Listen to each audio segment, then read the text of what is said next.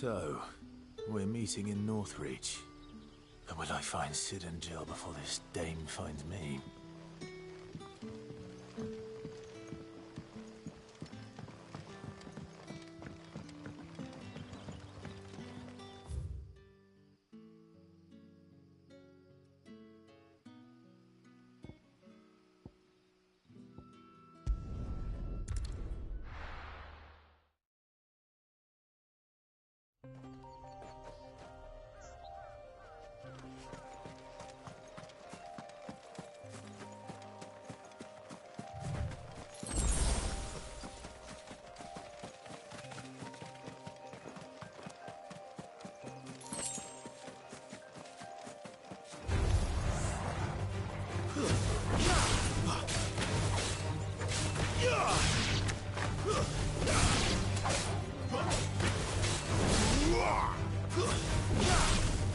It's over.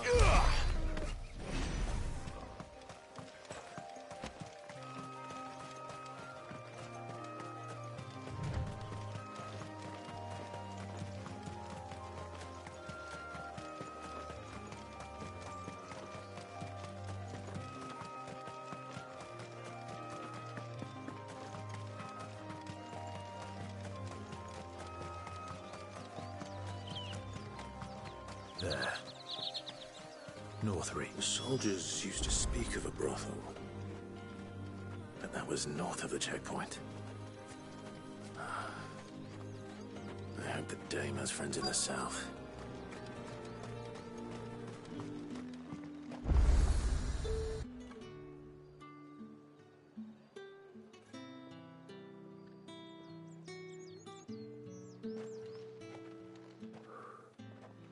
A moment, my lady. A moment? I doubt you could afford even that much of my time. Branded. My mistake. No, mine. Upon reflection, you don't have the scent of a branded about you. The flowers. Otto always did know how to please me. More than Sid ever did anyway. Do you think you could please me, Clive? You're the dame. Let us leave such impersonal titles to my less preferred clientele. You can call me Isabel. Otto assured me I could trust you. I can trust you, can't I? You can trust me, yes, but... why would you... Help you? Because that's what we do.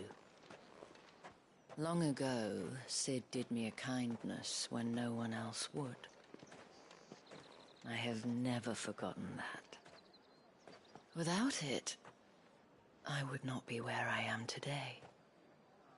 And so, I make it a point to do the same whenever possible. Which brings us here.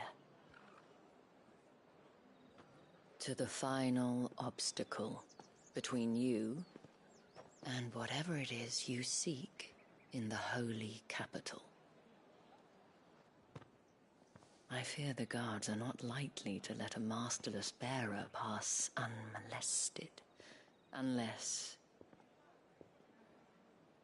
Unless... Unless, of course, his master deigned to appear. Yes, that will do nicely.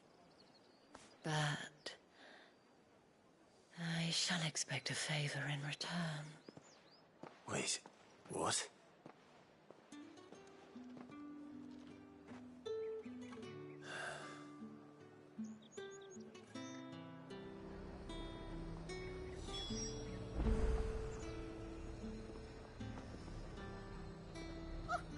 However do they get that colour? You gonna buy something or... Do you see anything you like? I'll be here if you need me.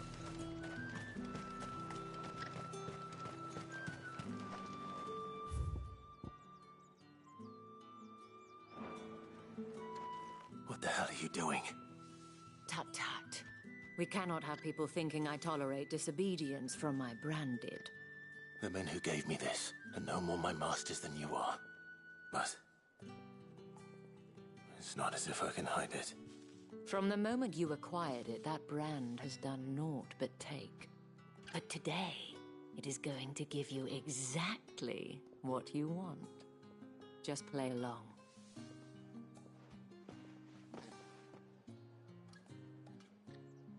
Madame, back to the Vale already? But of course, we must make ready to welcome you, my dear. And who might this be?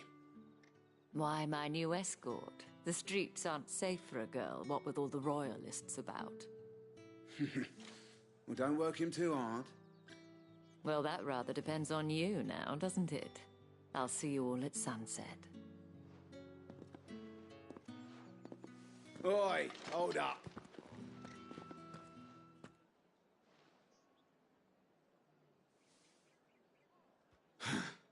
Another fucking branded. Oh, you're lucky you're with the dame. Now get out of my sight, filth.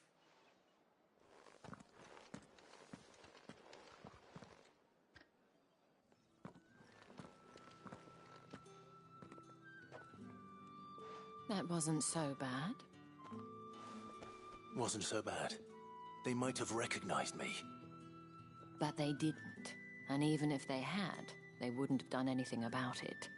The gentlemen of the garrison are some of my best customers. We have an arrangement, as do you and I.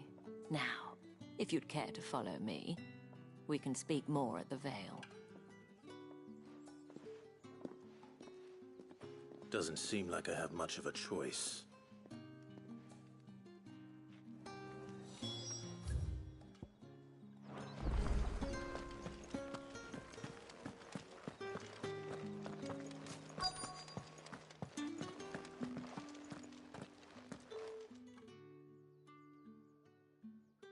And if anyone requests her company, tell them she is feeling unwell.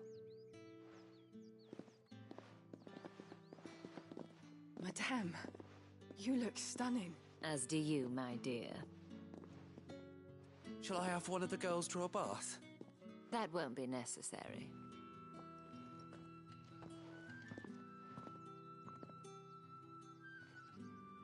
Clive, my darling. Welcome to the Vale.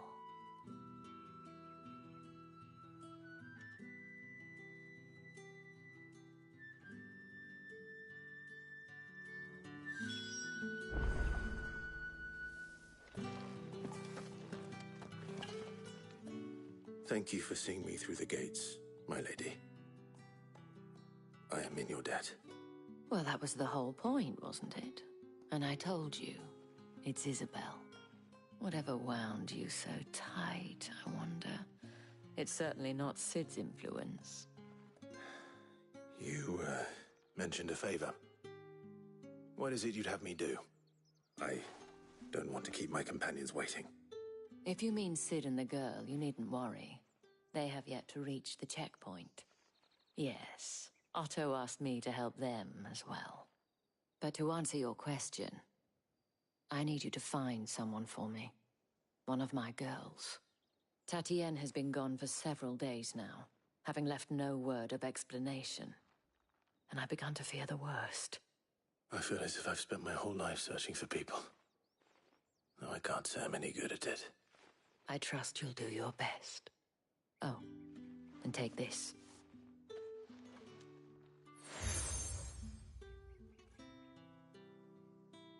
Proof of that trust. And hopefully enough to keep prying eyes from looking too closely at that handsome face of yours. Now, I have matters to attend to at the Iron Flagon. If you find anything, ask for me there.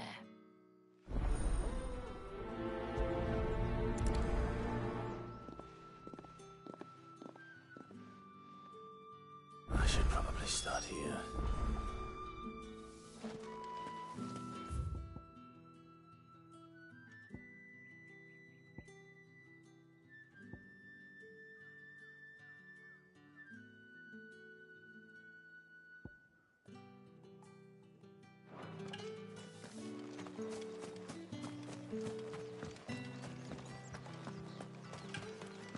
Excuse me, you there? I cannot help but notice you bear the moon and stars. So you are an associate of the dames? Might I trouble you for some assistance? You'll be rewarded, of course. And who exactly would I be assisting? Oh, forgive me. I am Etienne, a humble merchant, though fortunate enough to count the dame among my acquaintances. I have business beyond these walls, but the guards have grown somewhat suspicious of my comings and goings of late. I was hoping someone might be kind enough to go in my stead. And who better than someone in the employ of the Vale's proprietress? Would you be willing to help a fellow in his hour of need? Clients. There are 3 in total. A grocer, an apothecary, and a distiller.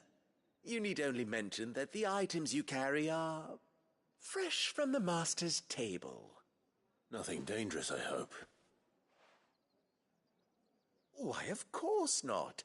Merely trifles which folk beyond the checkpoint are keen to get their hands on. And though I cannot prevent you from peeking, I advise that you don't. Strongly advise.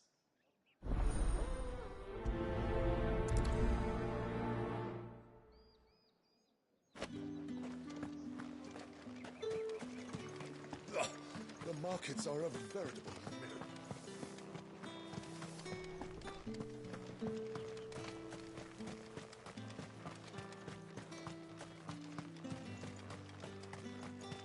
Sergeant's got it in for us two.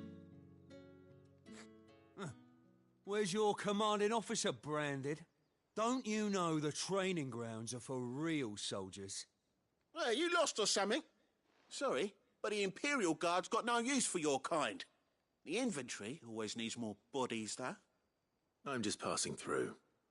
I don't bloody believe it. The bastard's wearing the moon and stars. That'll be why he's strutting about like he owns the place. The Dane laughed when we offered her our protection. You reckon this prick's really worth a couple of the Emperor's finest? I dare say there's ways of finding out. How about it, Branded? Care to show us how you earned that brooch? I'd rather not. Oh, no doubt.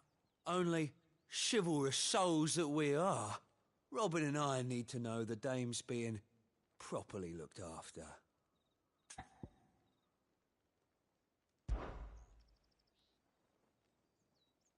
Fine. If it'll put your mind at ease.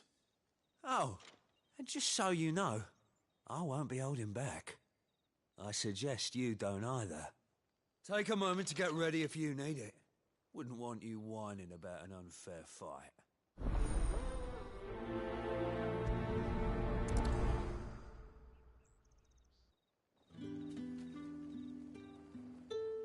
Now, let's get the measure of you, shall we? If that's what you want. Cocky bastard. All right, let's be having you.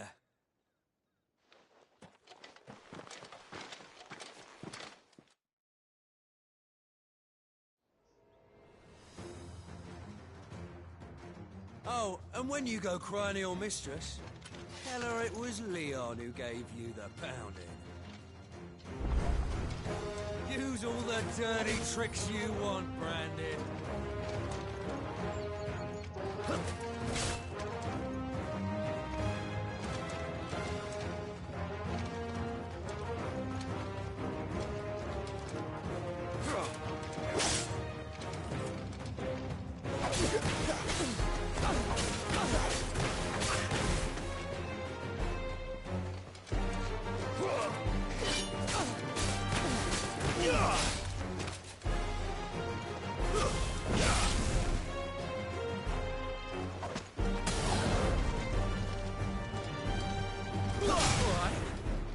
So you know one end of a blade from the other.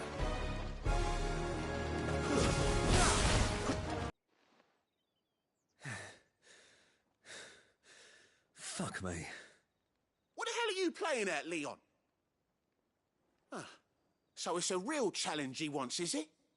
Fine. Sword up, bearer. Let's have some fun, shall we? How the bearer win the Dane's favour anyway? By knowing when to hold my tongue for a start. Give it that.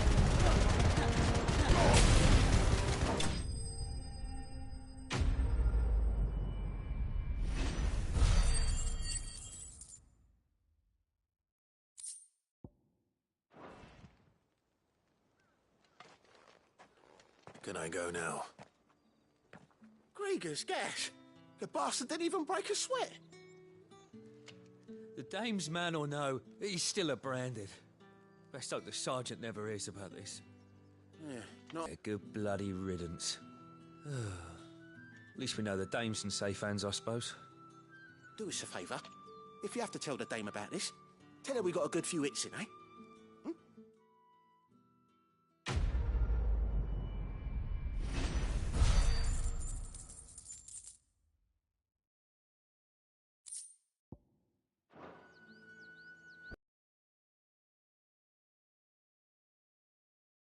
Heard the bones fell favourably. To the Vale, then.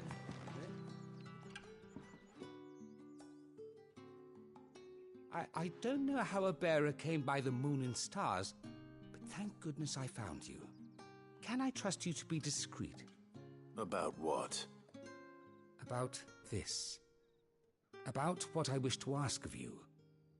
About the fact that I, a humble creature, assist the Dame of the Vale in her endeavours. As unlikely as it may seem, there are those within the upper echelons of Samberquois society who find the Empire's treatment of bearers to be barbaric. All right. But what do you want from me? This town is carried upon the backs of its bearers, and yet many would see their servants starve. Not for the want of coin, simple fare cost little more than a pittance, but to revel in the suffering of others. A simple act of cruelty. Contemptible though it is, my countrymen would sooner cut off their noses to spite their faces than see their bearers fed. And despite my best attempts at secrecy, my efforts to dole out comestibles have been noticed. Which brings me to my request. The brand upon your cheek affords you a certain freedom. A freedom I could sorely use. Fine. What do you need me to do? Oh, thank you. An extra meal may not seem like much, but it will make all the difference. Here, deliver these, but keep them hidden. Quickly now. What food I can provide goes where the need is greatest. And today that happens to be the barracks. 3 bearers, overworked and underfed, not permitted a moment's rest. It's no wonder so many die before their time. Tragic, true, but do not let anger make you careless. People will view this act of mercy as an undermining of the Empire's authority. Be discreet for both our sakes, and for the sake of those we feed. Oh, and when you're finished, a word in the ear of one of the Dame's girls would be appreciated. You won't be staying then? I'm afraid not. I am expected back in the capital, and have already risked much speaking with you this long. Crystal's curse is bad enough. We can't let people starve as well.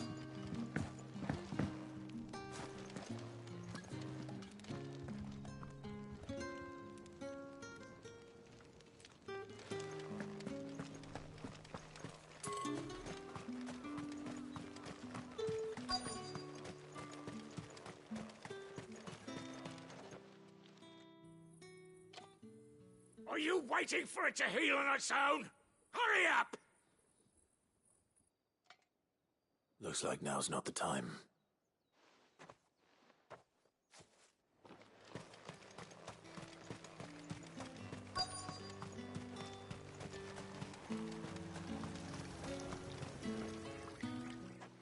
You look like you need a rest.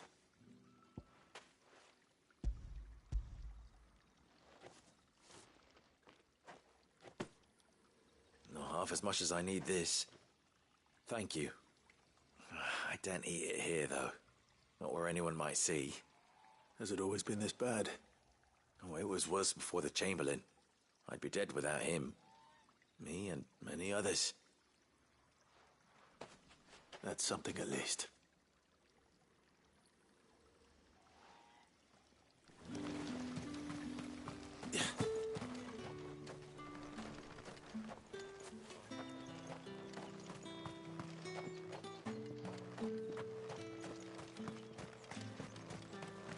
Heard the bones fell favourably.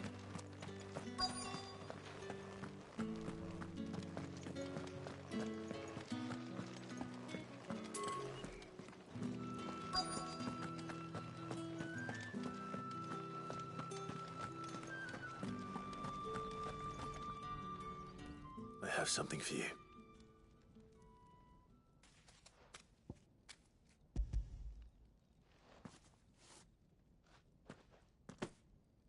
From the Chamberlain.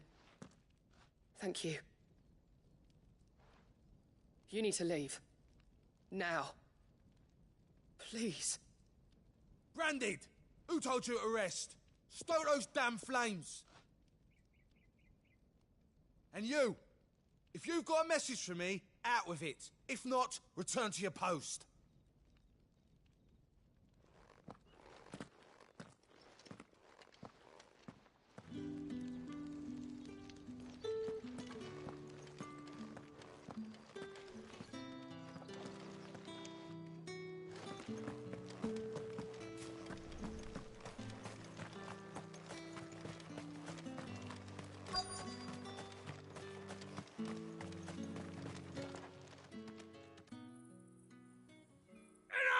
Curse you!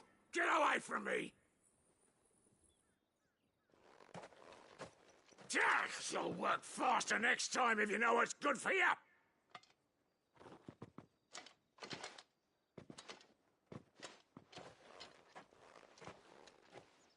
Here.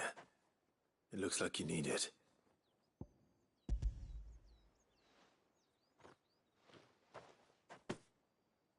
The Chamberlain must have sent you.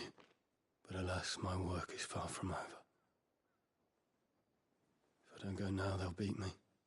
You need to rest. But I won't. I've wounds to heal and bones to mend. And what of your own hurts? They'll wait. As will my hunger. Thank you, though.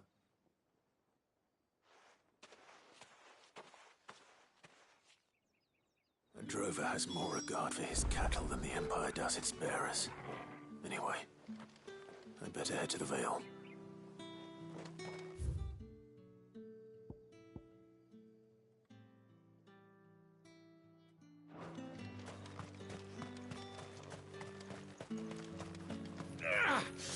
That bastard!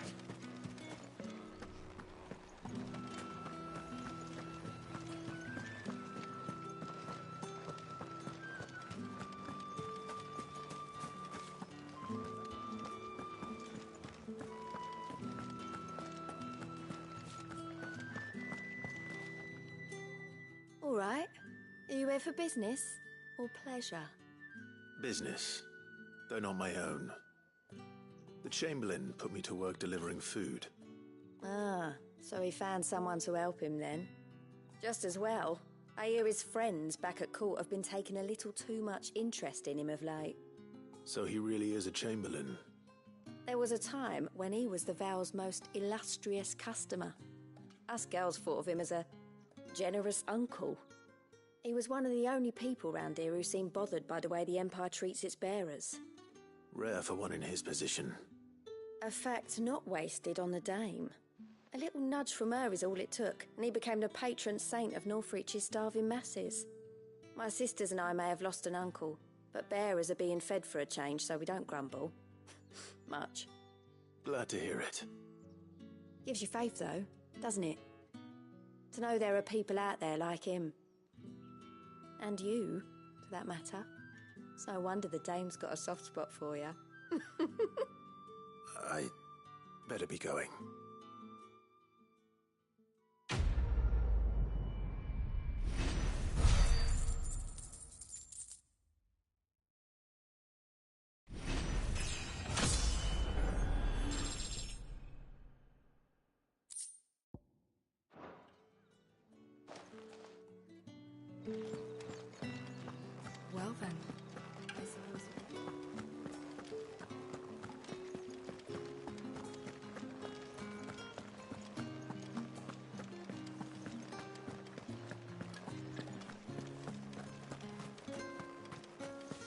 No one's allowed through the gate. You say these are all from Dalmekia?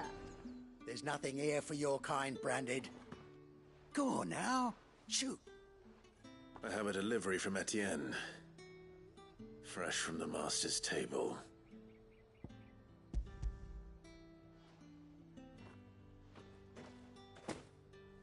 Why didn't you say so? Times are hard. But this here'll make 'em less so. For a while, at least. Sorry about the welcome. Meant nothing by it. You wait right here.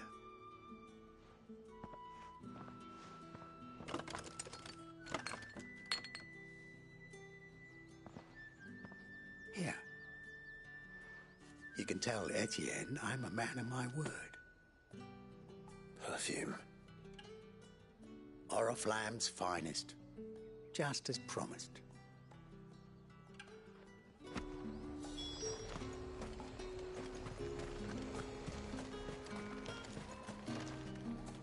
I have no business with Branded. Well, I have business with you. A package.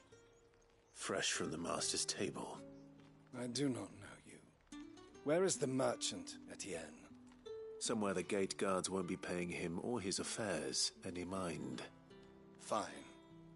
Hand over the goods and be gone.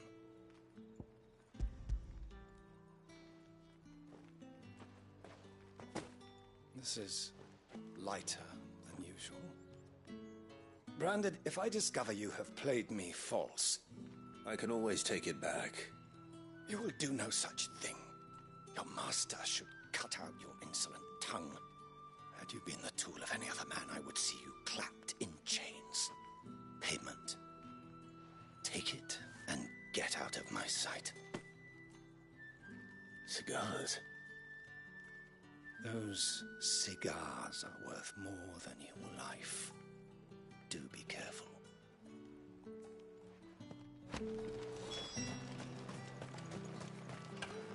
What did you say was in these pies again? I warn you now, I don't sell to your kind, whether you have the coin or not. Where's your master anyway? Etienne sent me. Didn't know he had his own bearer. Business must be booming. All right, quickly now, before the guards notice.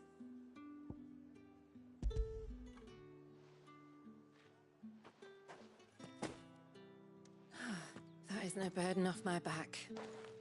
And this is for Etienne.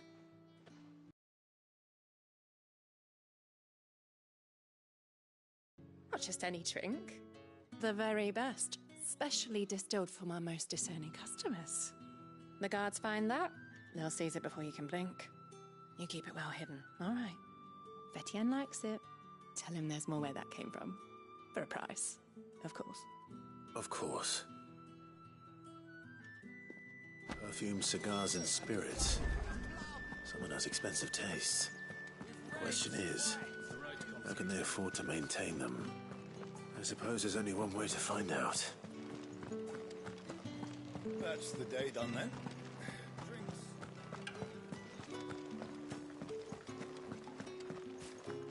I haven't seen you around the Vale of late. Ah, you have returned. I believe these are yours.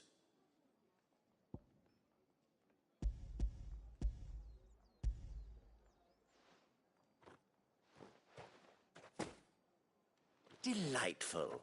The dame will be pleased. You don't say. And would she be pleased to learn what you had to exchange for those items? You mean the crystals? No need to be coy, my boy. Why not just tell me in the first place? An honest man wears deception like shackles about his ankles. I couldn't risk you stumbling under the gaze of the guards. After all, we both know the punishment for dealing in unsanctioned crystals, even such morsels as I provide. And if you don't know what this day's work may have cost you, then, well, I dare say you'll sleep all the better for it. Despite the risk, our friends beyond the wall gladly give their finest and most treasured wares for the paltry crumbs I trade in. I didn't realize crystals were so scarce here. As scarce as chocobo teeth, hence the thriving market for even the scantest fragments. Do you think it vulgar that I profit from the hardship of others? I think you're doing what you believe is necessary. Yeah, indeed. And I don't doubt the dame would agree. A reward for a job well done. I have the goods I was commissioned to gather, and the guards are none the wiser. I thank you, as will our mutual friend when she hears of how you have aided me.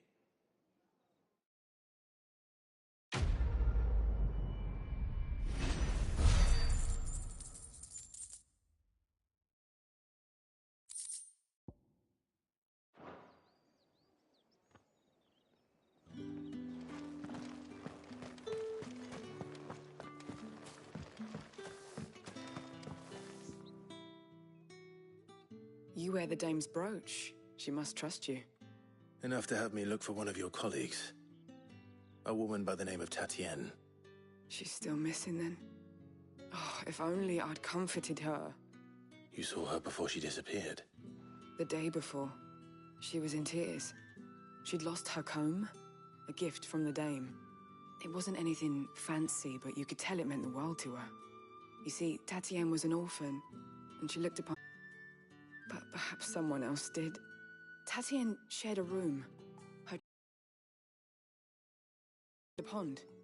Thank you. Let's see what her chambermaid can tell us then.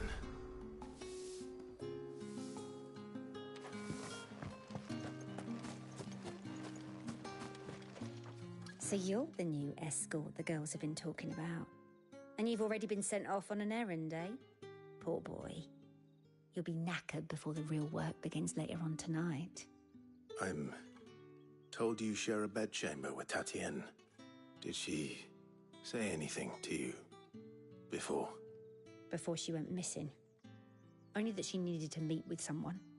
She did mention a name, but I know exactly who she meant. You do? Lad from the garrison. Annoying little shit. Spent every guil he earned on Tatienne, and picked fights with anyone else who tried to buy her time. Followed her around like a lost puppy. Tatienne was flattered at first, but it didn't take long for her to get scared.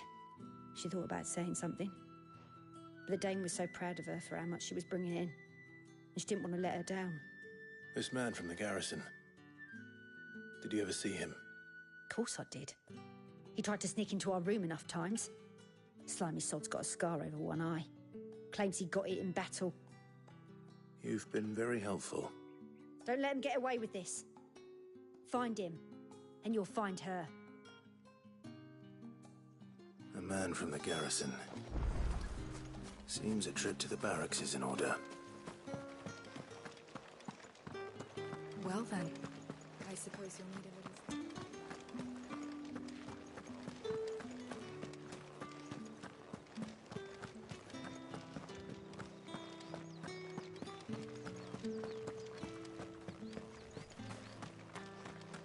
Heard the bones fell favourably. I'm looking for a man with a scar over his eye. Looking for a man? Does this look like a brothel, Branded? Fuck off. Hold your tongue. He wears the dame's brooch. One word from him and the Vale's doors will be barred to us for good. There's only one man in the garrison with a dodgy eye. His name's Yannick. I haven't seen him around lately, though. On account of him being in war. Yeah, Yannick left a few days back. Said he had dealings with a merchant there.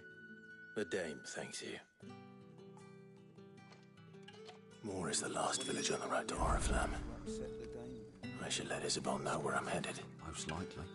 Fools there nigh on every night.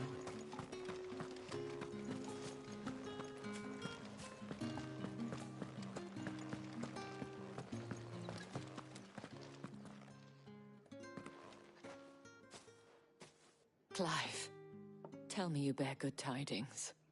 That remains to be seen.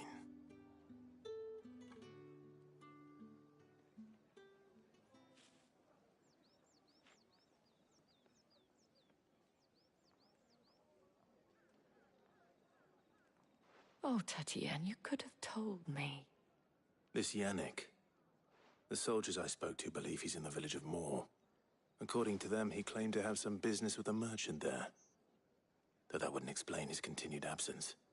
And you plan on traveling to Moor to ascertain the truth? Isn't that what you want?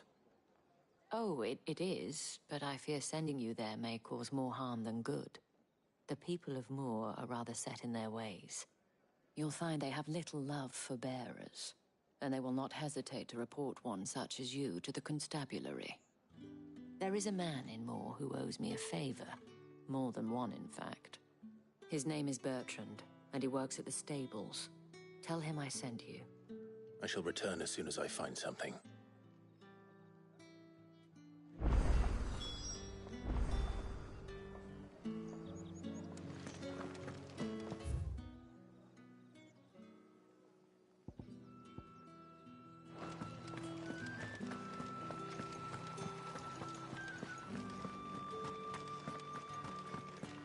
Did one of them get on this side?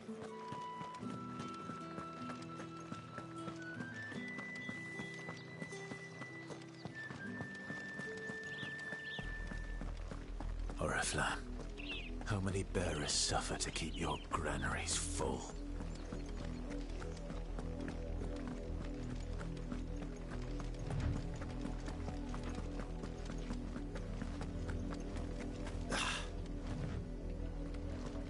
That's enough for today, Branded.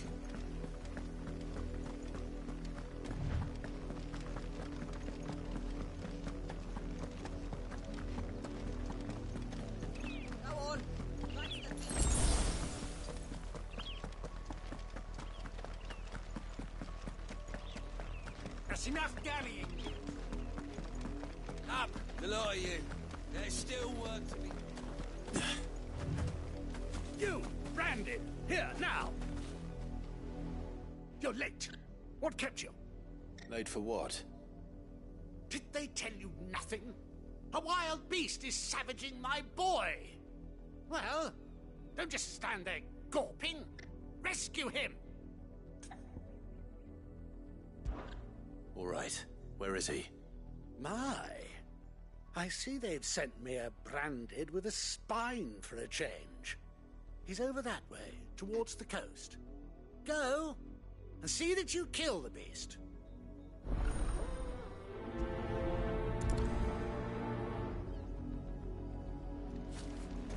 For someone whose son's in mortal danger, he didn't seem all that worried.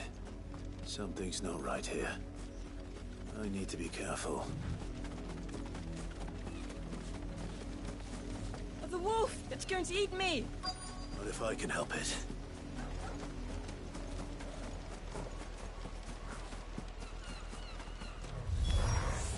Stay back. I'll go with this. It's over.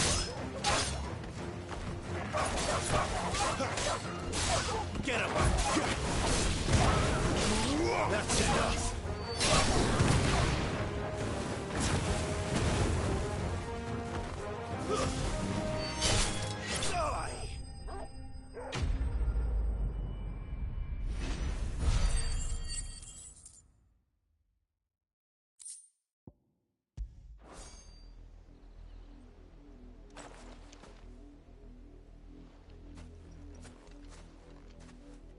No! You weren't supposed to kill Wolfie. You were supposed to die. Father will have you whipped for this. Bearers aren't supposed to win. They never win. What is this? Your father said you were being attacked. You're not supposed to talk. Stop looking at me like that. We were only having fun. Having fun? Why are you still speaking? Father will hear of this.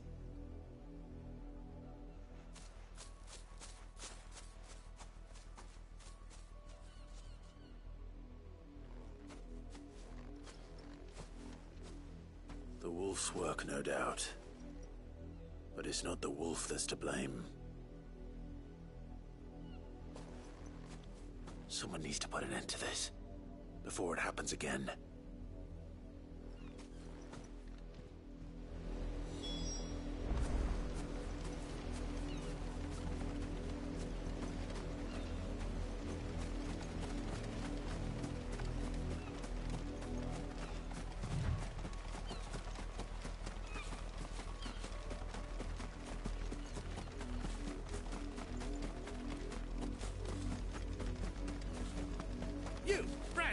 Come here this instant.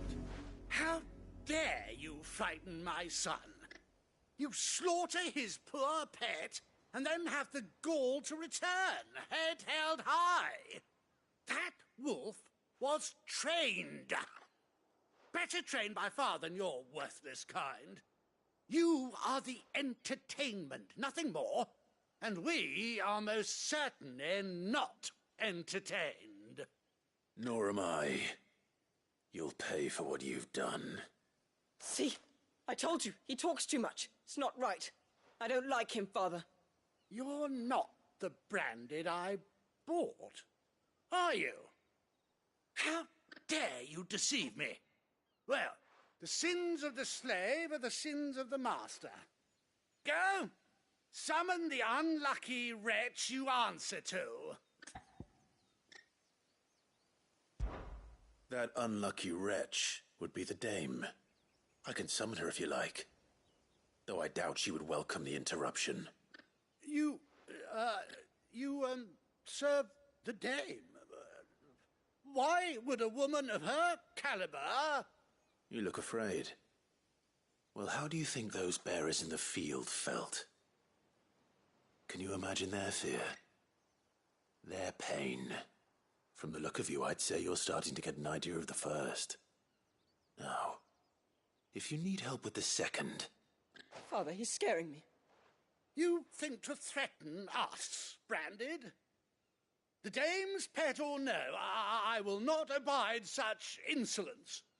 Can't we just buy another hound? A bigger one, a better one. Of course, my son. I'll have the villagers fetch us another. With jaws powerful enough to nip this Branded's head clean off his shoulders.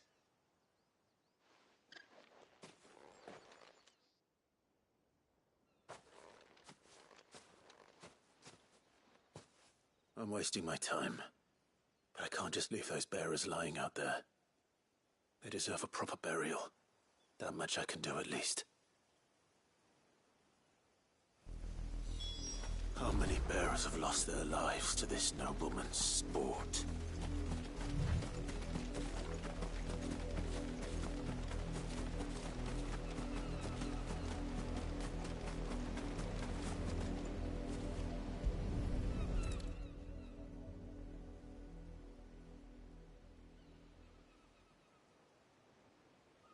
All victims of the nobles' games. You must be Clive. How do you know my name? The Dame. I'm in her service, like yourself. Never gets any easier, burying the dead. Is that what you're here to do? The mistress has me see to it that none are left to the crows. Since you're here, can you give me a hand? Gladly. Let's put them to rest.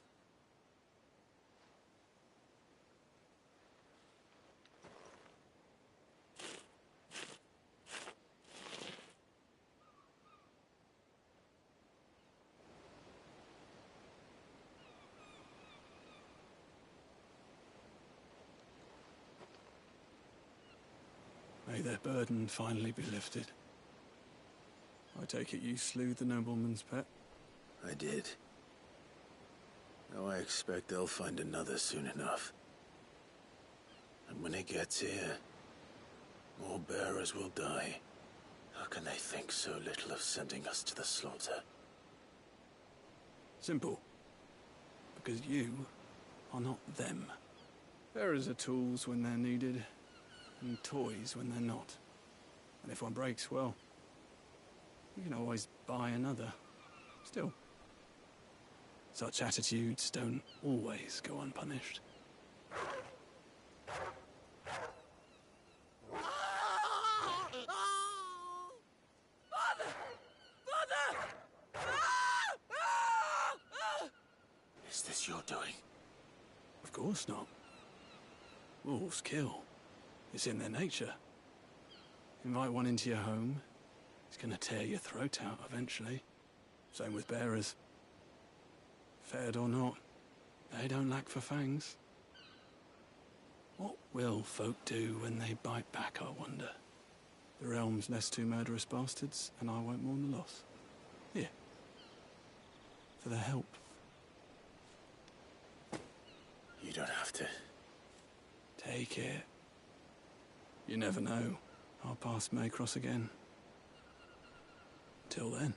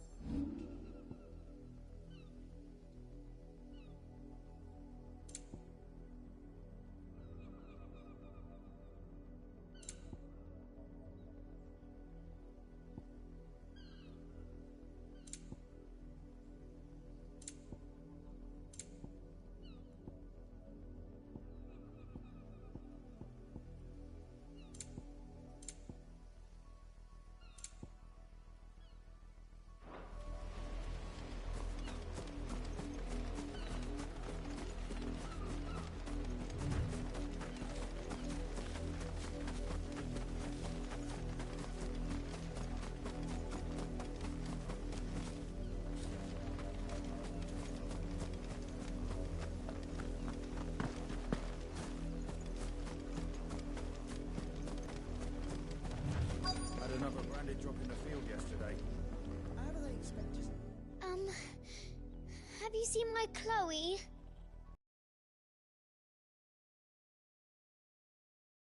Back yet? I think she's lost. Please, can you help me look for her? I can't promise I'll find her, but I'll try. Describe her to me.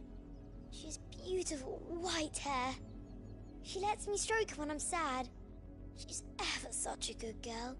So quiet and kind. And she likes walking in the wheat. I know the fields are big, but she's never got lost before. Oh, she must be starving too. She hasn't eaten anything since yesterday. It is my job to feed her. In that case, let's not keep her waiting.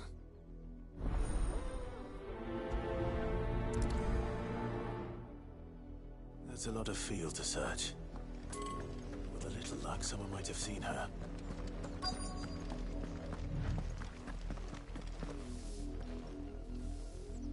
You work these fields? I need to ask you something. A branded. And an outsider at that, judging by the lack of manners. Why should I help you, eh? You tell me that. Because a girl from the village asked me to find her pet, Chloe. Have you seen her? Chloe, is it? Oh, little Lisette's plaything. Last I saw, the filthy creature was sniffing about the windmill. That girl's old enough to know she should tie her pet up when she's finished playing with it. The windmill. Off with you now. I won't have idle branded underfoot.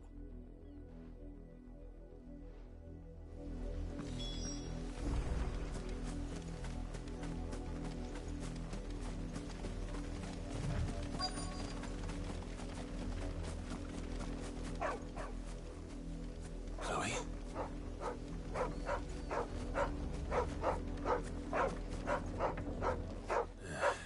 More brown than white. You're not Chloe, are you, girl?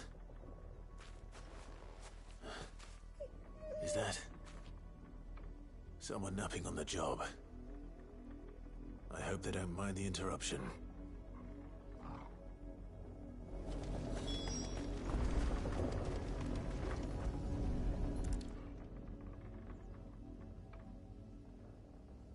The crystal's curse. Chloe, I was calling you. Didn't you hear me? What?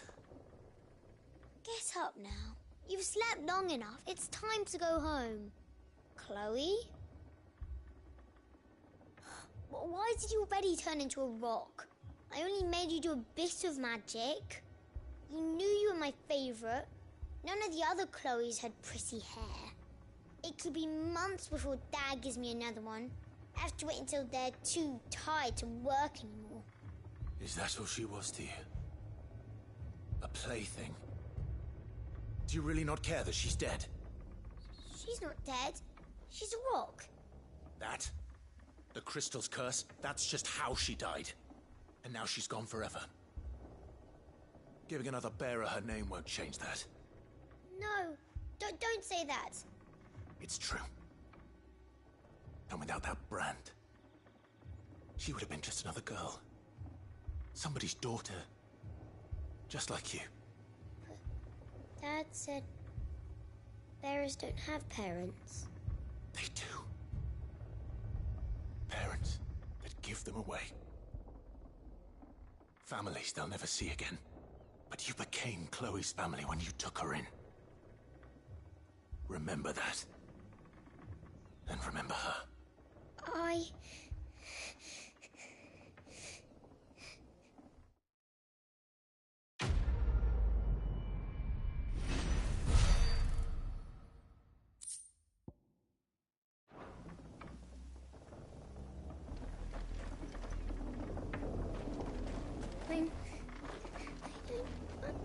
I'm so sorry, Chloe.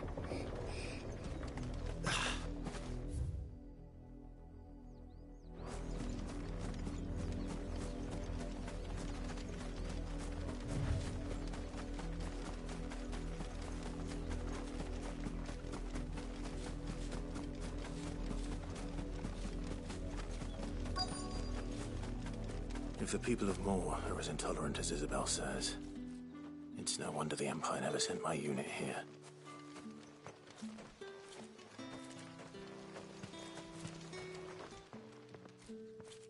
Are you Bertrand? The dame sent me. Sounds about right. Only time I hear from her is when she wants something. Well, go on then. What is it? One of her courtesans has gone missing, and I need to find her. A soldier who may have information on her whereabouts is rumored to have come here to meet with a trader. Many traders stop to peddle their wares on their way to the capital, but only one's been seen quarrelling with a soldier. Is he still here? The trader? Oh, yeah. Stubborn sod stood his ground till the soldier got tired of shouting, from what I hear. If you seek him out, keep your head down. Fact is, folks round here would sooner hang her branded than help him. And that's even with the dame's brooch for protection. Understood.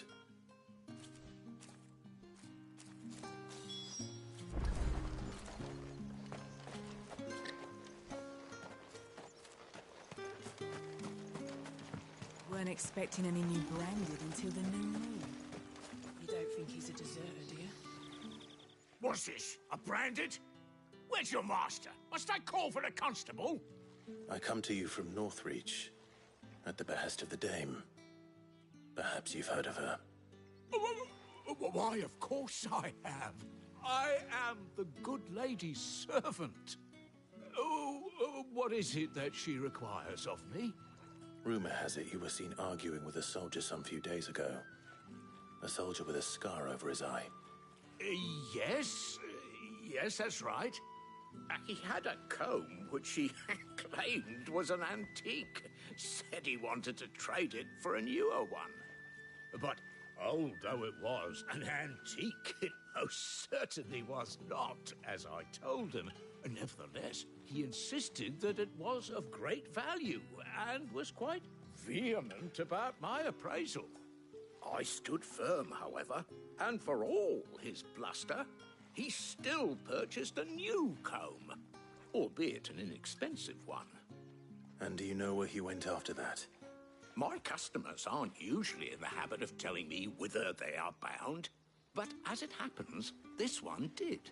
Yonder ruins, strange as it may sound. My thanks. Not at all. I would do anything for the dame. Anything. Be sure and tell her, won't you, that I was helpful. I mean, most helpful.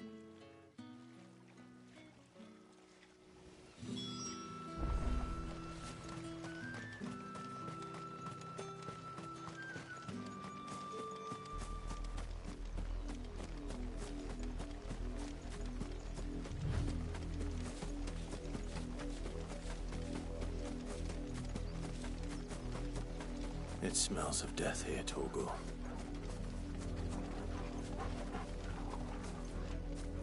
Wolves. We can't let them get any closer to the village.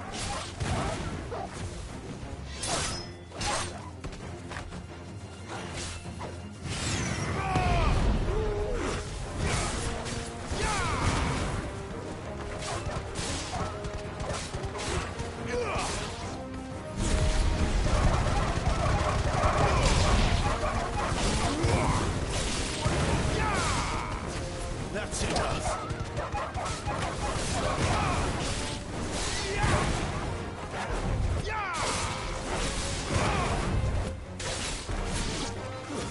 Stay down.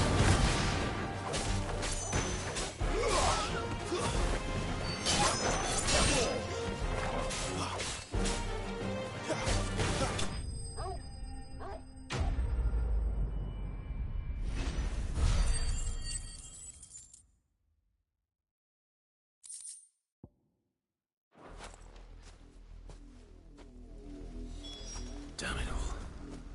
Bodies. A man and a woman.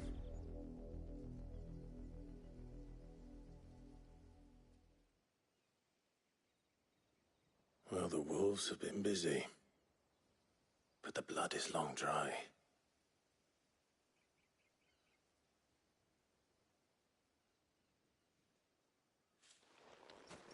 So it is you, Tatienne. If that's true, then the body next to hers will be Yannick's. The girl Yannick went off to see every night.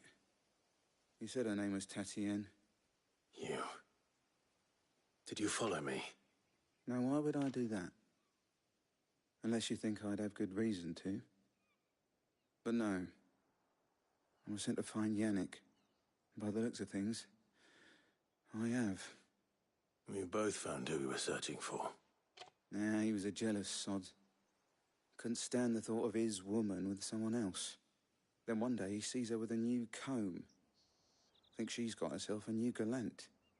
Tells the garrison he's going to find the man and kill him. We know it's all talk, but then he disappears off to Moor for some dealings and doesn't come back. If you mean this comb, it was a gift from the dame. If only Yannick had bothered to ask, eh? He might not be rotting on a hill. I think he meant to ask her something else. He stole the old comb and bought her a new one in the hope they'd wed. Wed? Where would they have gone? Certainly not back to Northreach with a dame waiting. And we all know what happens to deserters. Tell the dame I'm sorry for her loss. When the lads come to collect Yannick's body, I'll see that Tatienne is delivered to the Vale. Is that wise? Oh, there won't be any covering up this mess. The most we can hope for is that the dame doesn't hold it against us. Speaking of which, I saw her in Moor just now. Could you tell her what happened? Might sound better coming from you.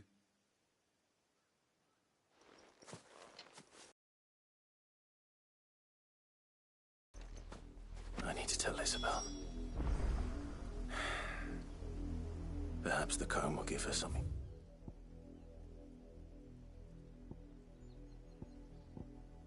Remember Tatienne by.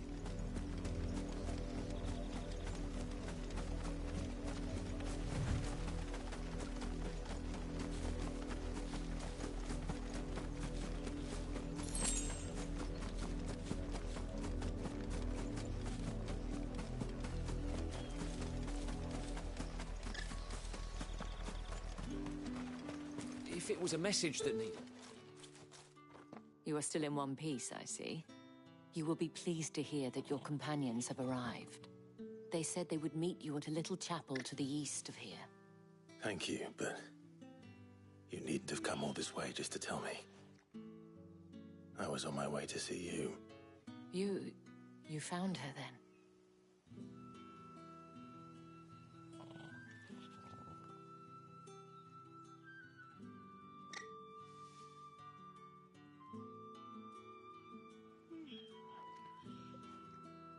I see. My dear Tatienne. It is by no means uncommon for a client to fall for a courtesan. Especially a client who's young and far from home. But rarely do such tales have happy endings. I found this with Tatienne. I believe it was yours.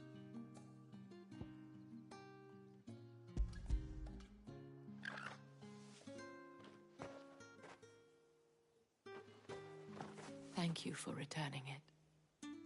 I shall see that it has a place on her pyre.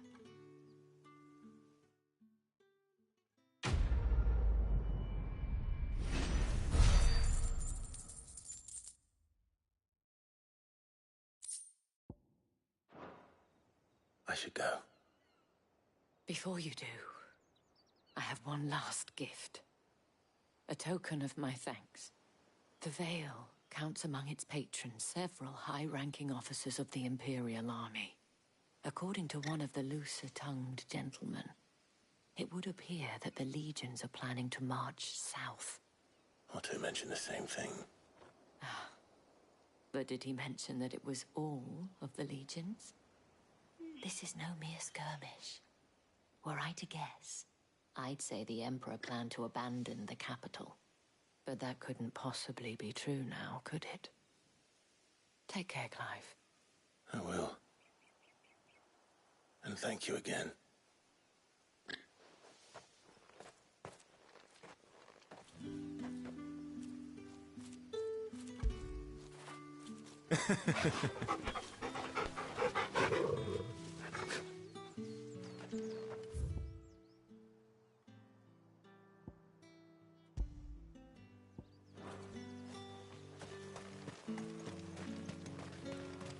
Weren't expecting any new branded until the new moon. The dame said you would be coming. Your friends are waiting at the chapel atop the hill. Go now.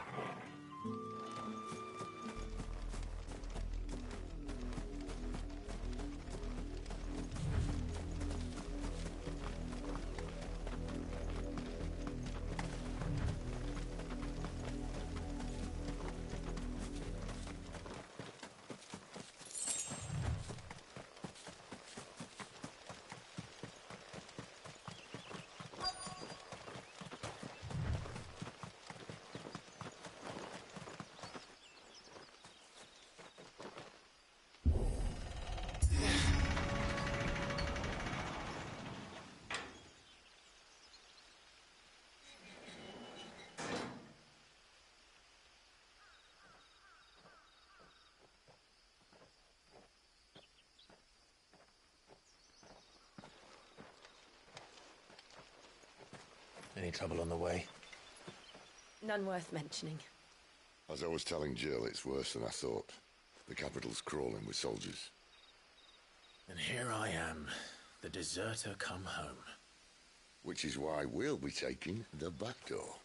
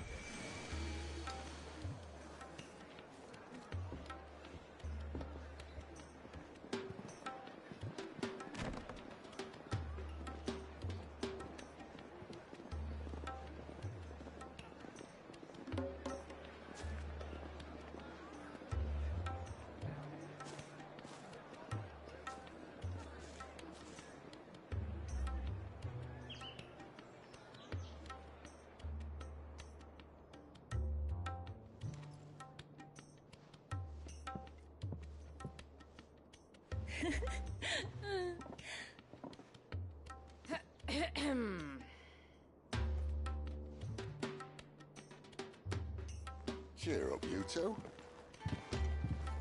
Can't think of a safer place in the Empire than a...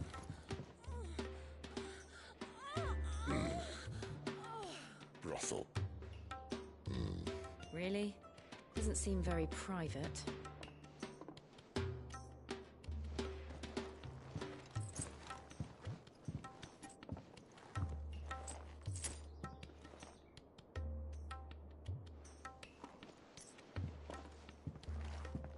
So then, how do we proceed? We'll be using the glass gate. Tonight, just after sunset. Where the shards are loaded for transport. That is one of the most heavily guarded points in all of Sambrek. But not the most, which is a start. Besides, I know a shortcut straight to the heart. A shortcut? And how exactly did you come to know about this fatal chink in the Empire's armor? Let's just say I may have attempted something similar before. And may have ended up running for dear life after being discovered by Bahamut, but that's not important. Sid, if the Mother Crystals truly are the cause of the Blight... If? You wound me, Jill. What I'm trying to say is, if the powers that be know all of this, why do they sit idle and allow it to continue? In case you haven't noticed, the God-fearing people of this realm and their pious leaders care for but one thing, themselves.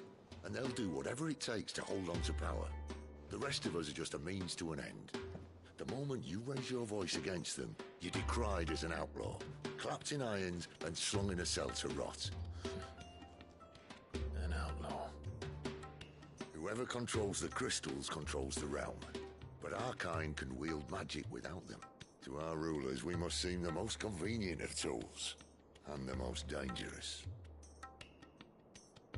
But what makes them think they have the right to use us? To leave us to die when our bodies are spent? Does a nobleman weep for a broken mug? A torn tunic? Our fate means nothing to them. No, this isn't a battle you can win with words. Believe me, I've tried, but nothing ever gets through. The world is simply not ready to listen. So to hell with talking. If they won't give us a say, we'll decide our fates another way. You can't blame a man for wanting to bring an end to all this, can you? I can't. But what of all the people you mean to rob of their comforts? Are you happy for them to call you outlaw? Sid the Outlaw. Ah, that'll do me. You might at least pretend to take this seriously. Have a little faith, Jill. Even if you don't think much of my choice of digs. If it means my deeds will be remembered, I'll gladly play the role of villain.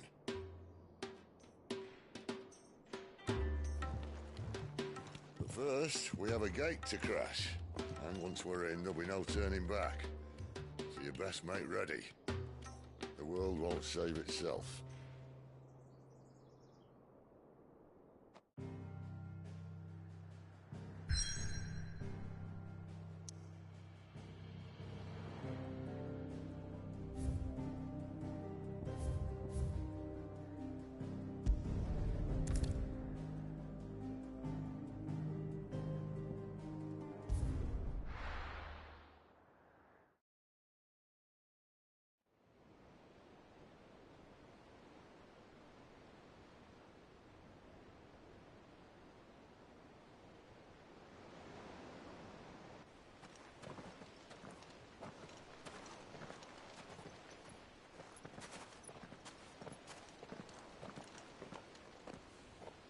There are not nearly enough men here.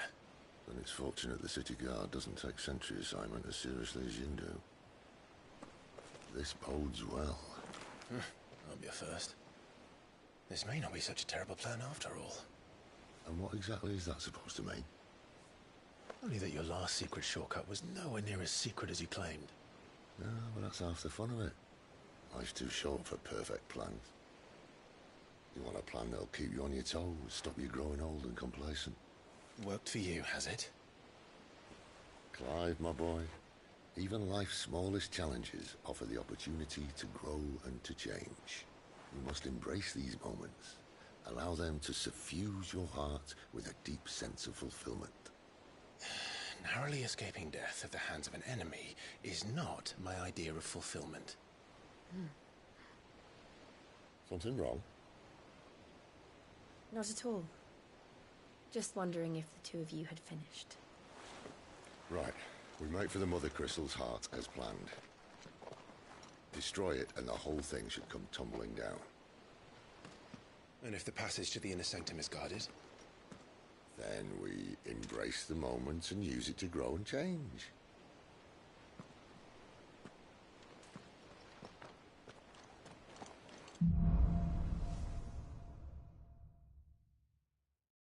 Come on, this way. Try to stay out of sight. Obviously. Don't worry, the passage is empty.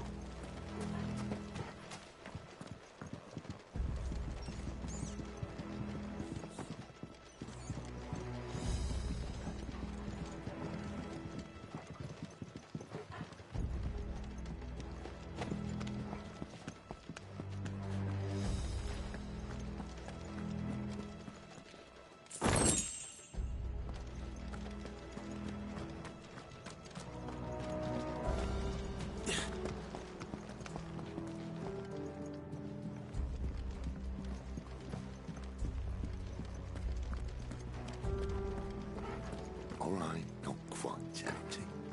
Let's get this over with.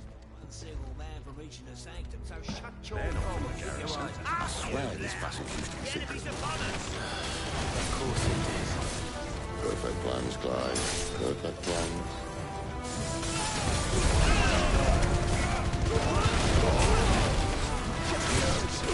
Flames to me! Get him, boy! That's enough.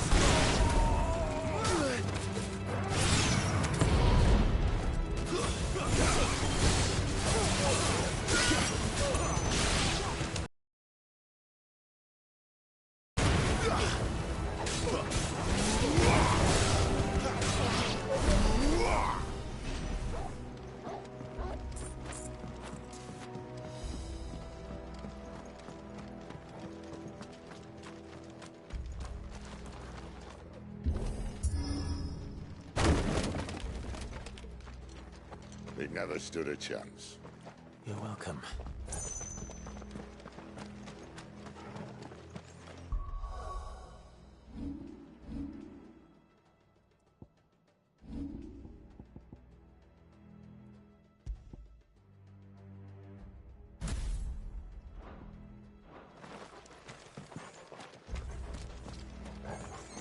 The main tunnel. That would be my guess. There are sentries everywhere.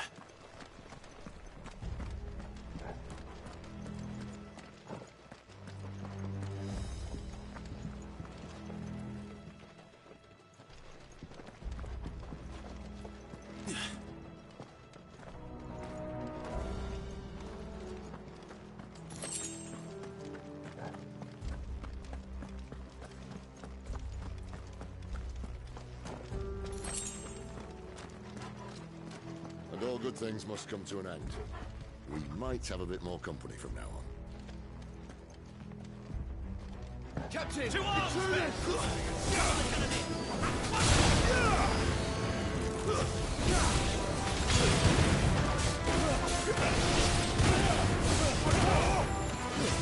It's over.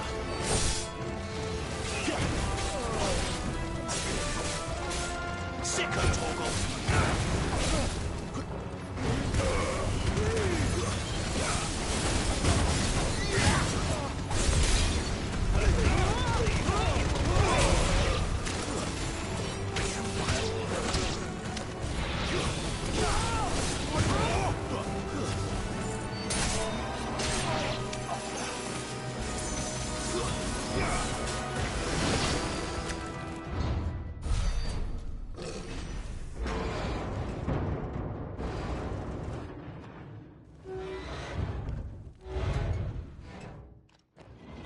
This may be the moment I was talking about earlier. What have we here? More insects come to be squashed? You will find my mortar and I only too happy to oblige. With a talker. Then let's shut him up. Too slow.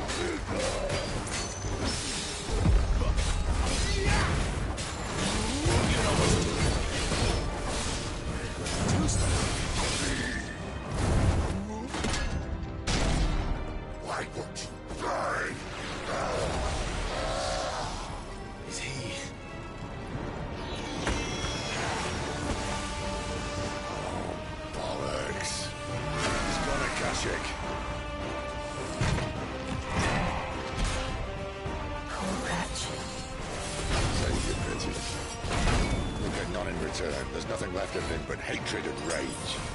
Let's end his torment.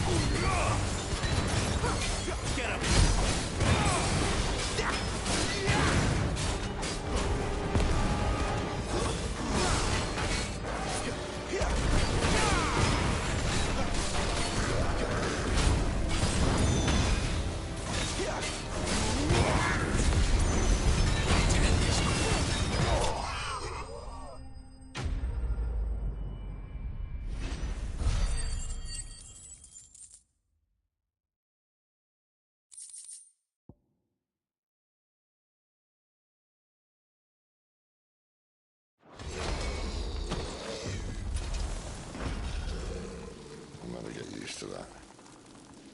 Akashic or no, he was still a man. A man who drowned in ether. It's no way for anyone to go.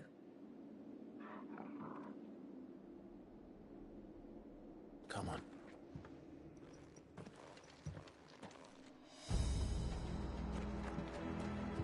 Guard duty's a death sentence in this place. Not that Sylvester cares.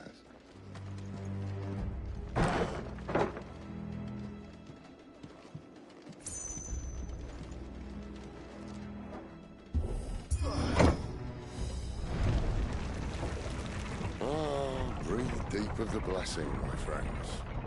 Who said being a dominant doesn't have its benefits?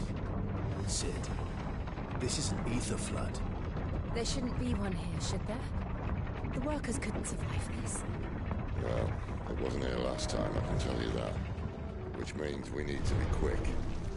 The ether won't hurt us, but I'd rather not find out what it's done to everyone else.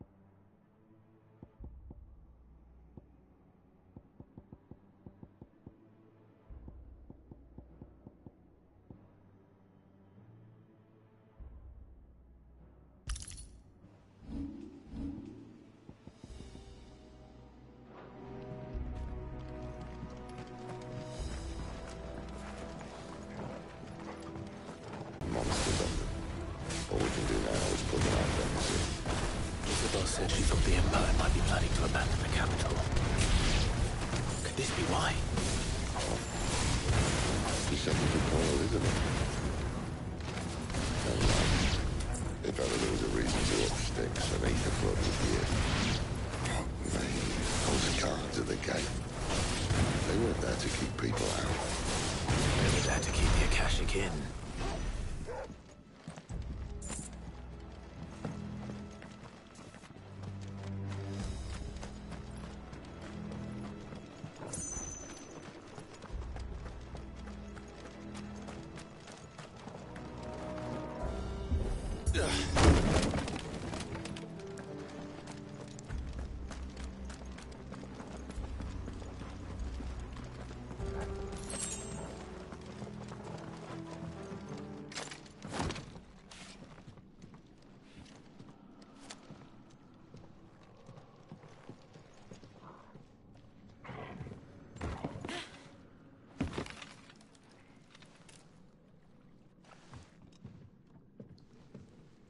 Doesn't look that far.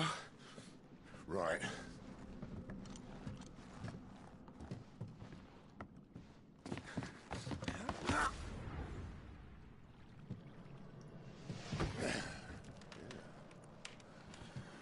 Why, yo? Whoa.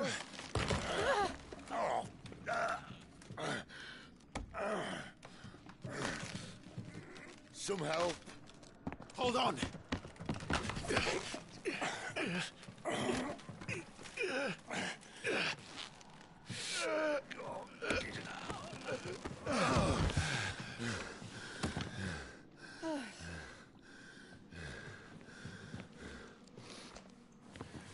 Not quite as spry as I used to be. I'll take that as a thank you. Look on the bright side, eh? At least you won't get lost.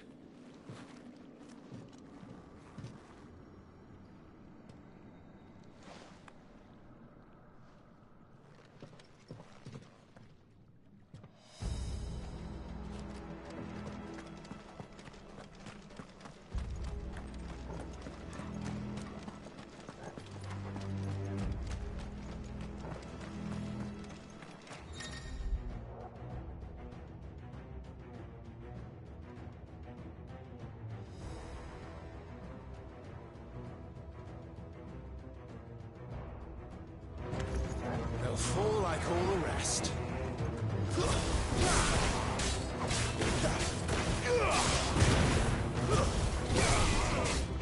That's enough.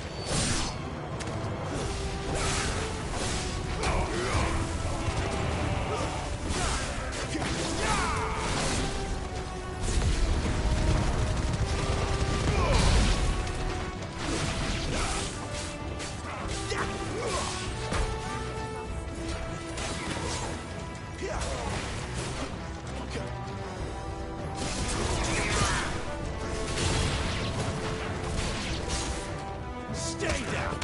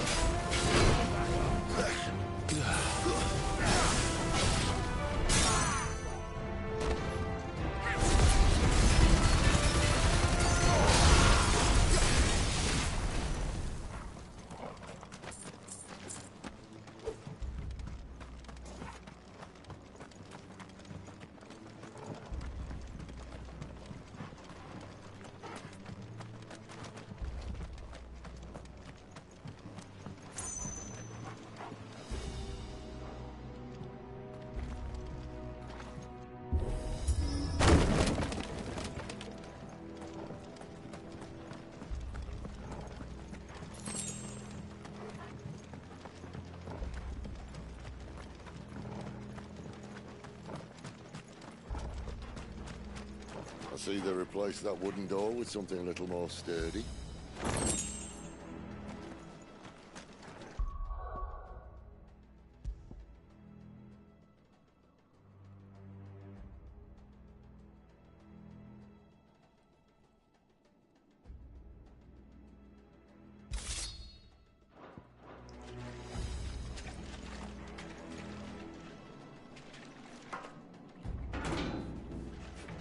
On the count of 3.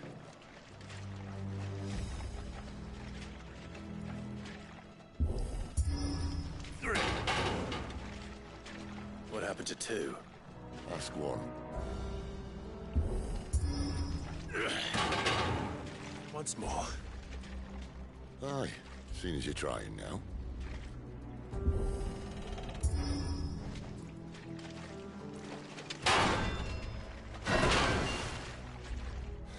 As if that was going to keep us out.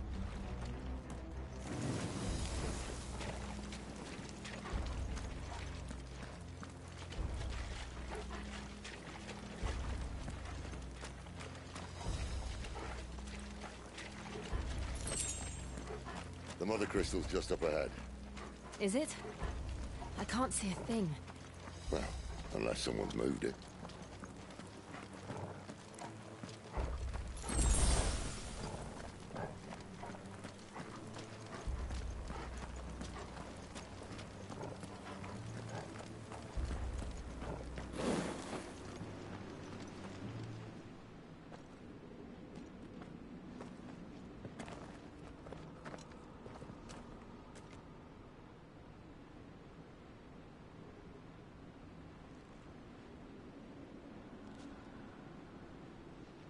There's no one about.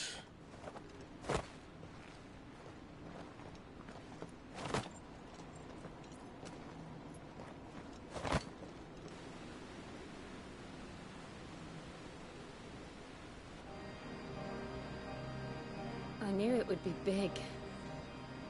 But this...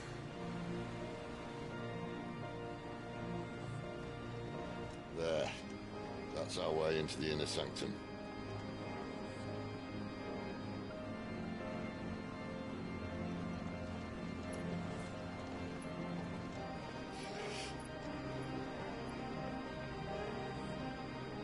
You'd think they'd have patched that up by now. Sorry state the Empire's in. Wait. You don't mean... Aye. My little game of hide-and-seek with Bahamut ended here. At tragic cost to this remarkable architecture. Don't blame me, he started it. But how did he make it out alive? I walked. You should try it.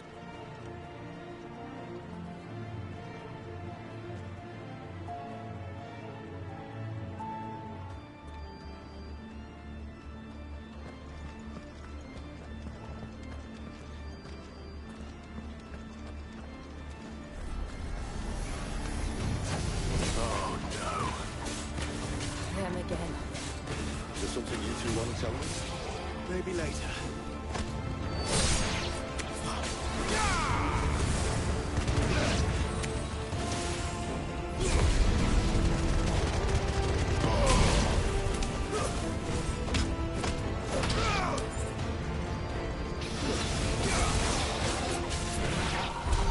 How could those creatures from Phoenix Gate be here in the mines? Are the two places connected somehow?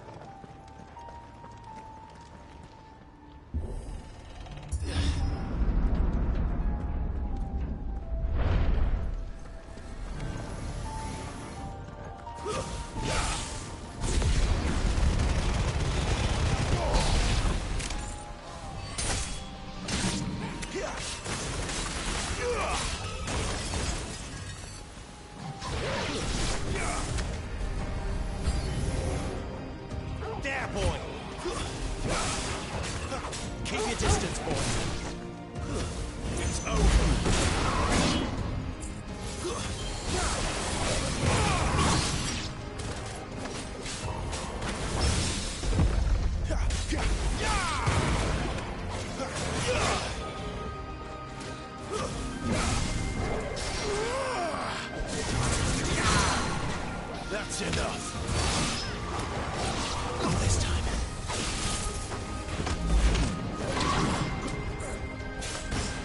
Sick of trouble.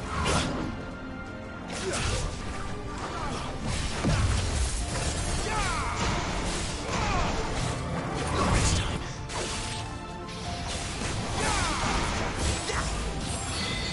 Too slow.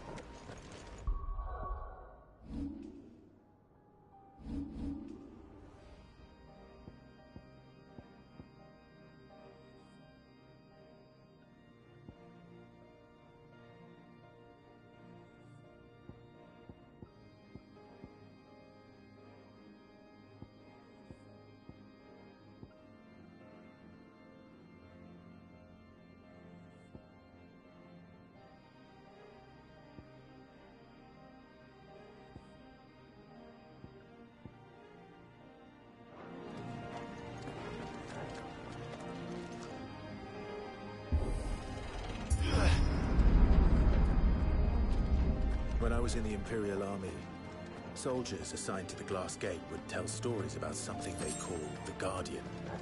Can't say I saw anything like that when I was last here. Then again, I can't say I made it this far. Let's just be careful then.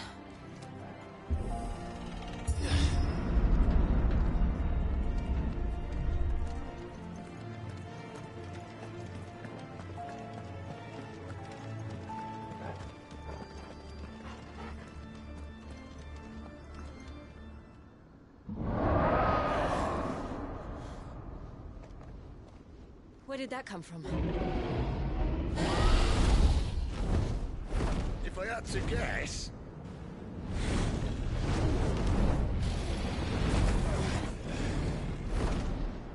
Poor beast. Another victim of the Flood.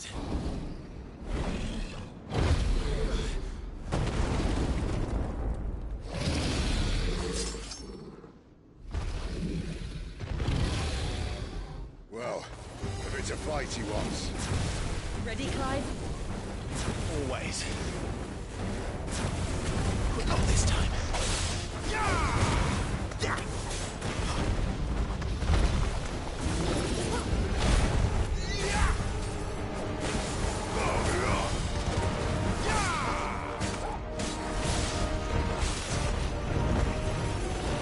Not this time.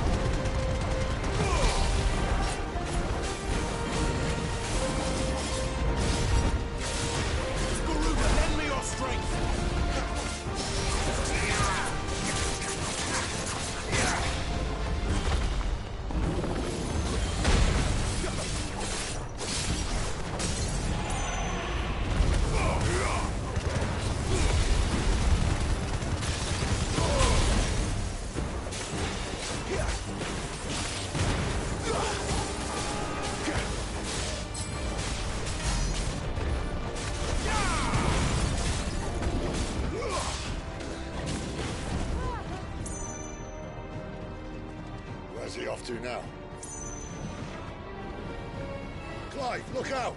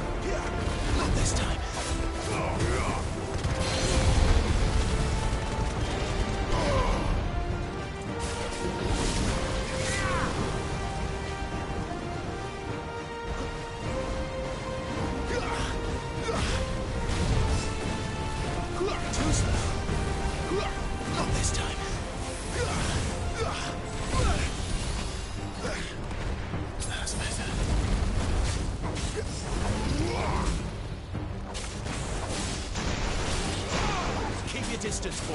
You know what to do, boy.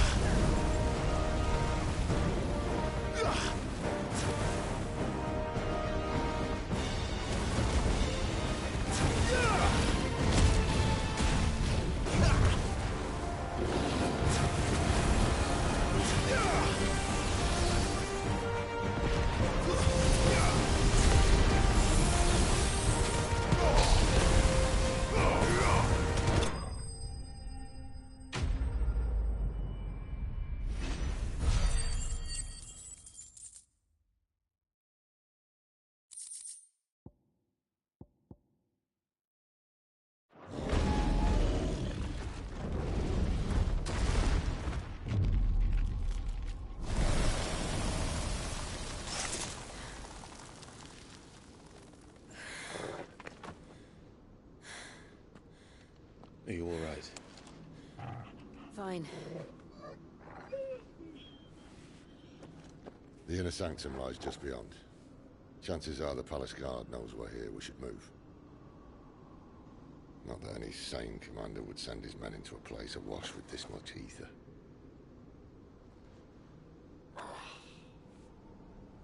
Clive. If this all works, and the blessing fades, things are likely to get worse for our kind before they get better. Being the last to wield ether will make our talents that much more sought after. By which I mean hunted. I just hope in the end they'll see that we didn't have any other choice. That it was the only way to get us to a better place. And here I was thinking I was the uncertain one. Luckily, 2 out of 3 of us have faith in you.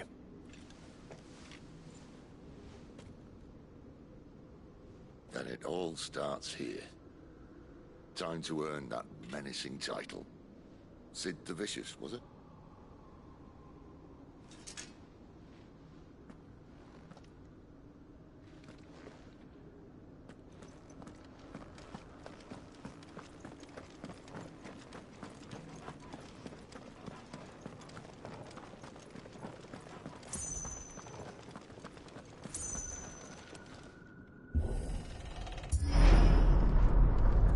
We're almost there. Anyone having second thoughts? Not me. We're with you to the end, Sid. Then what are we waiting for?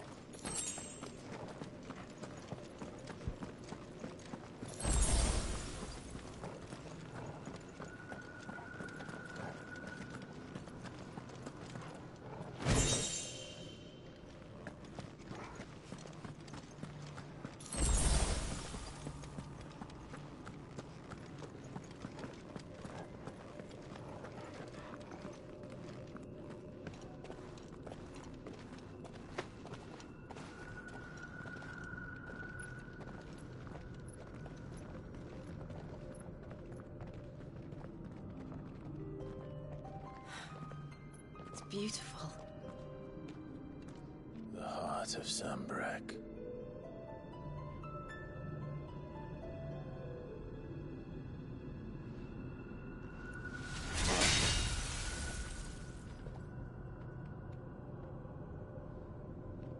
Well, that didn't work. I think we're gonna need a bigger sword. Mine's bigger.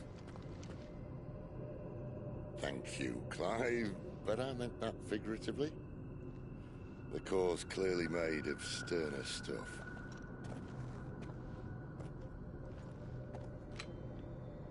Taya's going to have a fit when she hears about this.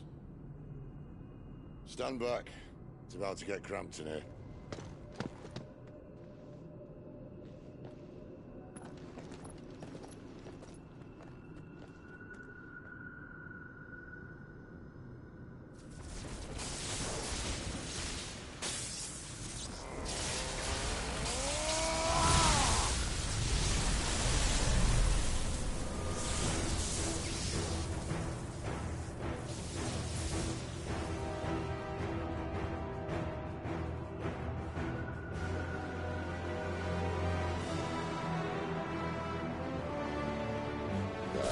That's more like it.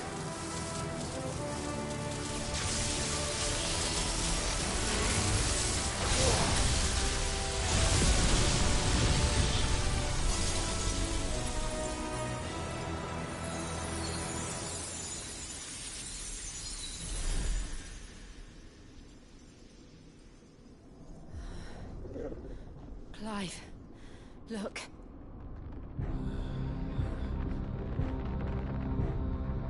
What is that?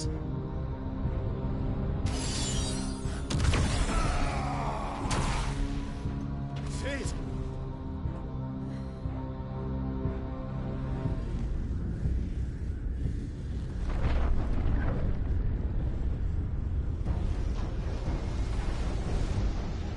Ifrit, I need Ifrit. Come to me. I can't do this without you.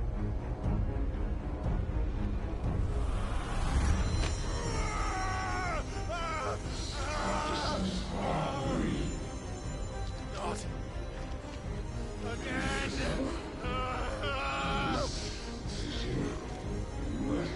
Where are you?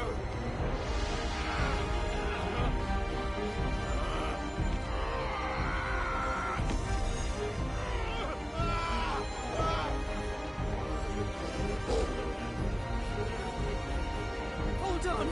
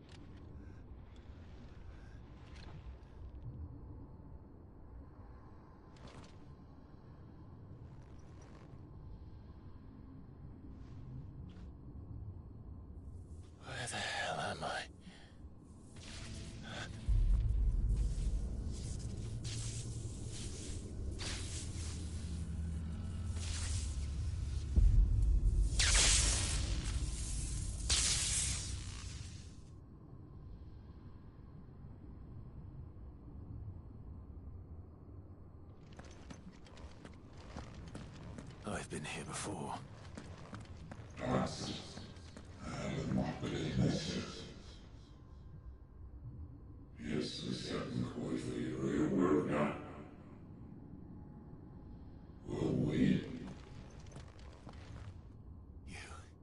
You again.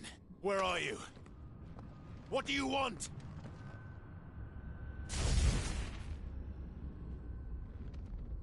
Fuck. It's still alive.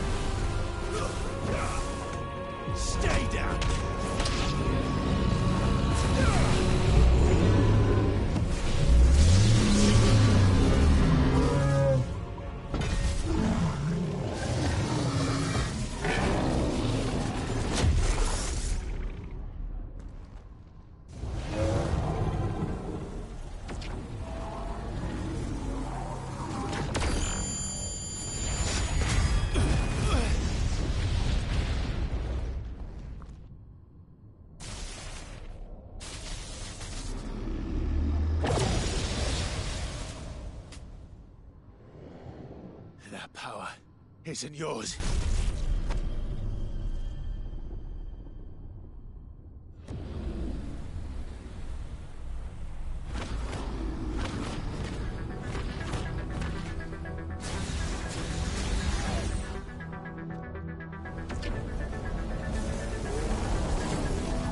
But this is mine.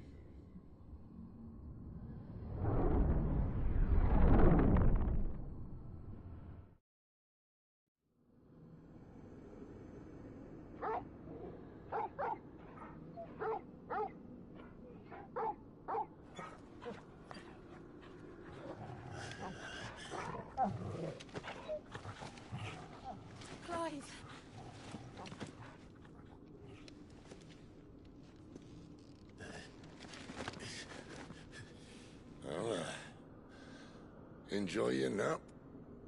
You're wounded. This?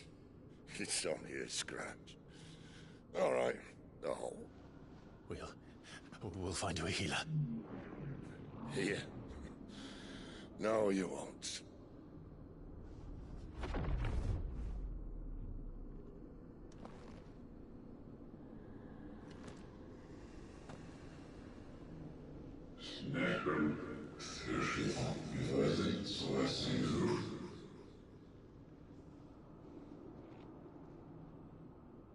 I know who you are.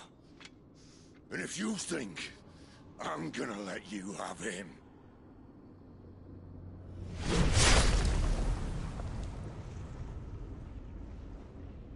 think again.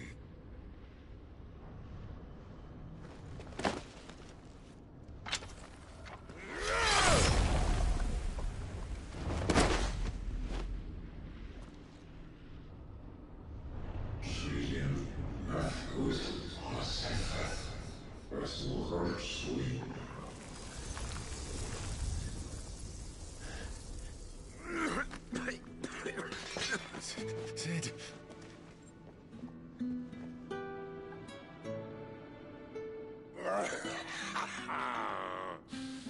One left. That'll do me.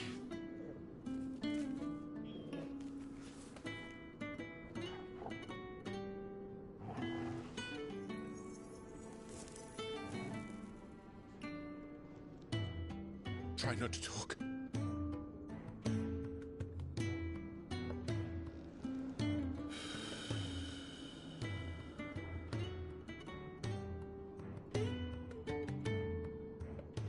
Clive. For so long, I thought I had all the answers. But then I met you. And I learned it wasn't a good death we should be fighting for, but a better life. It's all very well, a man reclaiming his fate. But if he can't choose how he meets it, what's the point?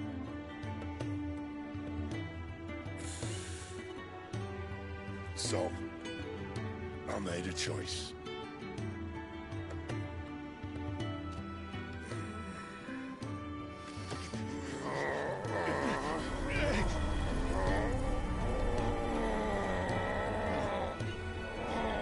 Don't do this!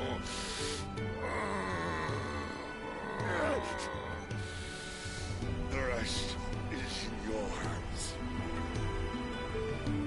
The Crystal's blessing is a prison, Clive. And if it's an outlaw the world needs to help it break free... Stop. Please. I can think of none better than you.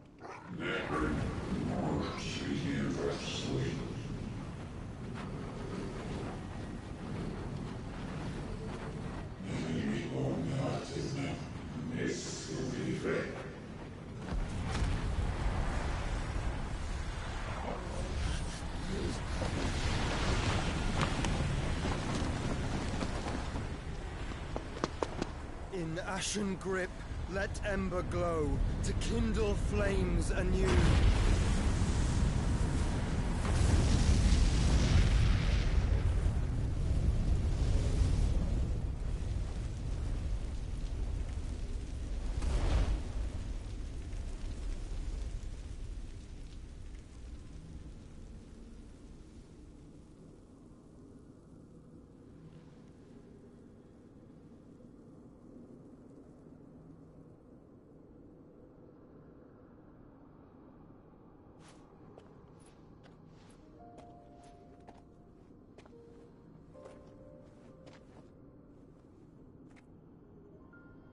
sorry, Clive. Had I arrived but a moment sooner.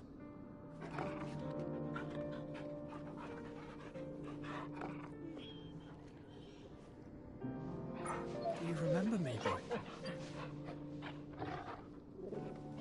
I saw you protect them. That was very brave.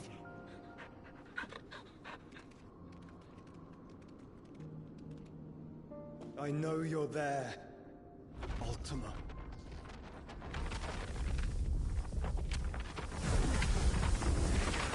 Oh. You have learned our name. What else have you learned, Phoenix?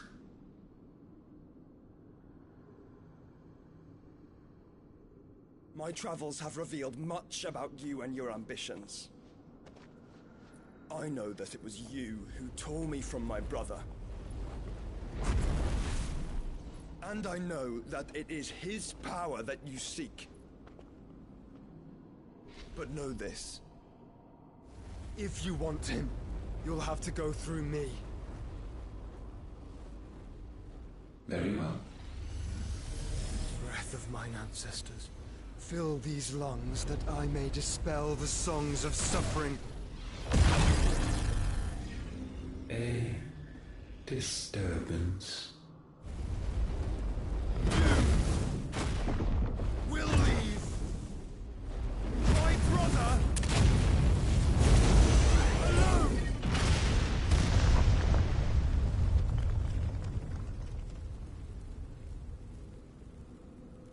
This is getting us nowhere. We agree. No more games, Phoenix. We have come to claim our vessel.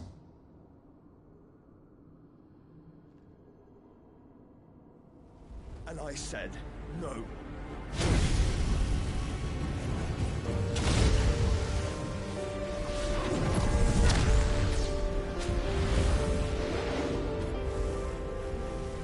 These flames are nothing. You will know what it is to burn. Yours is a fleeting form. I'm not fool enough to think I can harm you. But to protect my brother, I don't have to.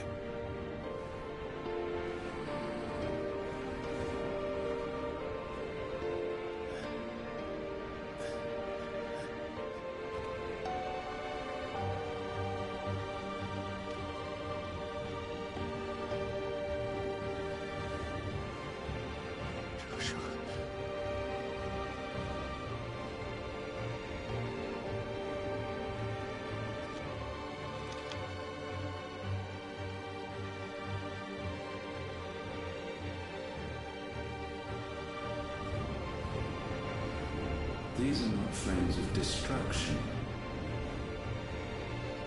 Have you forgotten already who I am?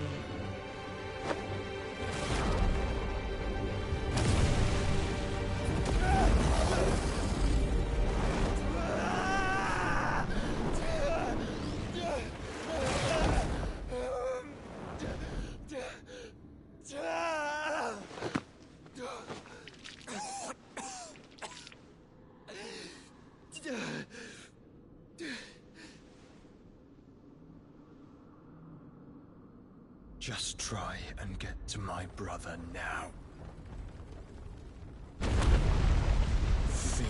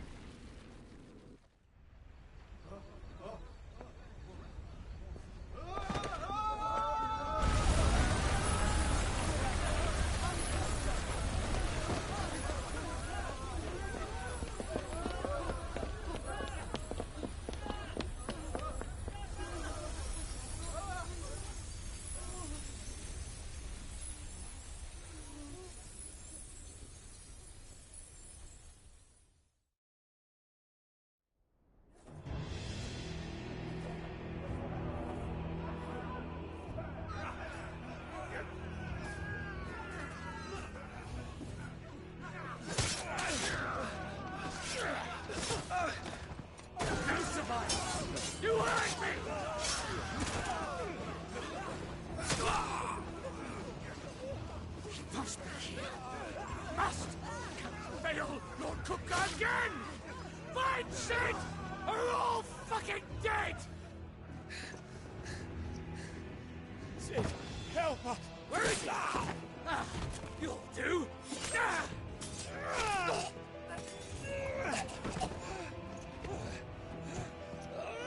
Bastard!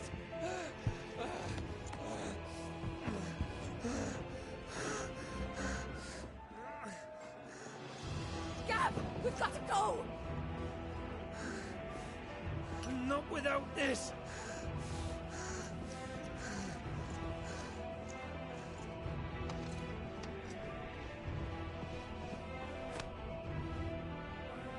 Sid is not among the dead. Shall I send a Stolas?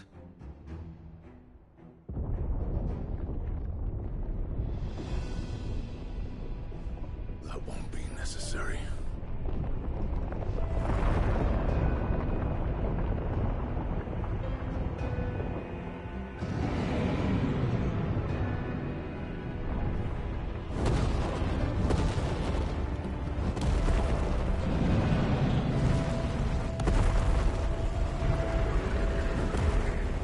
Fuck me! Where the hell are you, Sid? Where the hell are you?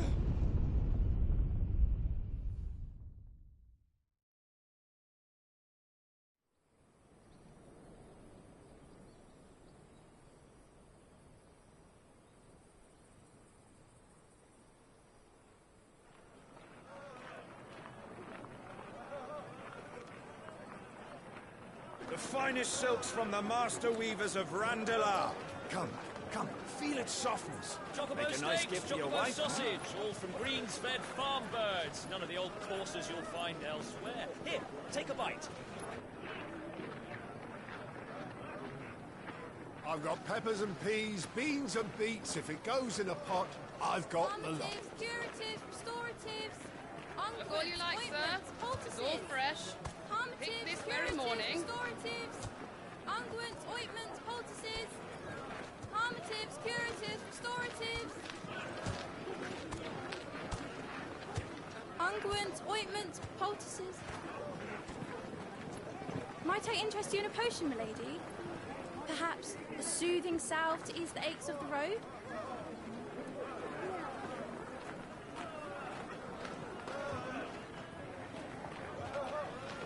I'm sorry. I wish you well, but may the mothers guide you. Calmatives, curatives, restoratives, unguents, ointments, poultices. Calmatives, curatives, restoratives.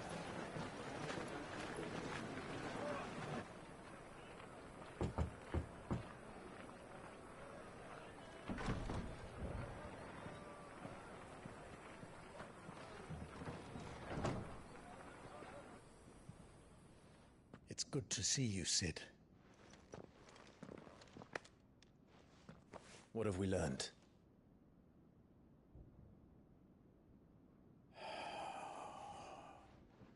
The bearers are locked up in an old courthouse on the edge of town.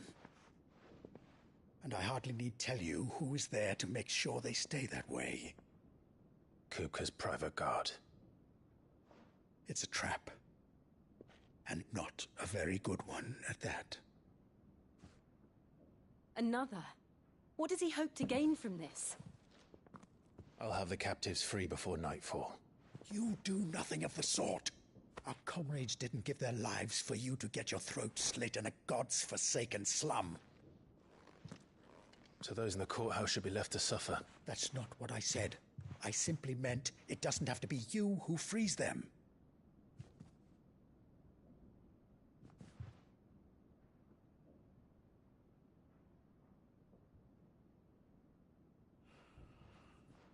Damn it all. You're as stubborn as the old Sid was.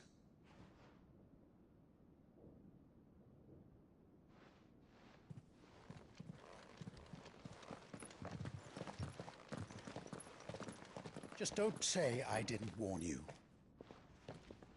You're Sid now, and if anything happens to him, we're finished.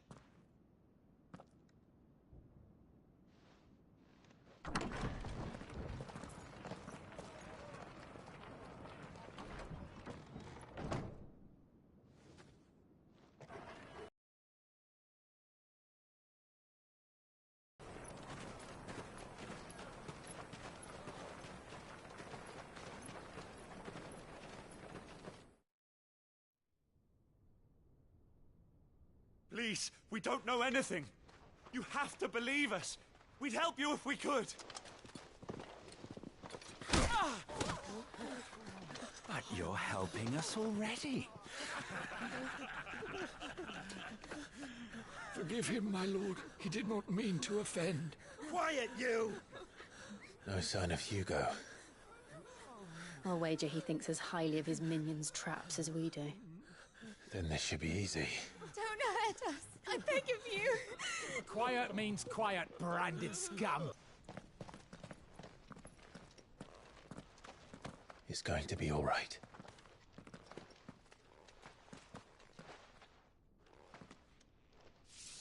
I'm here to even the odds. Any objections?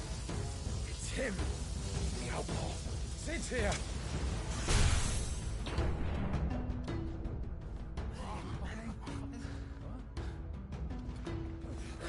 Should we? Come on.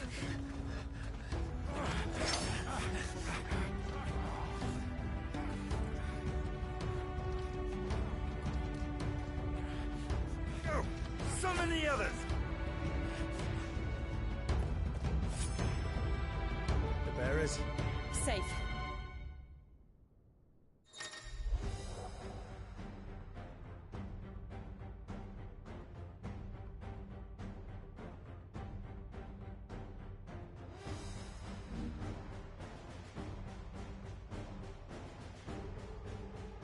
Sid dies here!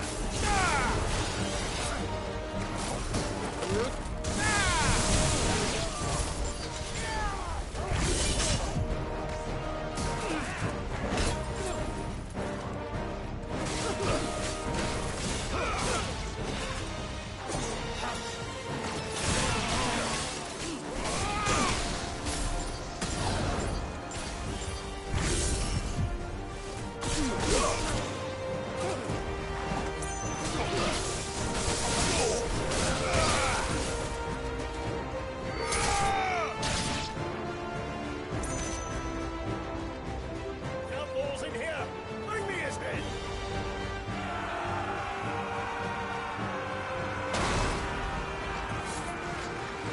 How many are there? Titan sends his regards.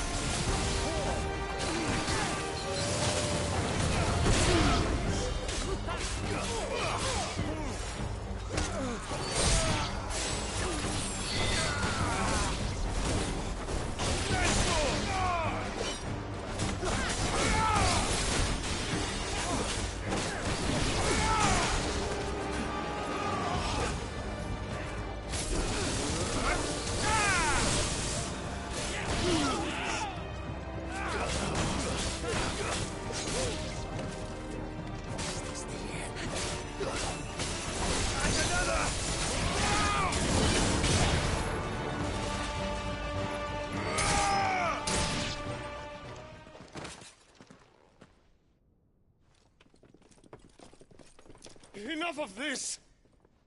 Let him play with the kitten! They brought a pet.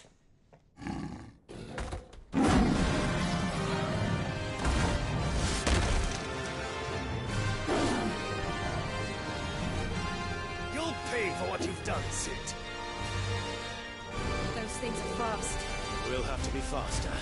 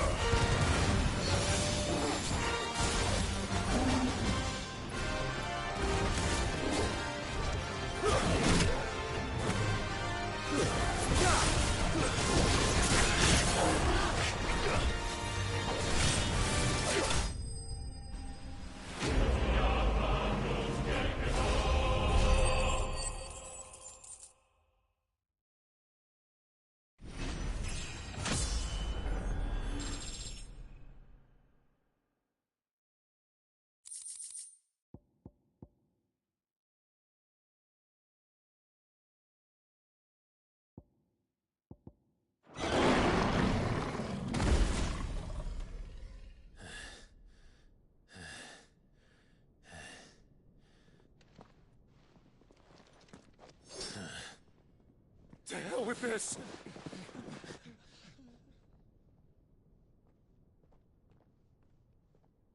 They'll tell Hugo. Let them. There's been more than enough bloodshed for one day.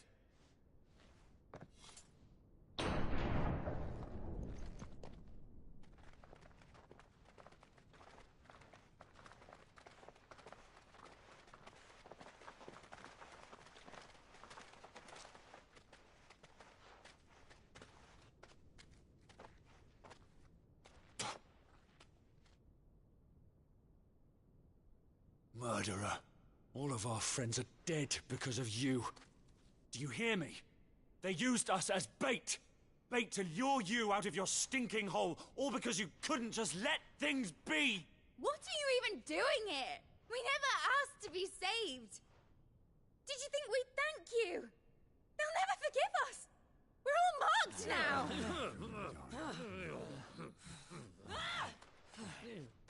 For 5 years we fought to secure a better life for our kind. To see that we are treated as equals. Do you not want that? What we want is to be left alone. Every time you show your faces, it is we who suffer. It's all right. I'm sorry.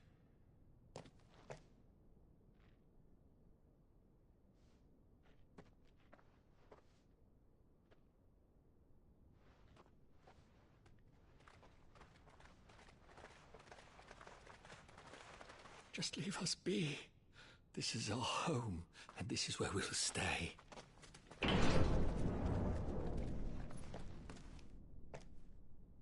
Sid told us this wouldn't be easy. They'll come round. If you say so. We should go.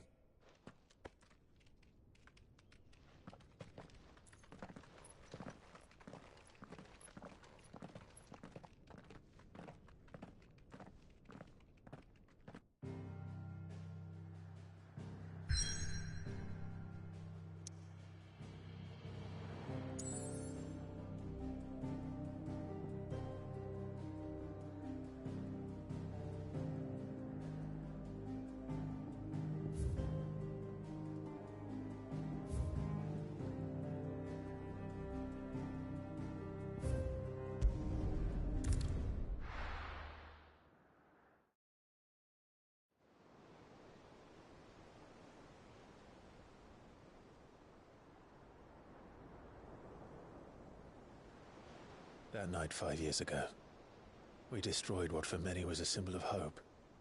For a reason they'll never know.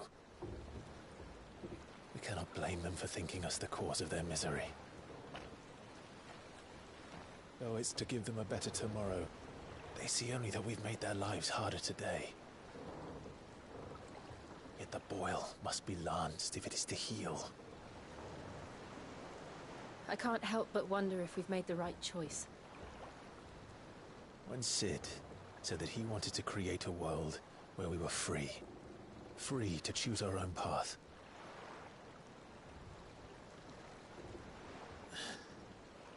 I honestly don't think it mattered to him if that choice was right or wrong. Only that it was our own.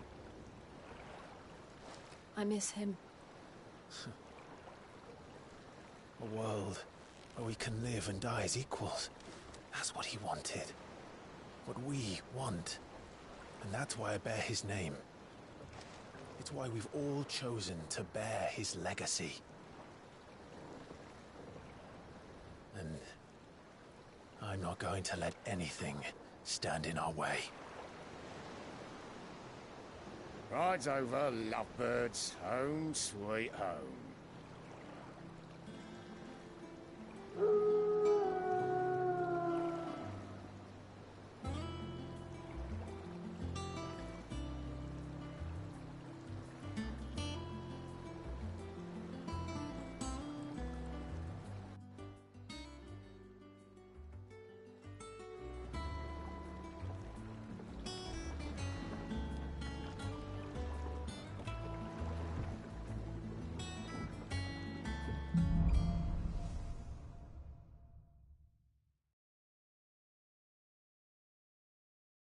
to you.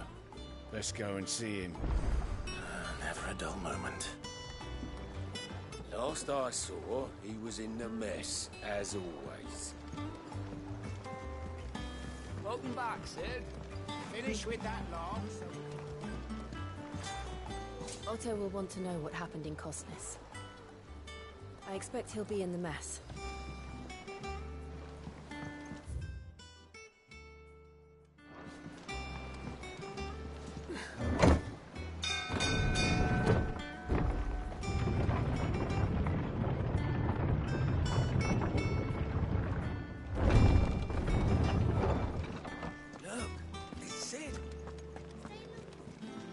Clive.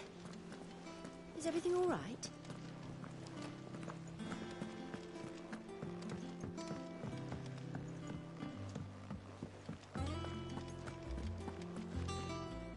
Ah, there you are, Clive. Word of your adventures arrived this morning. Victor sent his thanks.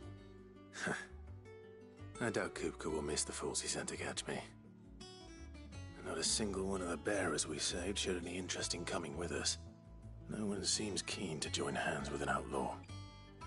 Any news while we were away? None worth mentioning. Gav's still off keeping an eye on the Republican army. Should be back any day now. Understood. If anyone needs me, I'll be in the map room.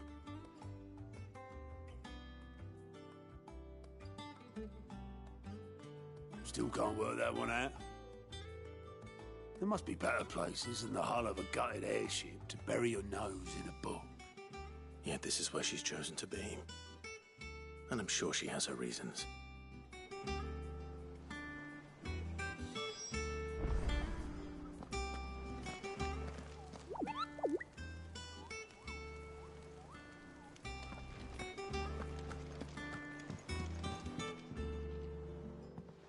I trust I'm not intruding. Back from your mission? I'm beginning to think your habit of surviving cannot be attributed to luck alone. One might say the same of you, Vivian Ninetails. I'll have you know that only 4 attempts have been made on my life, and none was especially memorable. So, to what do I owe the honor? Could it be that you've come for one of my lessons? Is that so hard to believe? Very well then. Shall we start with the state of the realm? To absolutely no one's surprise, she finds herself at the mercy of armies and outlaws. Well, mostly armies. Though that's not for want of trying, is it, Clive? But the real question is, how did we get here?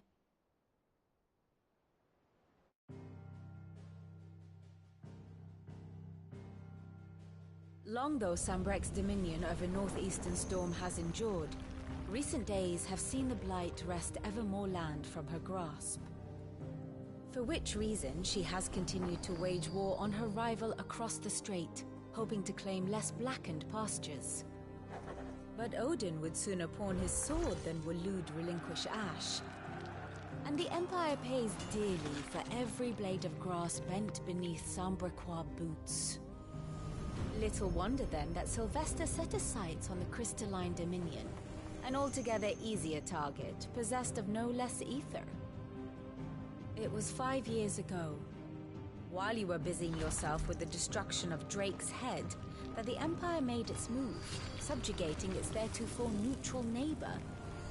A nation which could legitimately claim to be the center of the world. Certainly there is no better place to stage an army.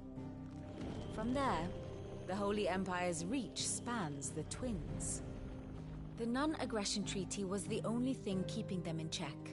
But if they truly broke the pact without provocation, it is only a matter of time before others reply in kind.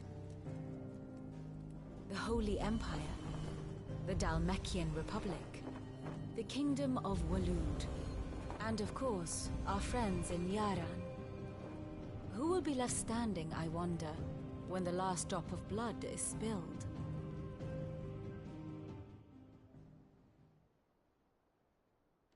You were born in Twinside. Do you not fear for your home? Oh, Dark clouds are wont to gather over the Dominion. Yet in spite of it all, she has ever endured. And when the storm has passed, I am confident she will remain. Now, as to the matter of payment for today's lesson, complete a simple errand for me and we shall consider ourselves even. Even? Right. Return this volume to old tomes in the shelves. Tell him it was, adequate. I suppose it wouldn't hurt to visit our resident historian. Ah, my favorite pupil. My beloved homeland.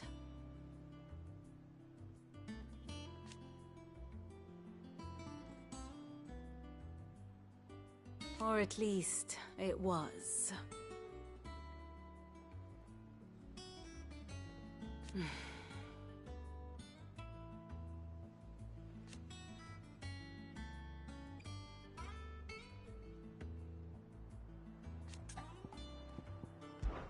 I admit.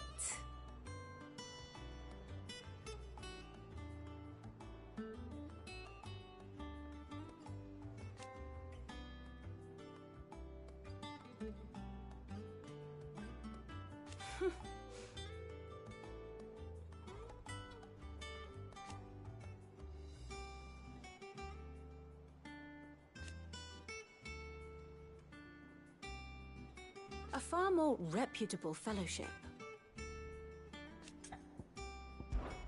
One would think.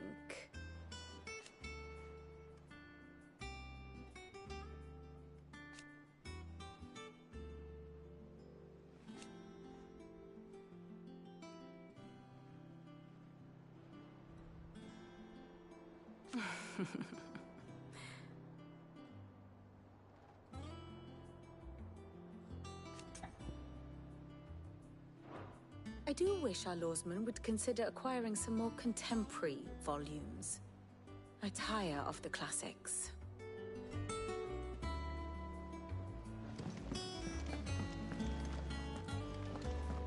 I learned something new. You'll be the first to know. Now off you go.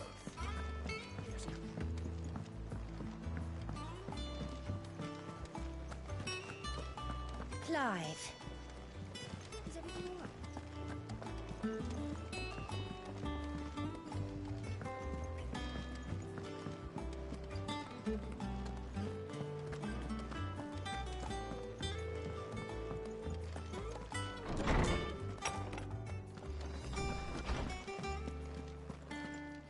Oh, Tome said the hideaway is built inside an airship. Lawsman Harpocrates. Now that is a name I have not heard for a long time. So long, in fact, I had half forgotten it was mine. Welcome home, Clive. You were missed, as always. I believe this belongs to you. Vivian asked me to return it.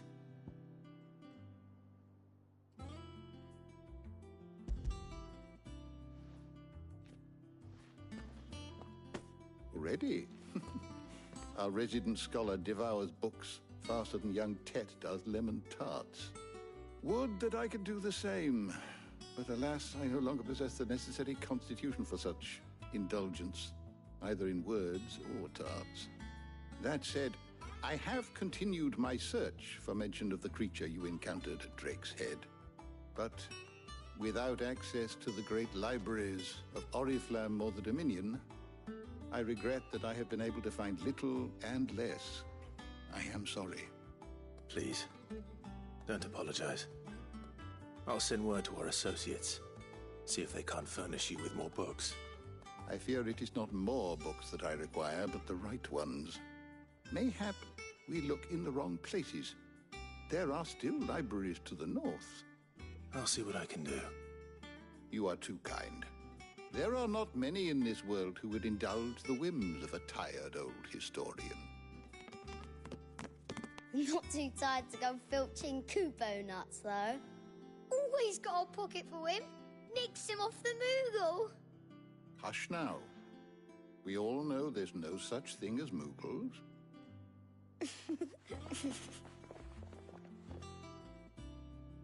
The twins seem well. Aye. Yet they laugh far too little for one so young. The loss of their parents weighs heavy on them, however well they hide it. Titan took much from us that night, from some more than others, and the wounds that remain, they are not quick to heal. Which is why we must give them all the time they need. That we must. Just as I must give you the time you need to recuperate. Good day, Clive. Good day. Gav will be back soon. I should get some rest while I can.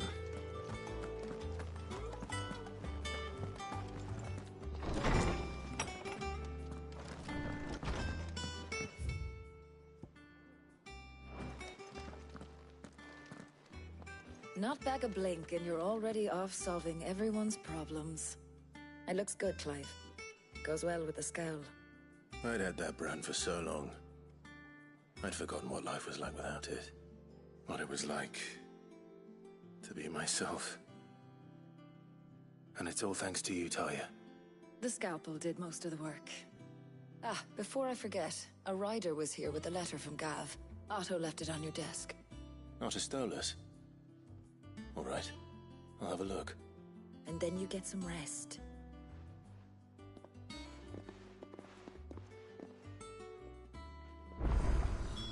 What could Gav have thought worthy of a letter? Once the hall's swept, it's over to the Tavern Crown for me.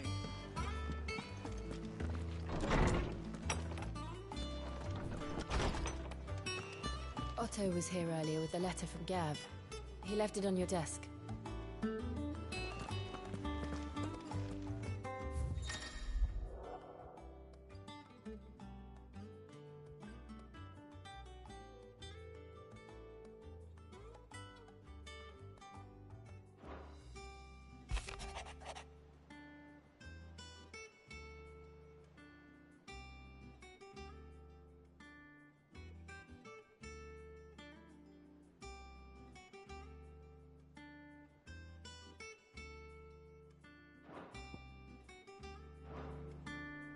What does Gav have to say?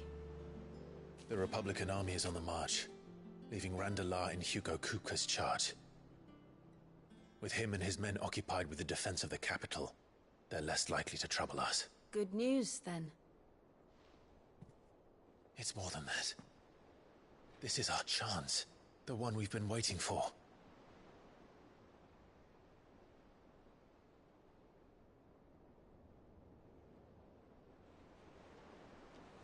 But look how far we've come.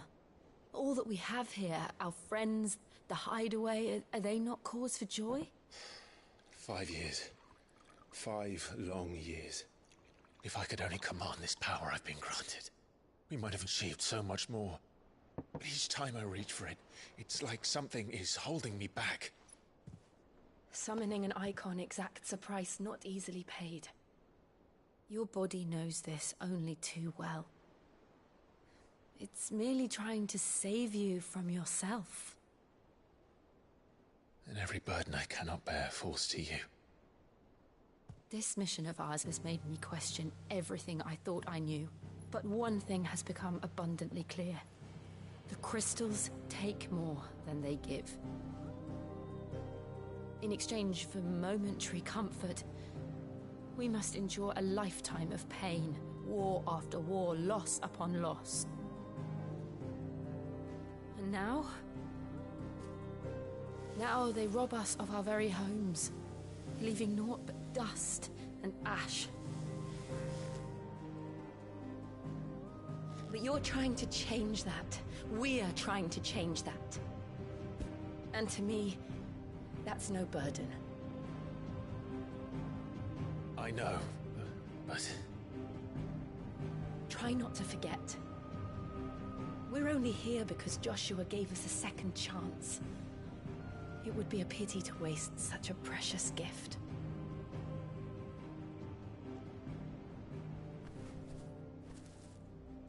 He did. He was there. It wasn't an illusion. I heard him call out to Ultima.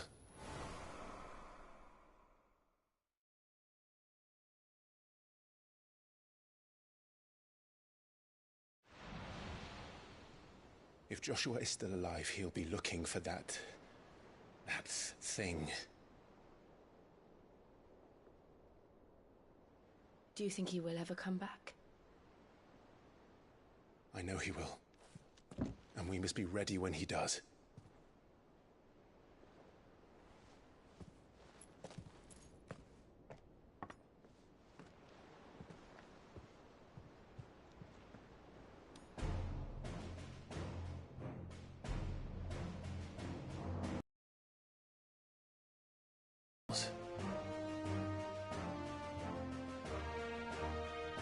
To Sid.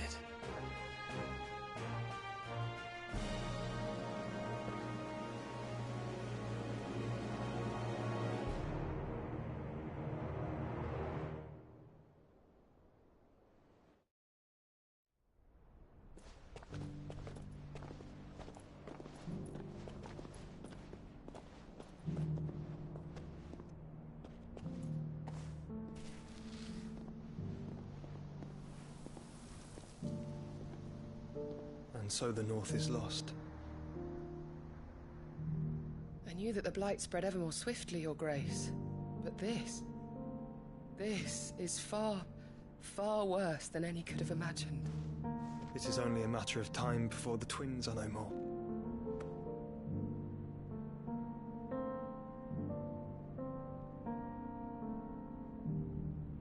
The world marches ever closer to its end, and here we chase shadows. Tell me, brother, are our efforts in vain?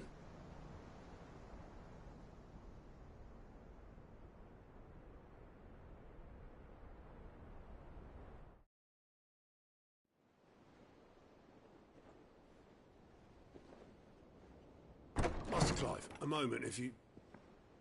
my apologies, I didn't mean to... intrude. Not at all. We were just discussing strategy. Speak freely, Otto. It's Martha, from the inn. She's gone missing. Anyway, I'll be in the mess when you've finished. Very well.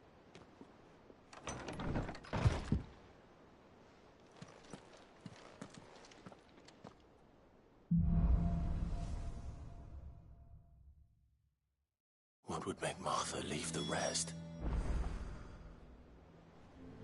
Something has happened to Martha. We need to speak with Otto.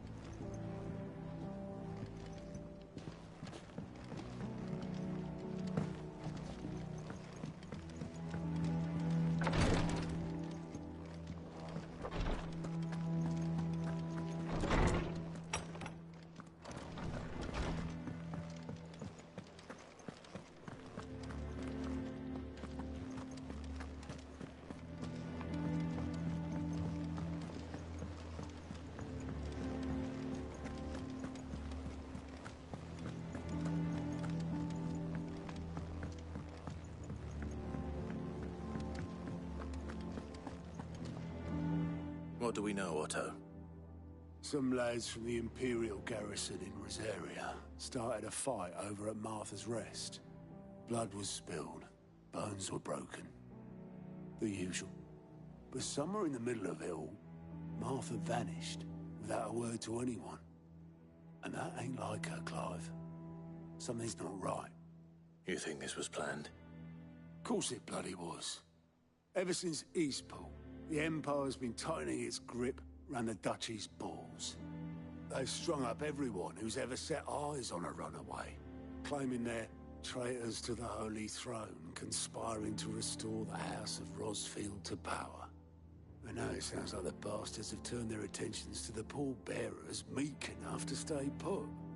Naturally, old Martha could see the way the wind was blowing, complained that it was getting harder and harder to take bearers in. And now she's missing. If she's fallen into the hands of the Empire, we could be next. Couple of curse breakers are already on their way to the inn. They should speed up the search. But if this is as bad as I think it is, you might end up having to save their asses and all. Don't worry, Otto. I'll make sure everyone gets home safe. It's not that I don't trust Cole to do his bit, you understand? It's that I don't trust the Empire to show any of us any mercy if we get in their way.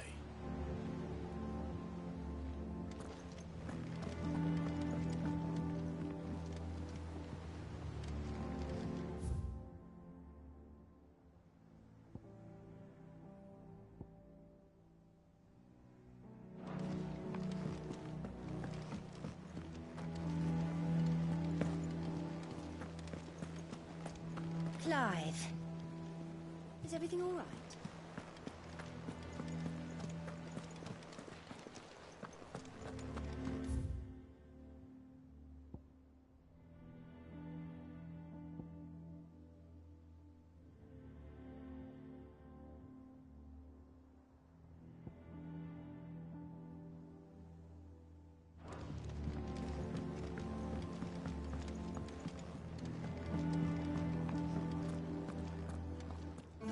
Hither yon dance autumn winds atop the rotten.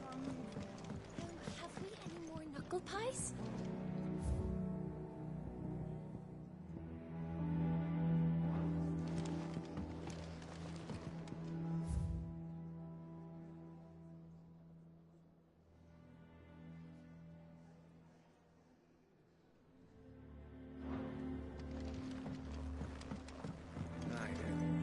What can I get you, Sid?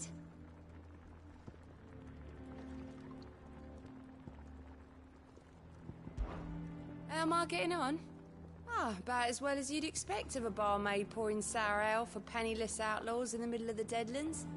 And it'd be worse than that if Molly here didn't make the best stew this side of Stonehere, even if it is mostly just yesterday's leavings. Don't tell her you heard that from me, though. Oh, you're not leaving all... Ready, are you?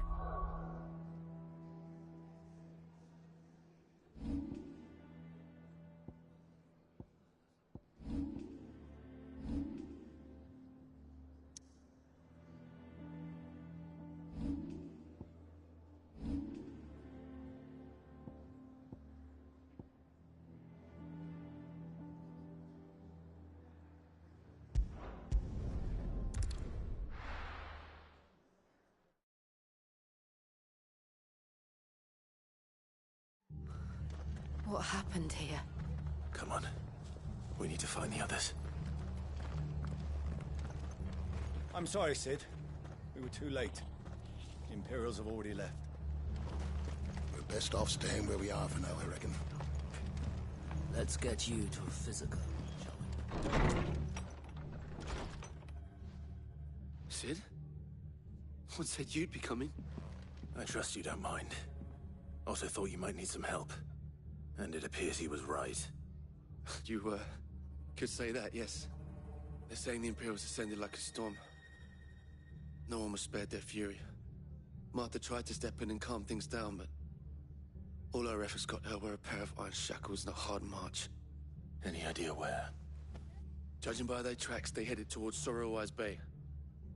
To the Abbey sheltering Martha's bearers. The bastards.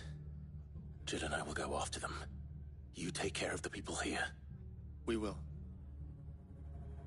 But, before you go, one of the locals heard something. He said the soldiers were talking about a culling. I don't know how big this is, but it doesn't sound good.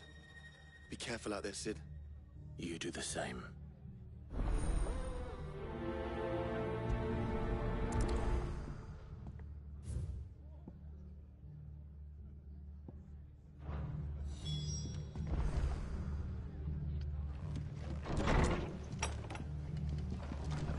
Cole is right. That was no tavern brawl. It was a message. But to Culling, bearers are the property of the Empire. The garrison wouldn't have the authority to act alone. The orders would have had to have come from higher up. Oi, look sharp! Hey? What?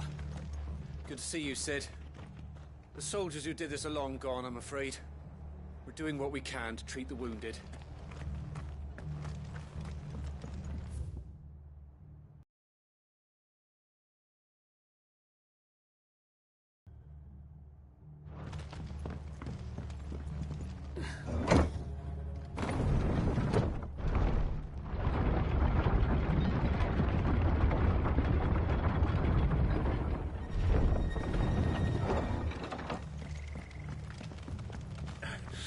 If those Orsons touch an hair on Martha's head, I'll kill them all myself.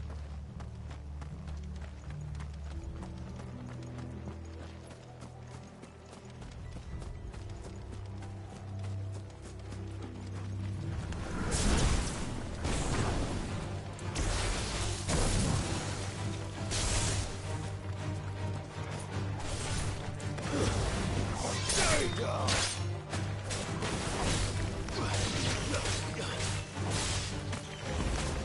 It's over! Enough!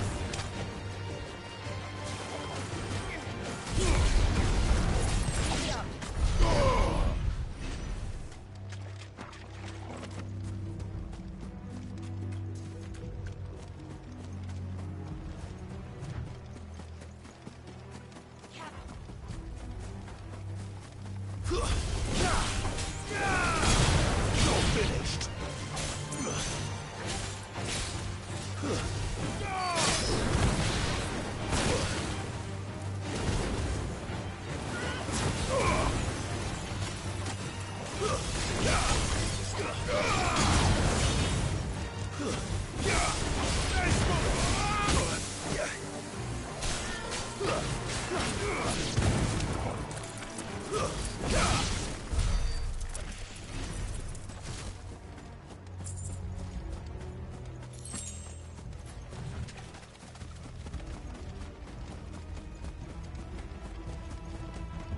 Look.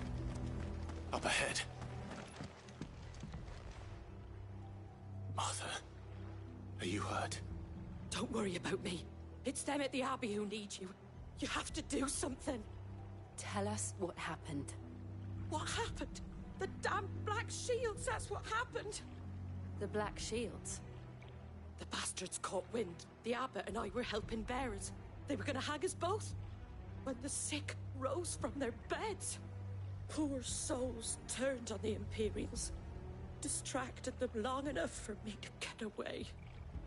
Then they may still be alive. Martha, do you think you can make it back to the inn? Cole is there with the other curse breakers. I think so. Thank you, Clive.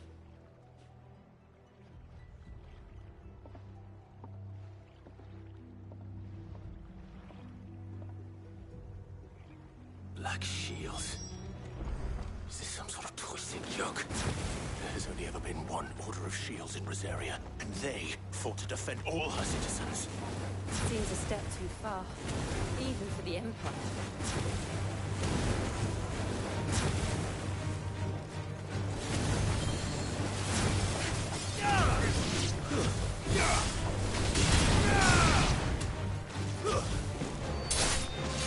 Farewell!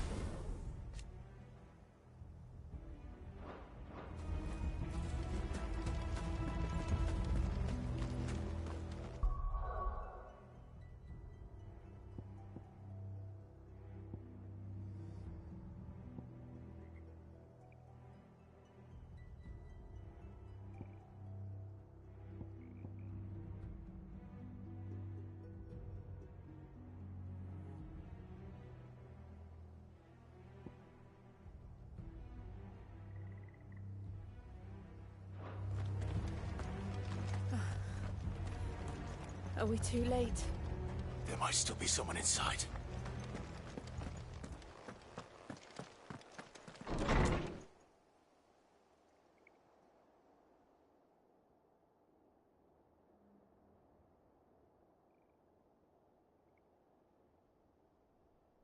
No.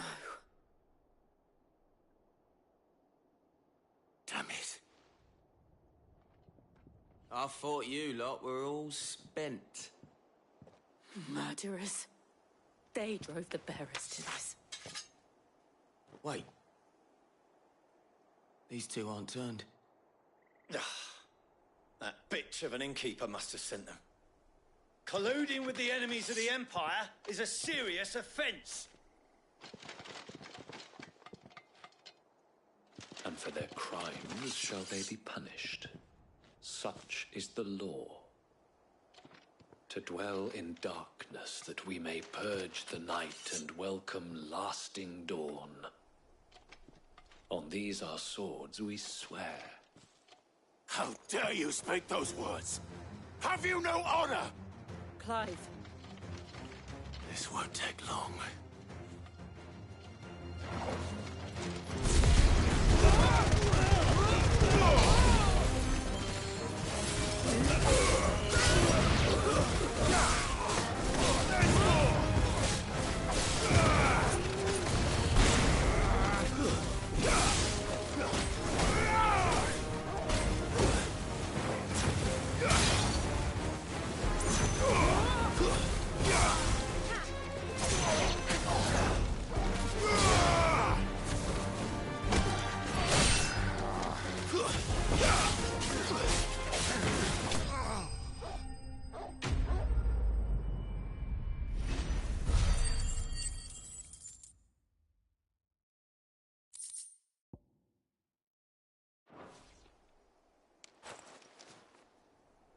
Is that all of them?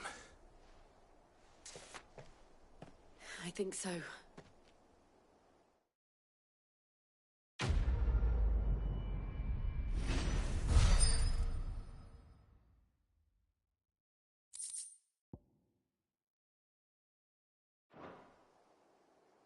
I didn't see the abbot.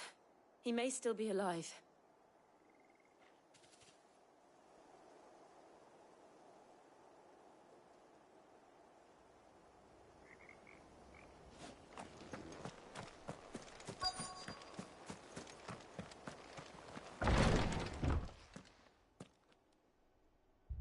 Found her.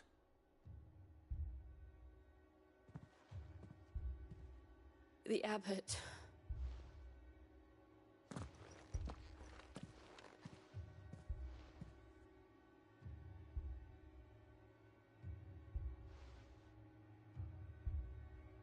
The bearers died protecting him.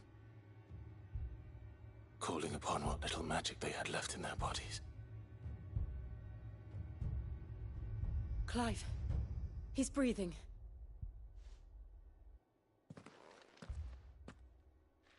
We're friends of Martha. We're here to help.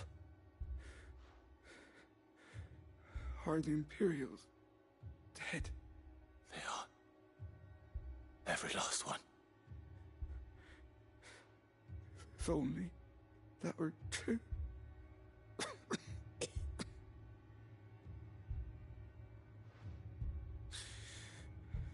The Black Shields will return. The cullings will continue. Rosaria will never be saved unless we save her. Tell Mother to beg Cid's aid and tell her this wasn't her fault. I shall. Cid, where are you? Cid! In here! We found a survivor! Clive. He's gone.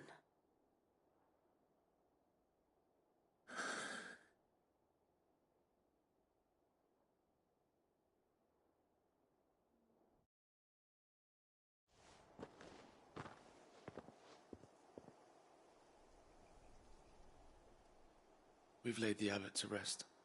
But the bearers... they didn't need to die like this. No, they didn't. But it was their choice. They knew the fate that awaited them and chose to meet it on their terms, fighting for those who fought for them. Martha said they rose from their beds, threw themselves at the Imperials so she and the abbot could escape. I've gathered the bearers' remains. We should consign them to the tide. There's a drawbridge not far from here. Radix jump. The currents there are swift. If the abbot was still with us, he'd have taken the dust there himself and performed the casting. I'll get someone to... I'll do it. Of course. Cole and I will remain here and see to the Imperials.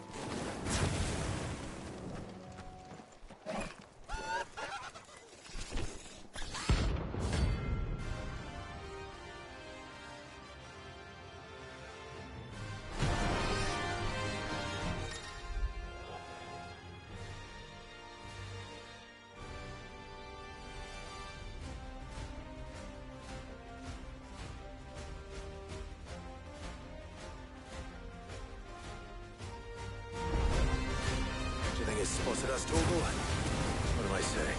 Of course it has. It's a floating eyeball.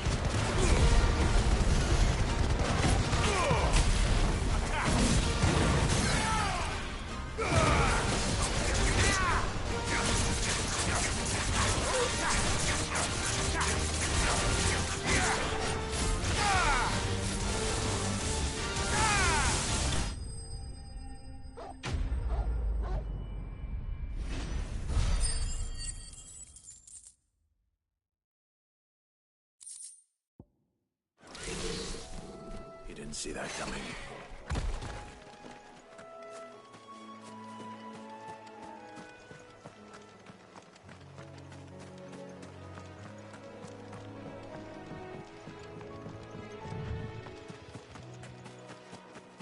That must be the bridge.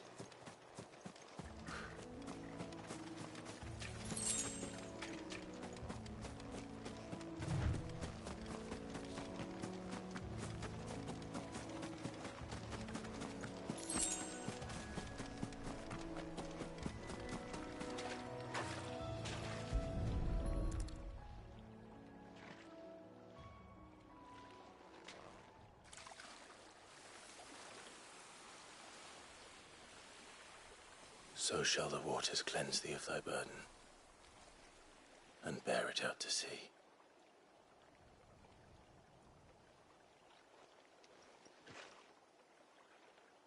And now they are truly free.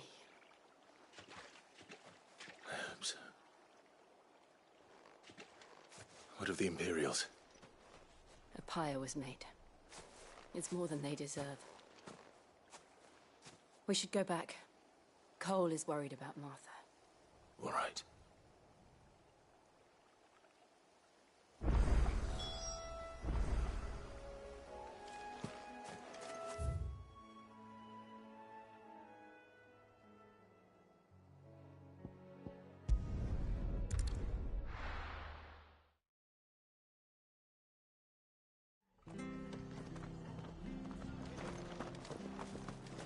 We're best off staying where we are for now, I reckon.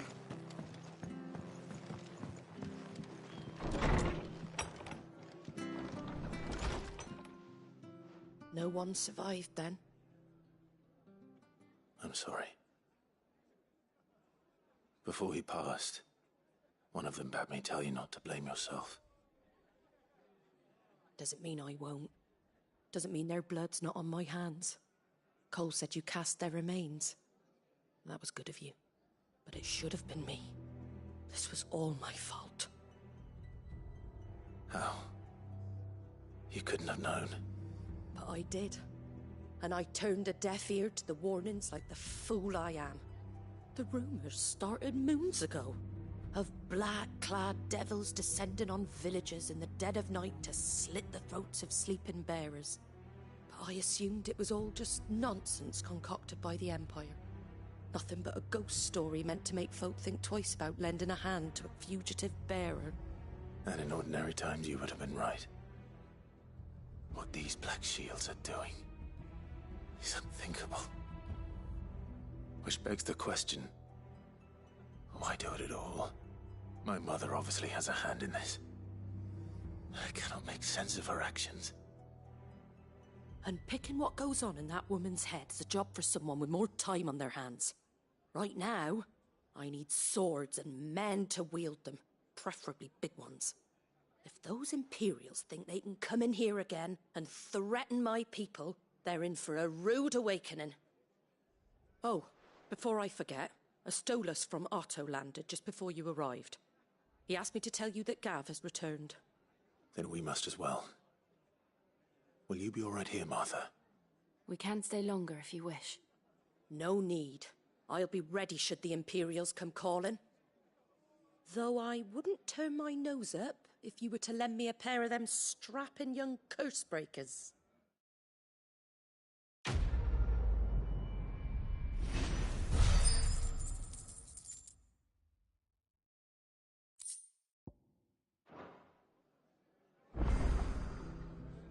poor souls died to give me a chance to save others. I won't let their sacrifice be in vain. Arthur's a stout soul, all right. Anyone else will be out cold after what she's been through.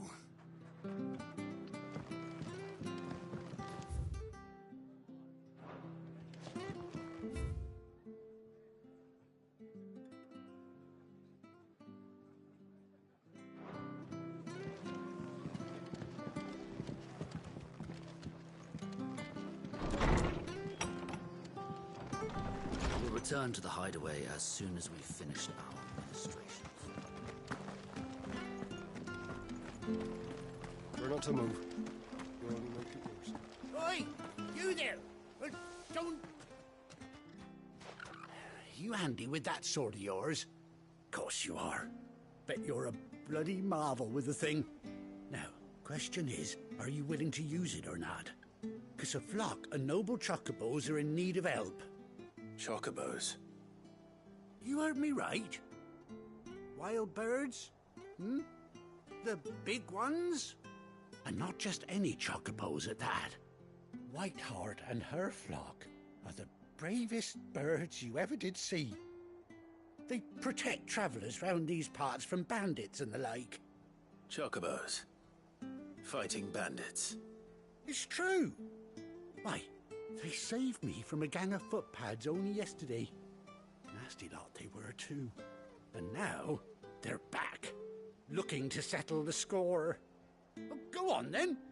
Don't just stand there. Go and help them. All right. There's a good lad. Where can I find these chocobos? I saw him cut across the way over yonder. The rotten scoundrels were driving the poor things towards the old dock. It's a dead end, that is. You save Whiteheart and her flock, you hear me? There ain't a pluckier bird in all the world. She's a hero to us locals. And don't worry, you'll know her when you see her right enough. I'm sure I will. And good luck to you. And give those no-good bastards a hiding from me.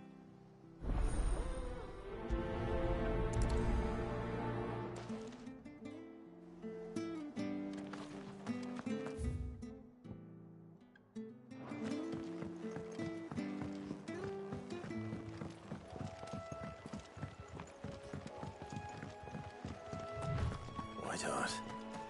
That's quite a name for a chocobo.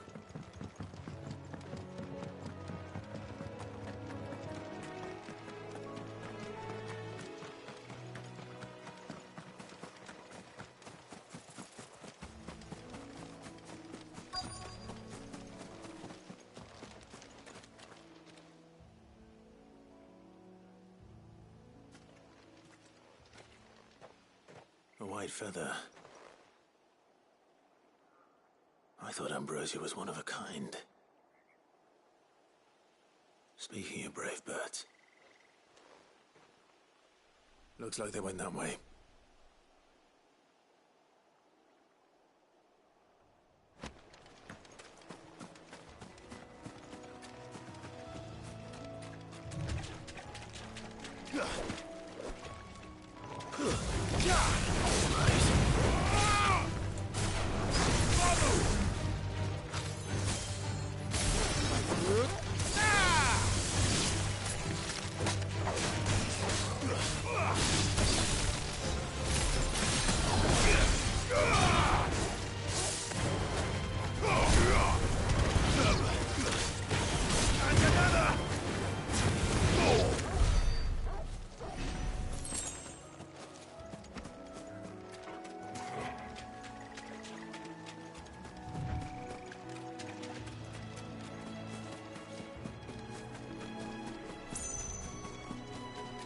These chocobos aren't going down without a fight.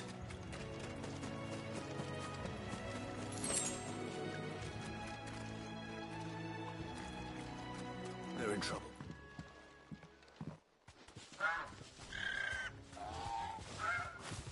We got you cornered, Feathers. You didn't think you'd seen the last of us, did you? You've been bad for business. but I reckon someone will pay good coin to mount your head on their wall. Not around here, they won't. Oh. And why's that, eh? Because she's something of a hero in these parts. You hurt her, and I hurt you. Piss off. Or better still, how about we hurt you both? All right, then. But don't say I didn't warn you.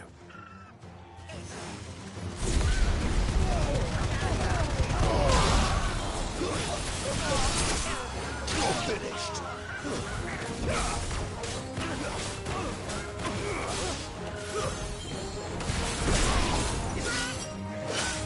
It's over.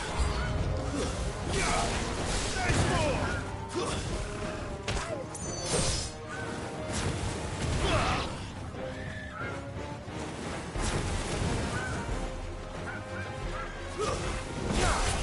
Get him!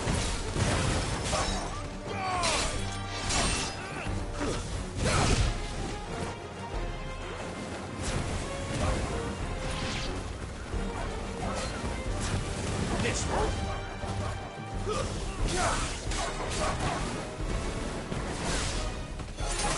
Take off.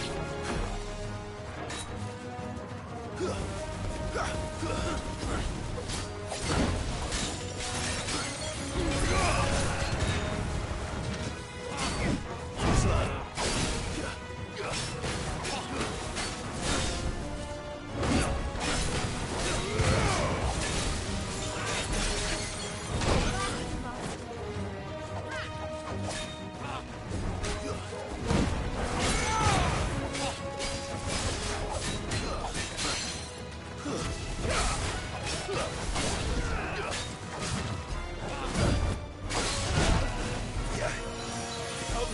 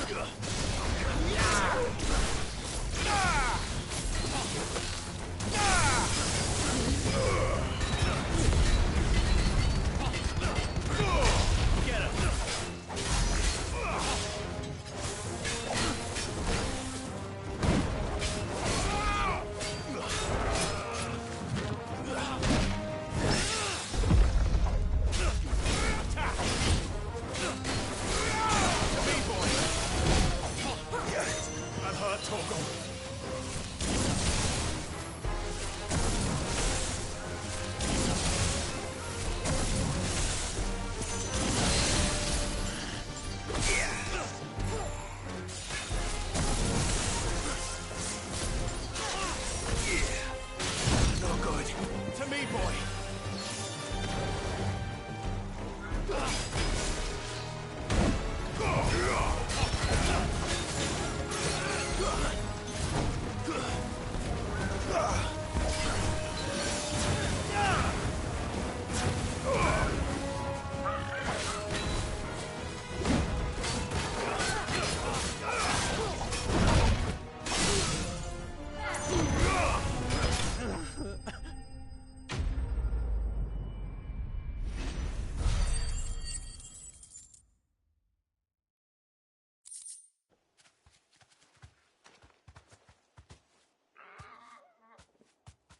You're safe now.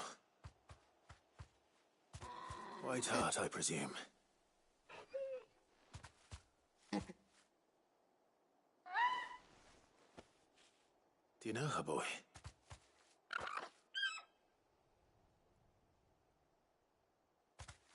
That scar. It couldn't be.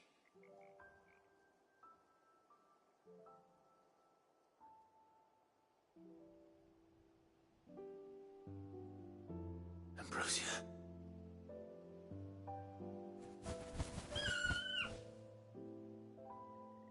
It is you.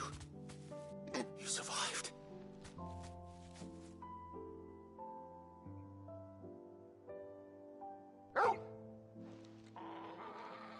And you found yourself a flock. Oi! Is it over? come and see how you were getting on. Oh, well, you sorted the bastards then. I knew you would. And the whole flock made it through unscathed. Thankfully, they did. And not only that.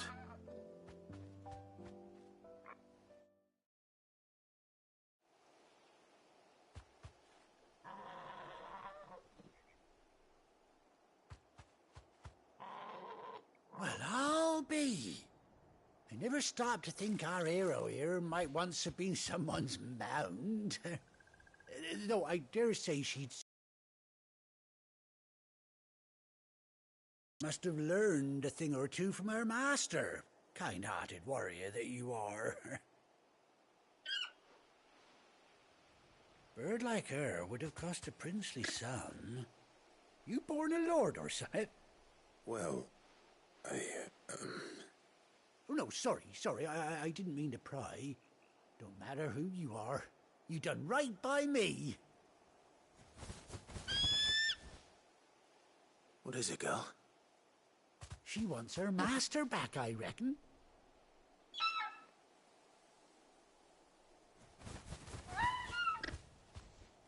Told you. And it seems her pals agree. Is that it? You want to come with me? Well, bugger me if this ain't a heartwarming sight. The lads down the stables will be hearing about this tonight. Oh, stay right where you are.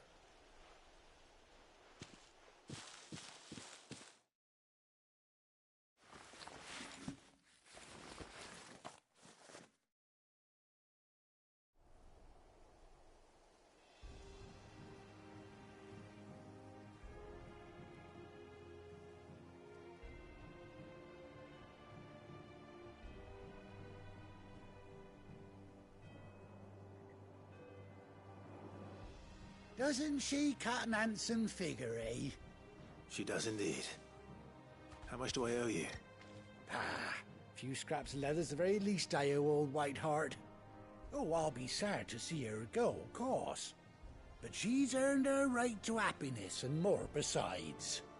Don't you worry, we'll get along just fine without her. You hear that, Whiteheart?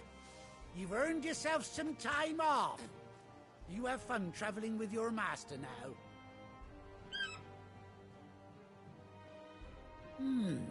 You seem awful familiar now I get a proper look at you. That's it. When those chocobos swarmed my cart on the road, didn't you? No, that can't be right. That fellow was a bearer. Must have been my double. Oh, must have been, eh? Oh, that'll be the excitement getting to me. Silly sod that I am. Pay me no mind. Anyhow, best be on my way. Good luck to the both of you.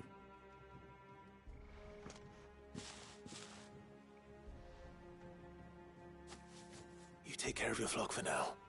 I'll call you when I need you.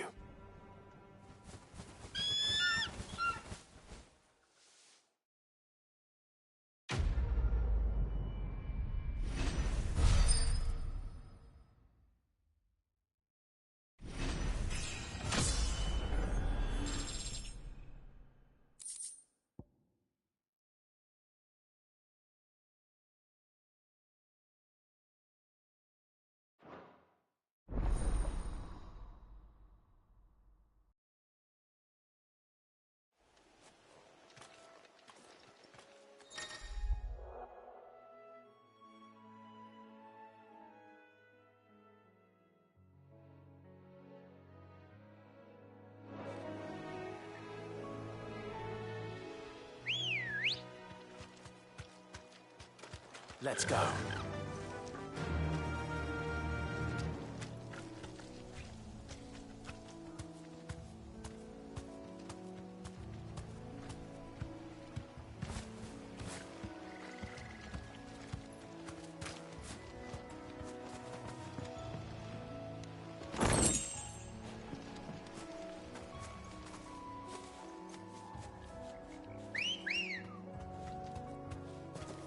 Ready, go?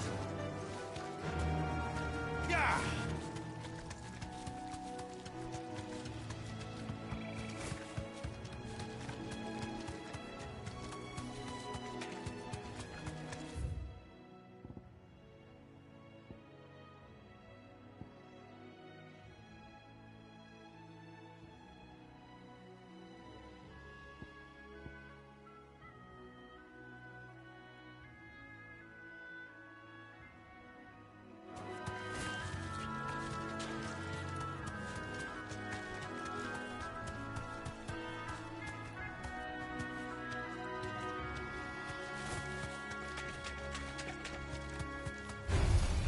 No mistakes.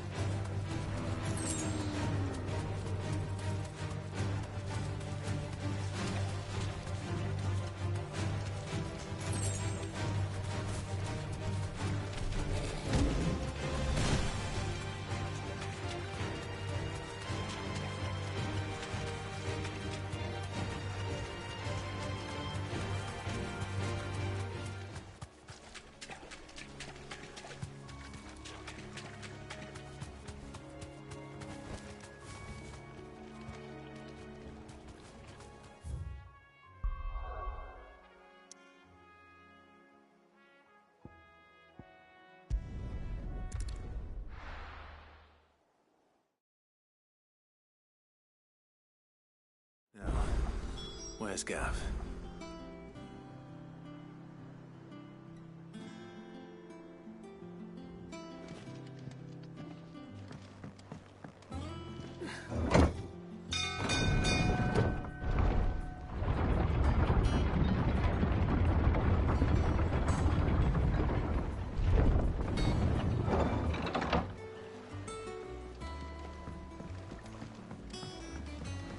Finish with that log, so we can...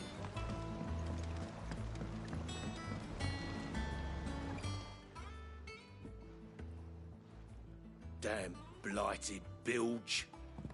Is everything all right? Aside from the holes in my hull, everything's roses. The lake water doesn't agree with it, then? That's one way of putting it.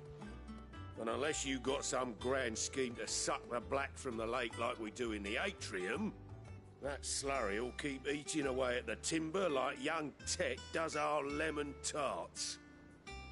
Suppose a coat of pitch might stave off the rot for a moon or so, assuming we had any pitch, which we don't. Not any bloody more. Doubt the old tub's got more than a dozen runs left in him. Of course, Obolus. Your skiff is our only means of reaching the mainland. Without it, we'd be lost. Well, I'm glad someone round here sees it that way. To make pitch, you need pitch trees. But in case you haven't noticed, live trees are one of the 1,000 things sorely lacking in the Deadlands. Now, I'm not so unkind as to ask you to fell a faraway forest and lug the logs back here to the mere, which is why we'll be needing a suitable alternative. And it just so happens I once heard the thorny pitchers of Curltail Falls cover themselves in a sticky wax to trap birds and beetles and whatnot. Might be enough to tide me over. Sounds easier than felling a faraway forest. That's for certain.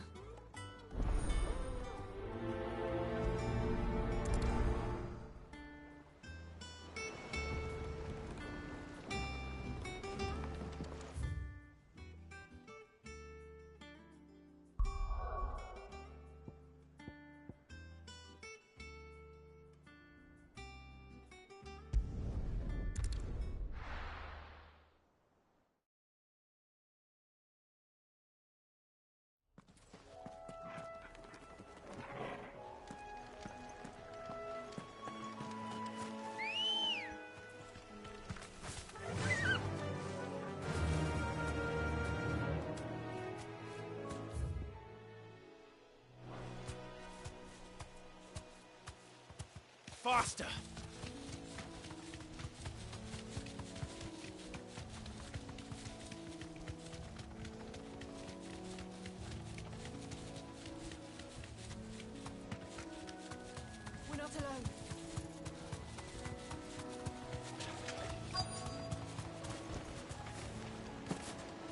easier than felling a forest, I said.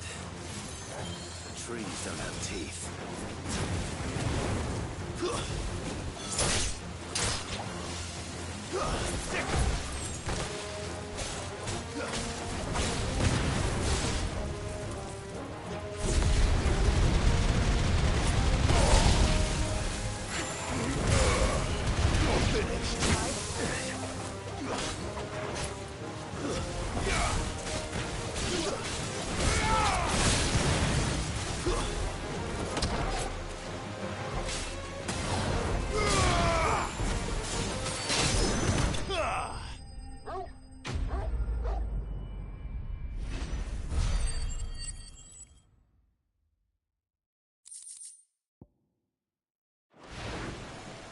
Can't imagine Obelisk needing any more than this. Time to head home.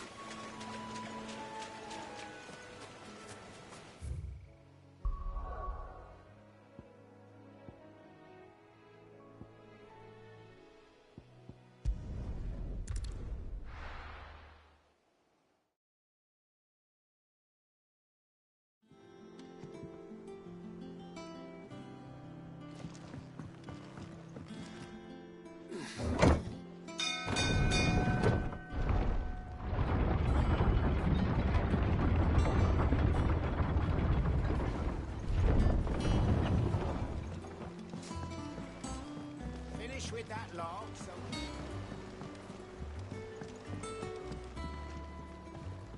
Well, did you find me some wax? Find is one way of putting it.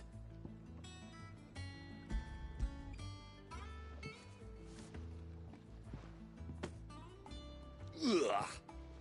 Reeks like a chocobo's arse. I don't suppose the Argo will mind as long as he stays above the waves. Argo? So your boat has a name? I didn't know. Yeah. Same as me old man. He was a ferryman himself back before the Blight came. The boat's all I have left of him.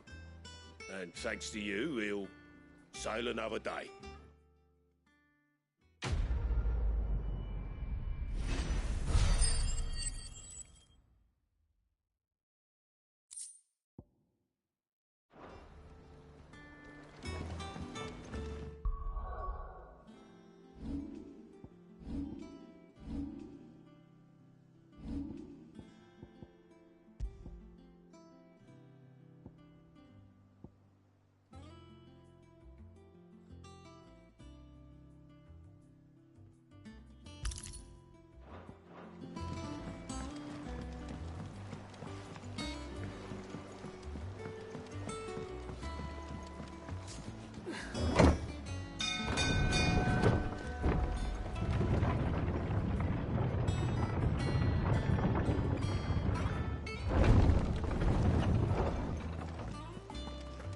Gav should be back by now. I hear there's trouble.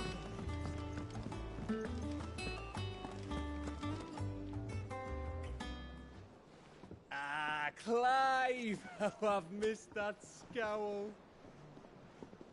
Where's my report? What, no kind words for your old pal Gav? If it's kind words you're after, you're fishing in the wrong barrel. Now sit down, you fool.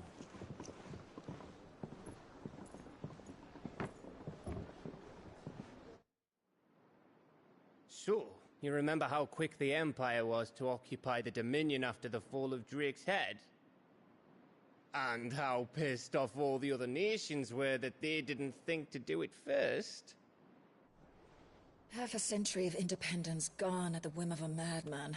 So much for their bloody treaty.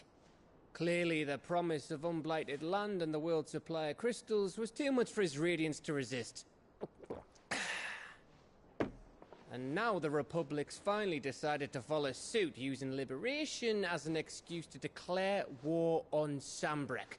Lined up right outside the Dominion's gates as we speak, looking to starve the Imperials into submission.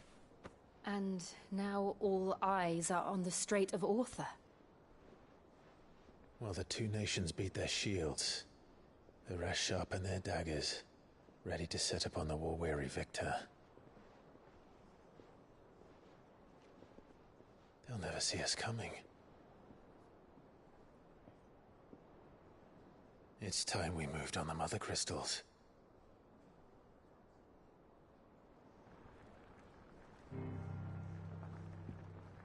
Four mother crystals remain in Storm and Ash. Drake's Breath near Ironhome. Drake's Fang in Dhalmekia. Drake's Spine in Waloed. And Drake's Tail here in the Crystalline Dominion. With the bulk of the Republican army marching to Twinside, Drake's Fang will be left exposed. That is exactly the move Kupka would anticipate. And if there is anything these past 5 years have taught us, is that he loves his traps.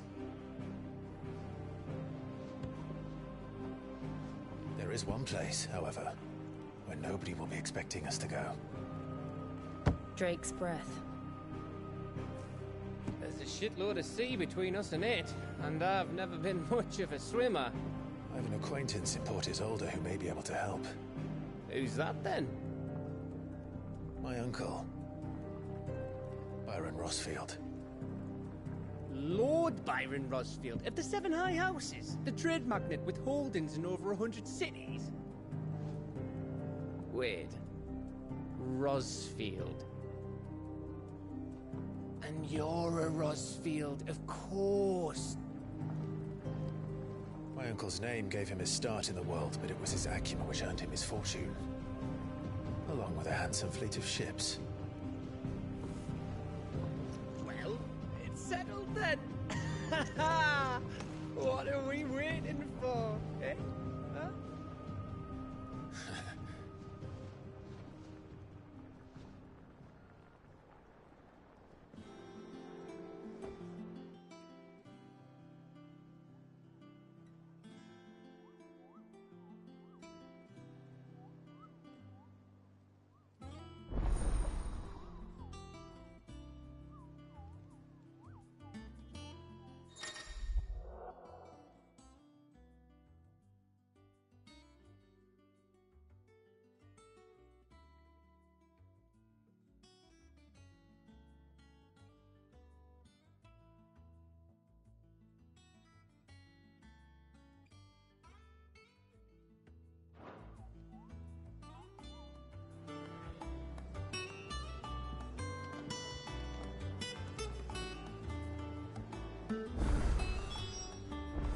What are we waiting for, indeed?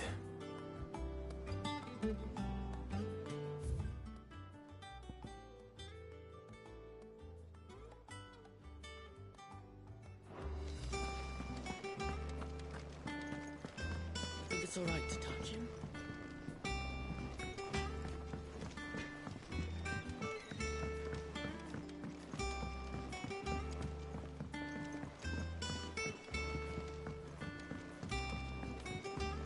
How much water can a flower drink?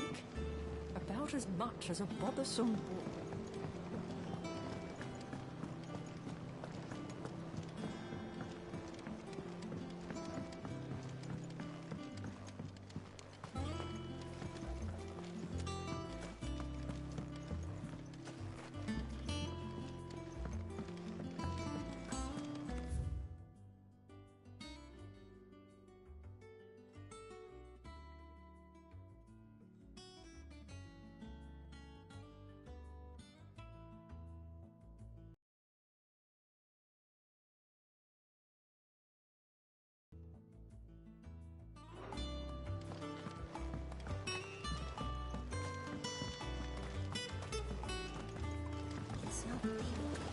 Won't be long now, Martel. Sid, I was hoping to speak to you. Is everything all right? Oh, yeah, it's just, well, as you know, we've been trying to grow fruit down here. It's good to know that something of the old hideaway still lives on. Martel's pride and joy. It was a sapling when she rescued it from the rubble, but look at it now. All our hard work's finally paying off.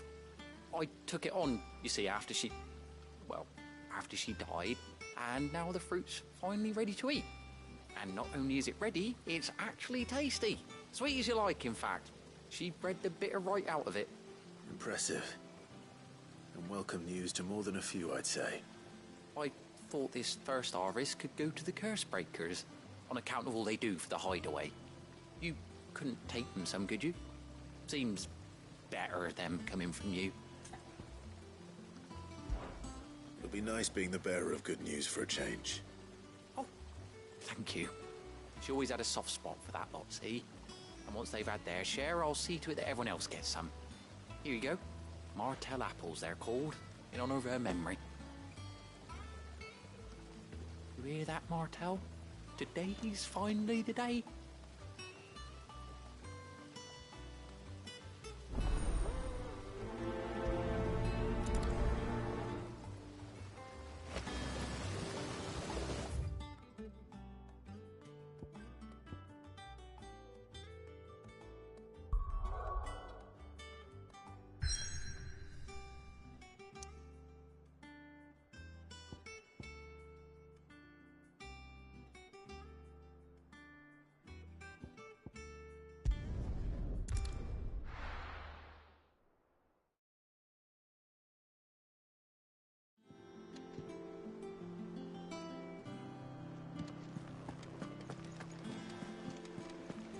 That broom's as ragged as...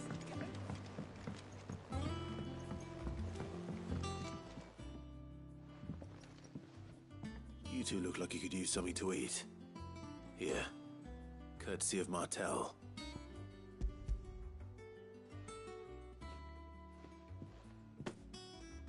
Martell. Now, where have I heard that name before?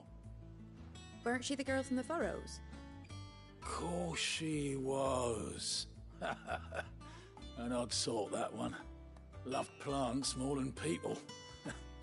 Aye, and brave as a bane might. Remember when she ran back into the hideaway to collect them trees when Titan attacked? Wait. These aren't those apples, are they? Well, I'll be. She'd have been proud, and rightly so. Thank you, Sid.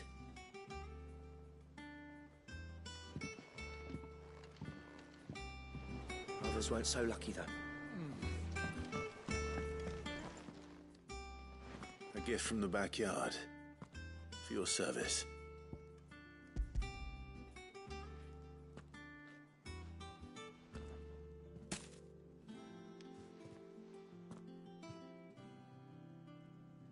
Blimey, these take me back. I haven't seen a hideaway apple since. Old Sid was the only one who could stomach the things. He'd nab 'em right from the branch, made Martell livid. Not that anyone could stay mad at the man for long. That sounds like the Sid I knew, all right. Planning on keeping that lot to yourselves, were you? Hang on. These aren't Martells, are they? I'm glad to see someone carried on what she started. Can't have been easy, not in the Deadlands. Reckon she'd be happy knowing all her hard work didn't go to waste. Clive, tell the lad down in the backyard to run some over for me, will you? Not so much as a thank you. Well, I've got some manners at least. Thanks, Sid. You can leave the basket with me. I'll see that the others get their share. Oh, and give our compliments to the gardener, won't you? That was the last of the apples. I should head to the backyard and pass along everyone's regards.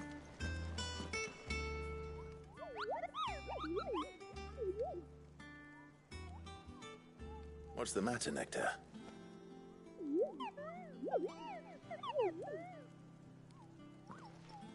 The hunt board? It's where the curse breakers post sightings of particularly fearsome beasts. Those that might pose a threat to our operations if they were left to roam free. Just because they can't be dealt with when they're spotted, doesn't mean they can't be dealt with later. Was that what you wanted to know?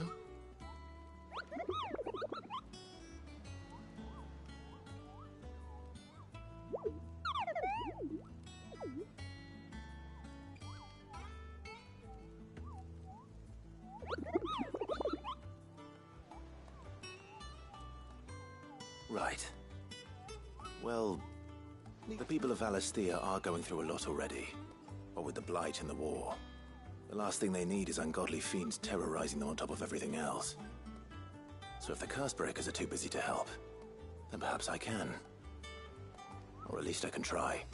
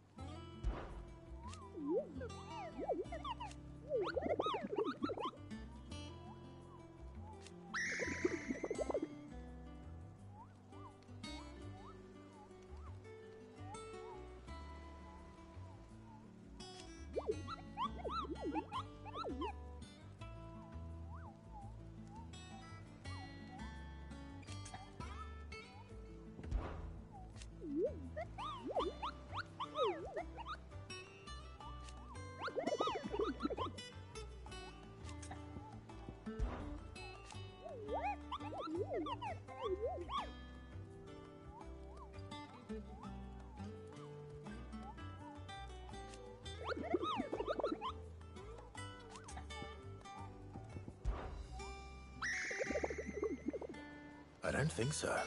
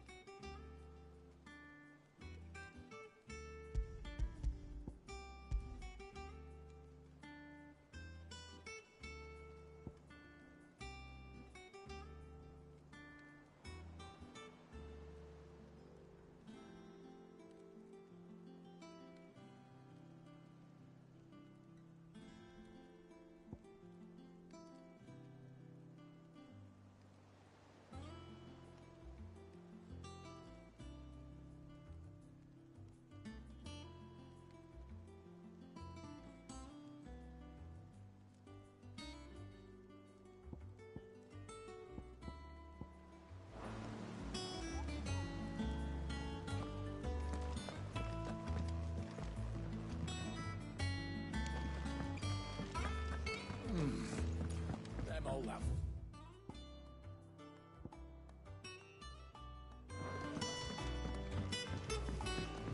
That room's as ragged as...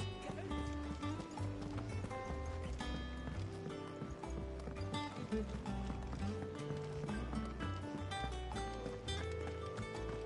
think it's all right to touch him?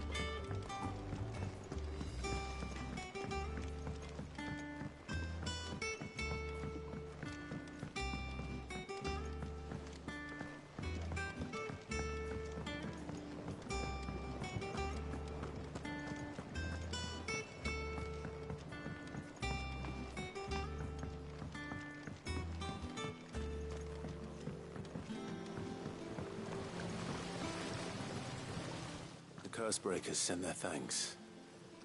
And their compliments. They were clearly very fond of Martel. They remembered her? After all these years? I suppose she was very kind, even to a tongue-tied lummox like me. You were one of the good ones, Martel. Why did you have to die? She put everything into her work. She wasn't going to rest until we had fruit sweet enough to enjoy. And now we do.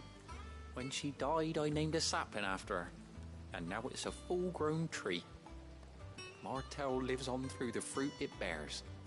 And through you. Her dream would have died with her, had you not kept it alive. That's something to be proud of. I didn't do anything really, but thank you. You're kinder to me than I deserve. By the way, Otto's expecting some of your crop. And I wouldn't mind some of it either, if that's not too much to ask. Of course not. I'll see that you're both well provided for. They like your fruit, Martel. Isn't that wonderful? I'd say it's about time we planted you some siblings, don't you think?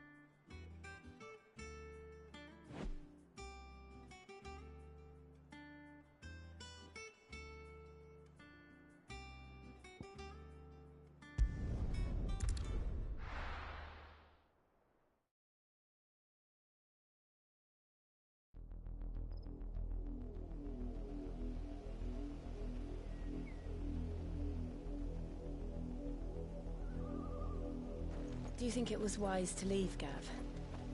He didn't seem pleased. I needed his eyes and nose in Dhalmekia. I'm not about to let Kupka take us unawares. Besides, he has a knack for that sort of thing. That he does. And wasn't it Sid who said that matters such as these are best left to dominance? Especially should one of his beloved opportunities to grow and change present itself.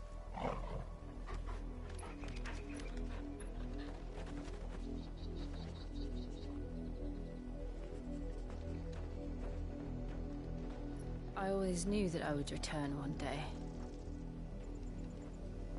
Return to Ironhome. For what?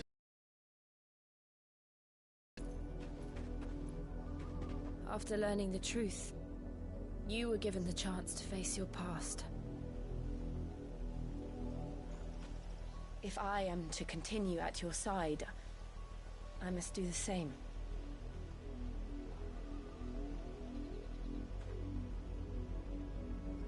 We will face it together then. To the end.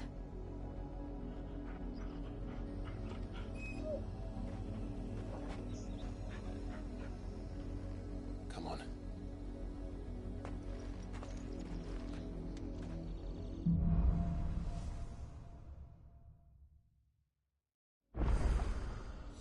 How far do you think your mother's reach extends?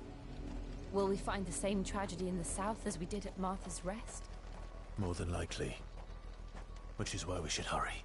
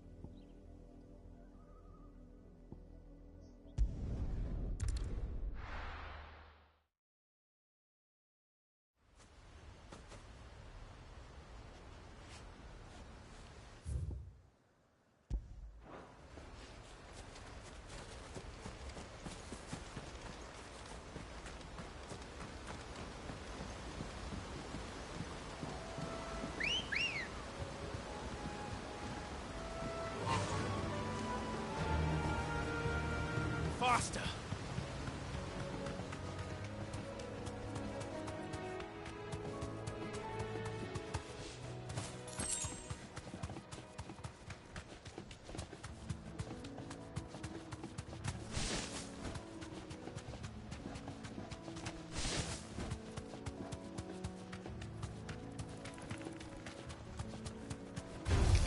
Don't get surrounded.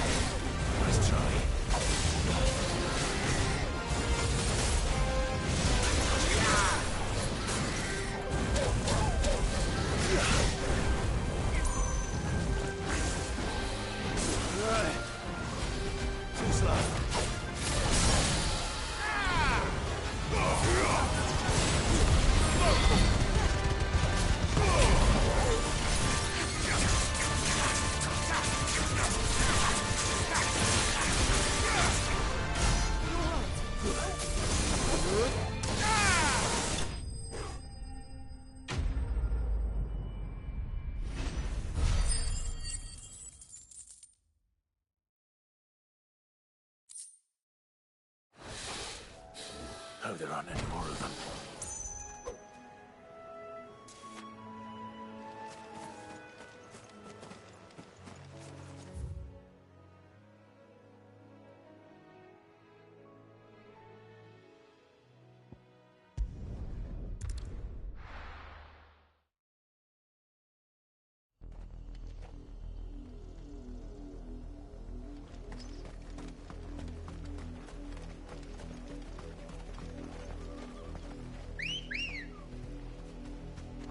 Good girl. Faster!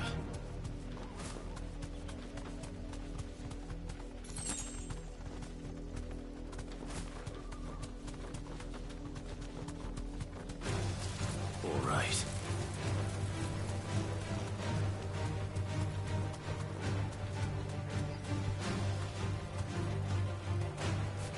I'm hurt, Torgal.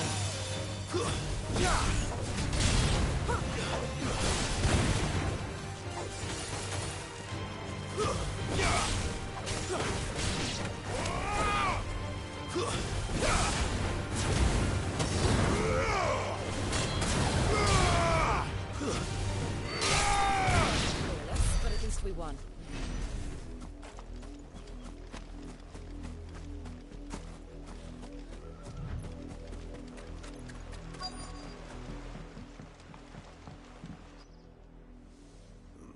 Mockery of justice is what it is.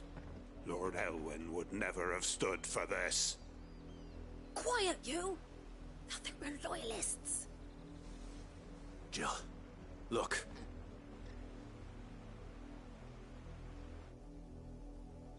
Rosaria must be cleansed of the stain which befouls her, that she might rise once again from the ashes to welcome a new dawn. 'Twould be a pity to make examples of you all for the transgressions of but a handful. Of course, your lordship. You shall have our full cooperation.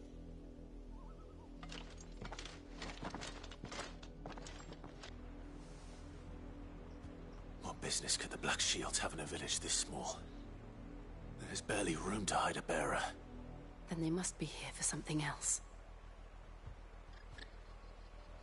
You fancy dancing a gallows jig like the miller's son? All right.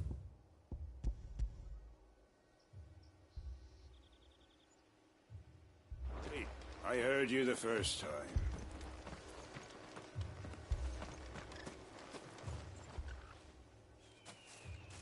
Excuse me, but what was all that about earlier? You haven't heard? Someone's been stirring up trouble. There have been attacks on the garrison, supplies stolen. They even say a Black Shield was murdered. The Empire wants answers, and what the Empire wants, Empire gets. Don't they just? Keep your ears open, eh? The Black Shields will pay good coin for information on the culprits. You'd have to be dull as a sack of stones to think you could take on the Empire. What with their 100 full legions? We're going hunting for outlaws. How'd you like that, boy?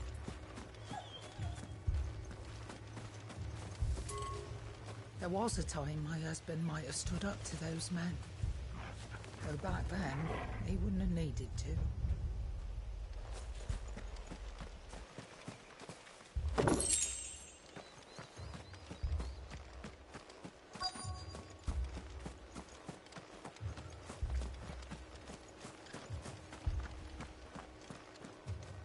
You're a long way from home, aren't you?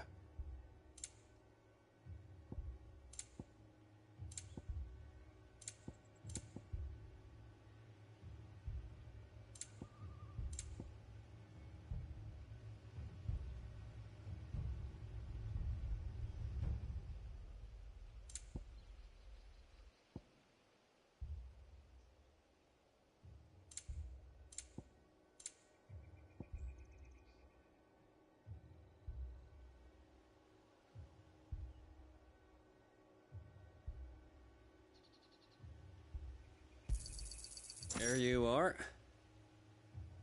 Fare you well.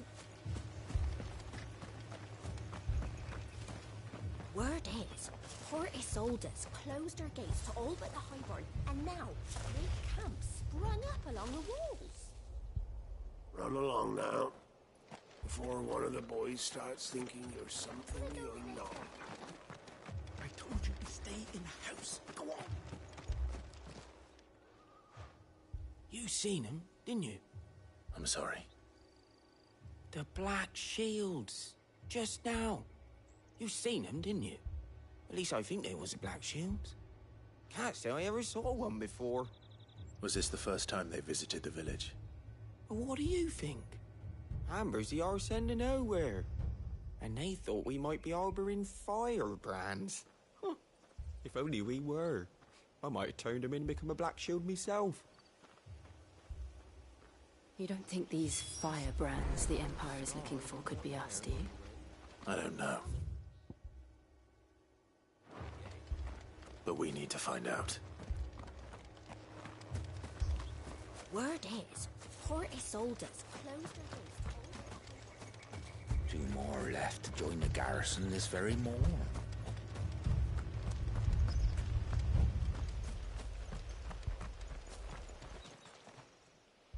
Greetings, friend. We are travelers. I know that. What do you want? We couldn't help noticing those Imperial soldiers who were here earlier. Don't you go telling these strangers a thing.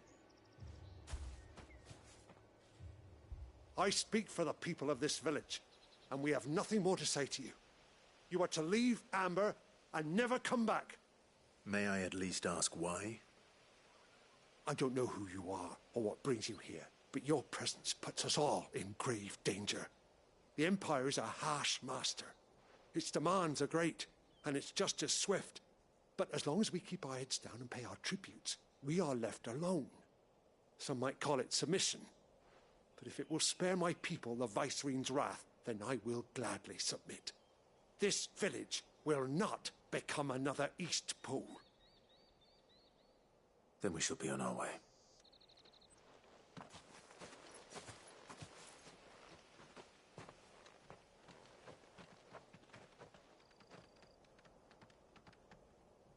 These people live with a knife to their throats. In the mistaken belief that if they cooperate, my mother will show them mercy. Obedience bought with fear. Are you all right? Sorry, It's nothing. We still don't know who the Black Shields are looking for. Well, whoever they are, the Imperials deem them worth pursuing to the back of beyond. But other than Martha, who else in Rosari would have the courage to stand against the Empire? A new ally would certainly be welcome. Can we find them before the Imperials do? Perhaps the next village will yield more answers. Perhaps.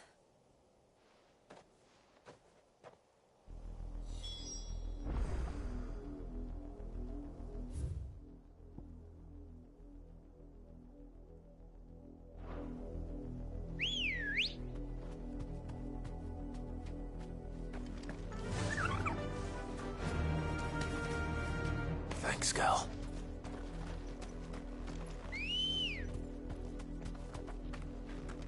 Let's go. Run like the wind. This pass will take us through the mountains. And directly into the path of whoever or whatever lurks here.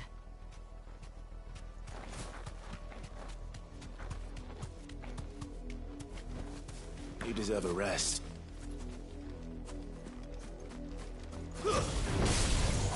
Ever since the apology, we've seen more and more of these echoes. What do you think is waking them? The Mother Crystal's collapse?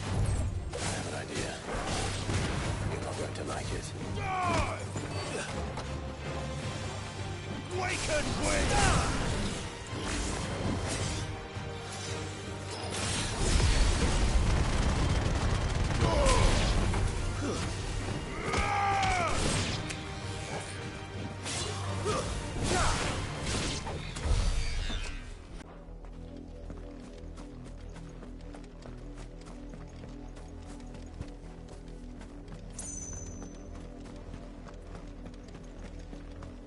Help me, boy.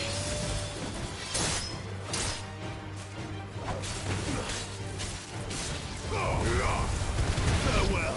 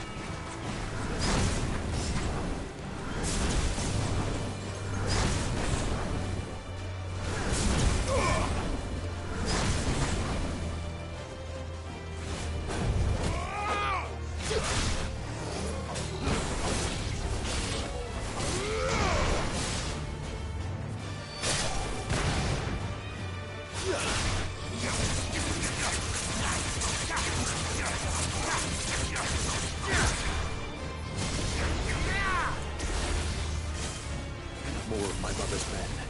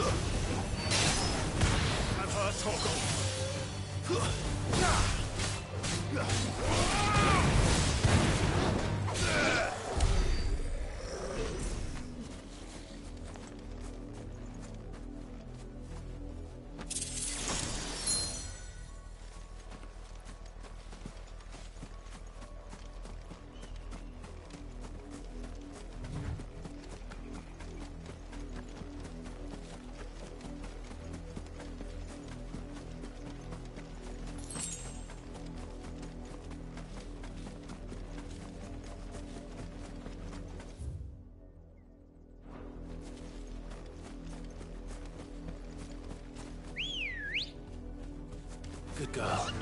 Yeah!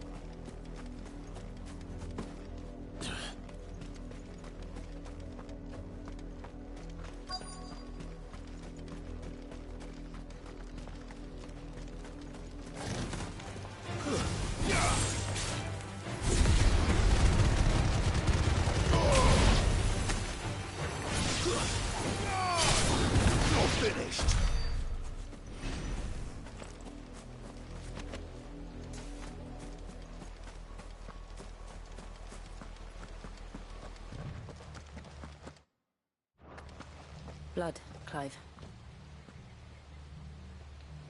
And still wet.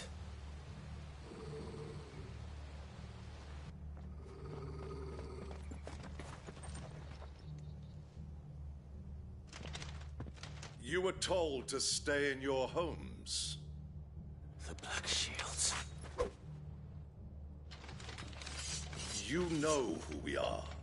And still, you would bear your steel. Why then? We owe you our thanks. You have saved us the trouble of an interrogation. To dwell in darkness, that we may purge the night and welcome lasting dawn. On these, our swords we swear. Say that again. I'll show you a true shield of Rosaria.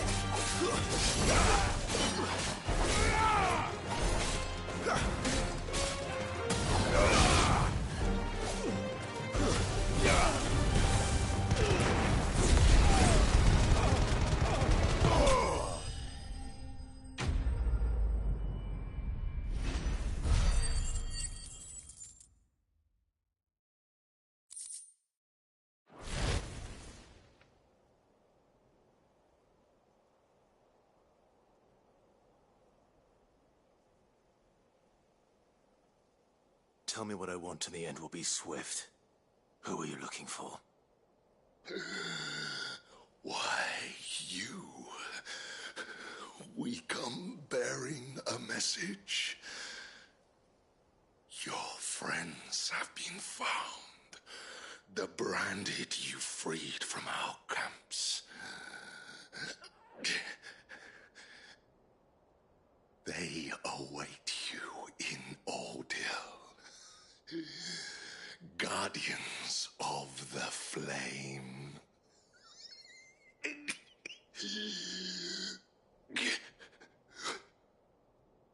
Those are Old Hill's gates. Then we hurry.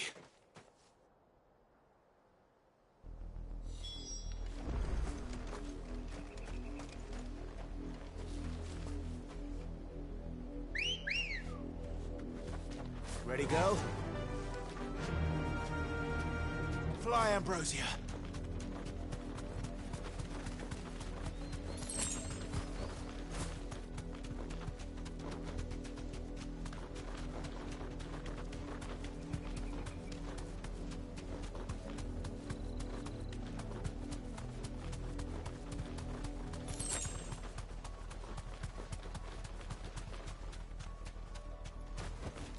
You deserve a rest.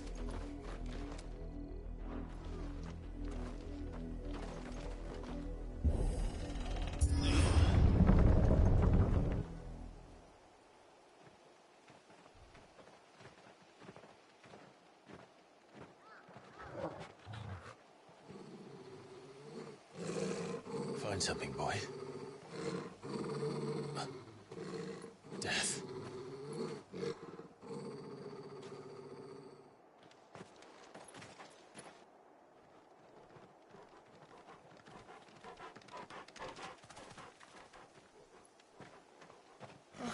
Found her.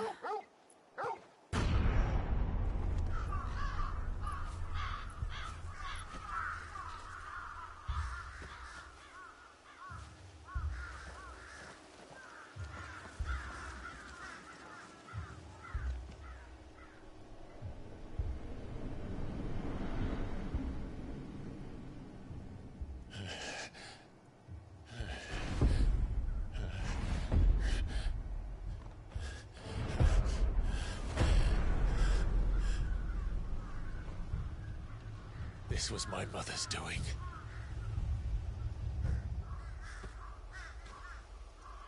But But why? Why would anyone... I don't know. I never truly understood her. But this... Oh, Clive.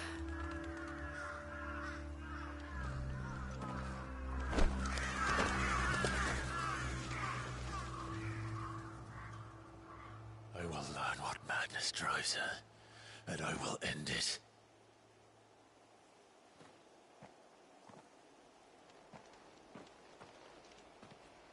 We should go.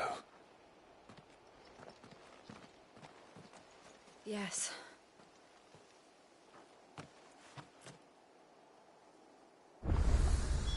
We can't leave them here like this. We won't. But if the... Black Shields have made it this far south, they may already be in Port...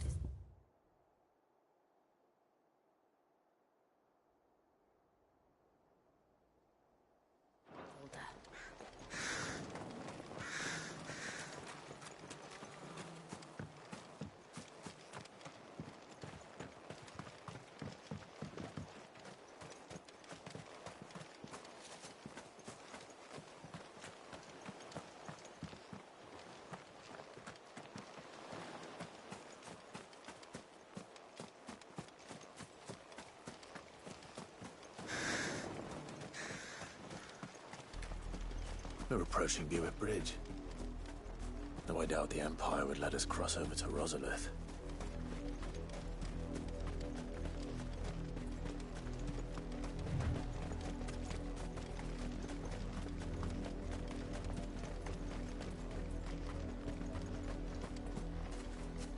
Didn't happen to come by way of Oldhill, did you? Saw some Imperials clad in black making for the docks just the other day. The next morn, you couldn't see the sun for all the ravens.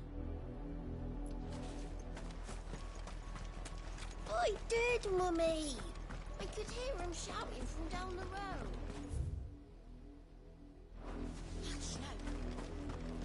How am I to say? They're all Rosarian. But this is their home. I'm hungry. Don't go thinking you'll find refuge in the houses outside Port Isolde. The place is a wretched hive of thieves and blackguards. You'll find no succor to the south travellers, nor beyond the Buick. The Empire has seen fit to banish us from our own land.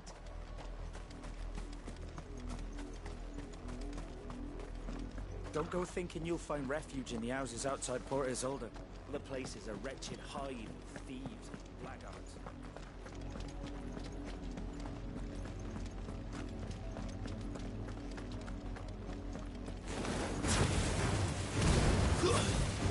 Stay down!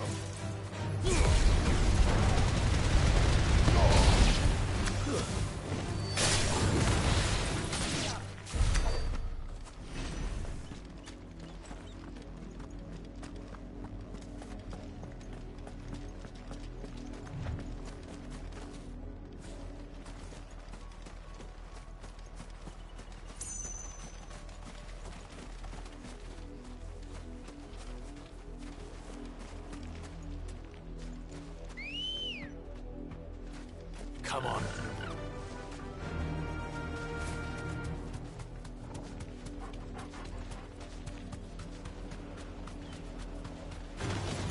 Time to fight.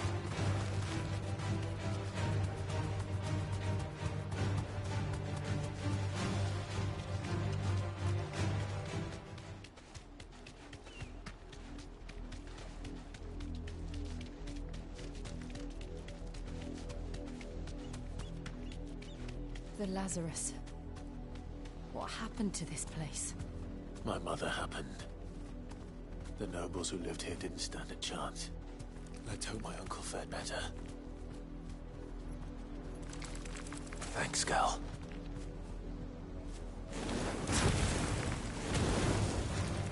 Very well.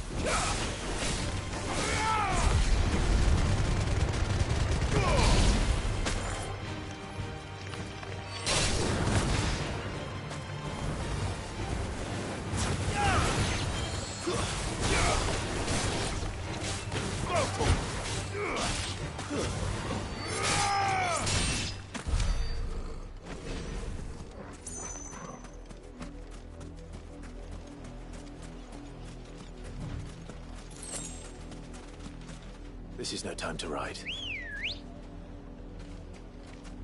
Ready, go? Yeah! That's the main gate. And it looks like we're not the only ones hoping to get in.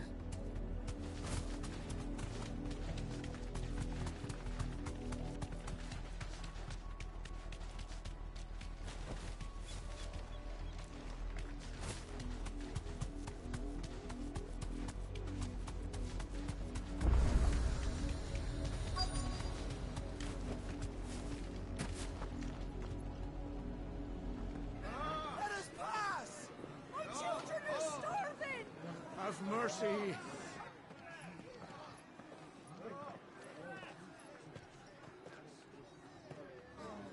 Voice-rinsed dogs they are! You can't ignore us forever! Let us in, or we'll die on your doorstep! Better out there than in here! Oh, get enough Fuck off! Hang the chinless bastards! Those crystals belong to us all! I said, where were you, filth? Back to your sties! Cut you down where you stand! Destroy it! No chance of slipping through unnoticed. We'll need to find another way in.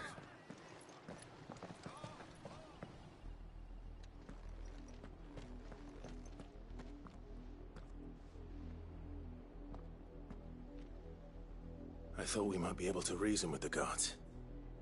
Or at least bribe them. I suspect everyone in that crowd thought the same. Was that the only way in? Officially, yes. Strictly speaking, no. My uncle once told me that the nobles had tunnels built, so that they could visit town without having to walk amongst the rabble. The Lazarus.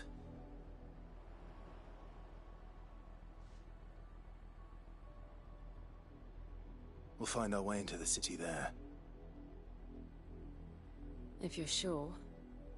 The entire place looked abandoned. Do you think it's safe?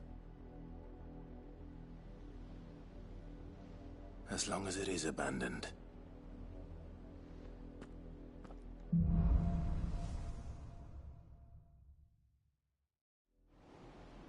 The good news is we haven't seen a single black shield since Old Hill.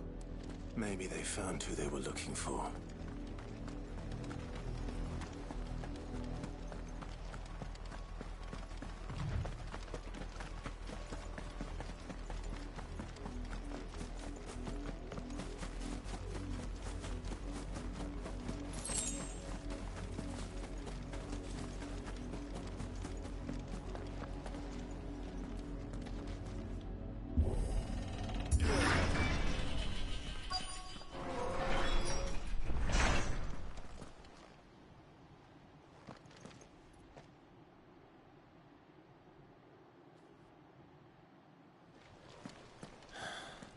This is nothing like I remember it.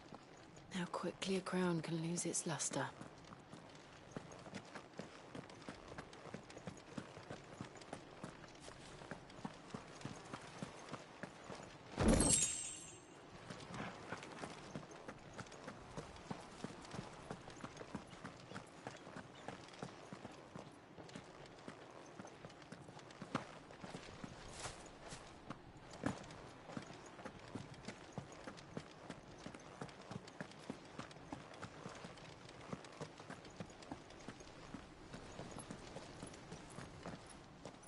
Not abandoned, then. Oi! Visitors!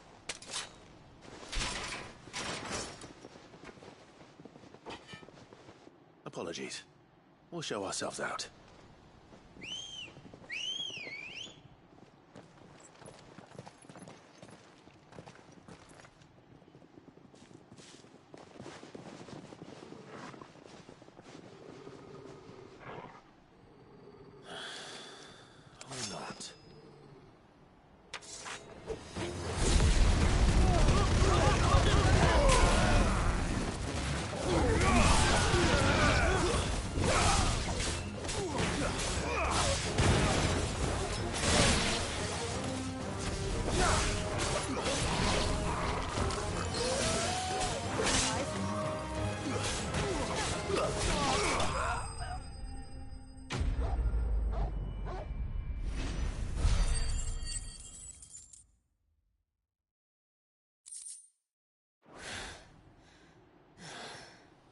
I've only ever seen one man fight like that.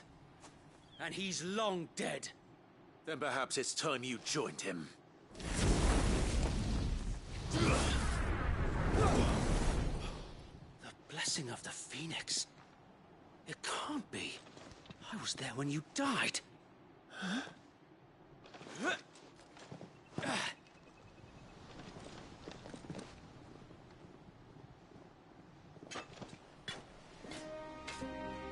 Forgive me, my lord. I knew not whom I addressed. You have naught to fear from us. Founder, it really is you. It is. So wait.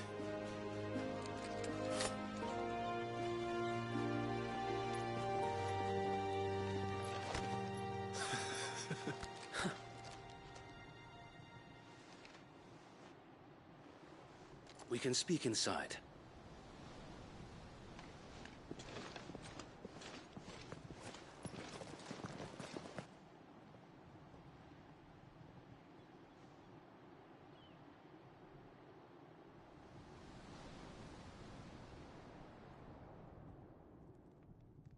And those who wouldn't bend the knee? We left before the Empire could make examples of us, though we didn't go far. And we banded together to form the Guardians of the Flame soon after. Alas, there is only so much a handful of aging shields can do against the might of an empire.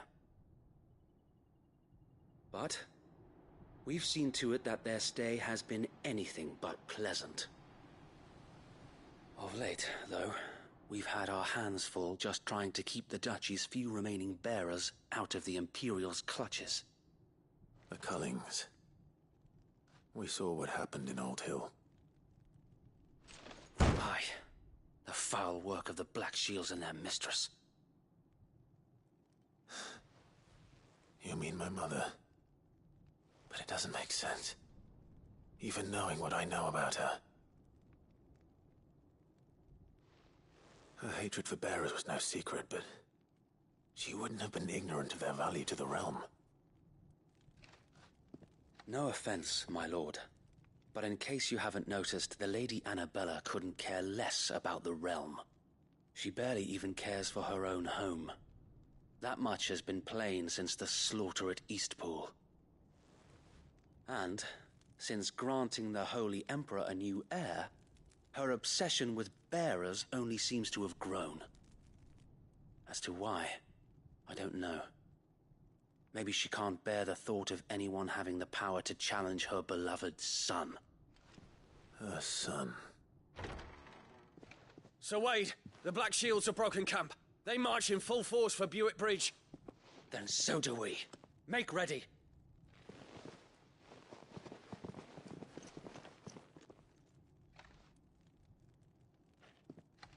This is their main host. If we remove the head, perhaps we can prevent what happened at the docks from happening somewhere else. If I do nothing, then the blood of their next victims will be on my hands.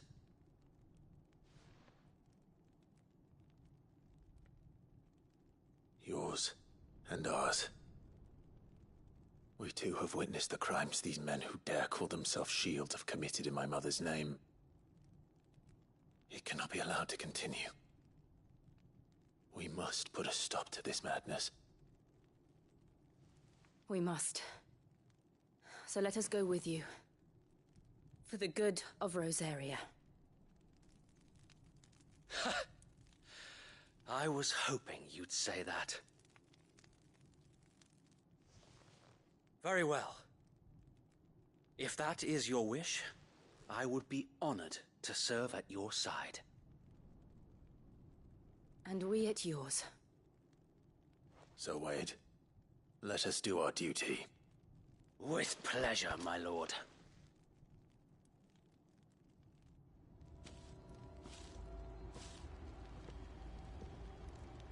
I imagine this endeavor will require more than just our wits. Then let's hope Sir Wade has a good quartermaster.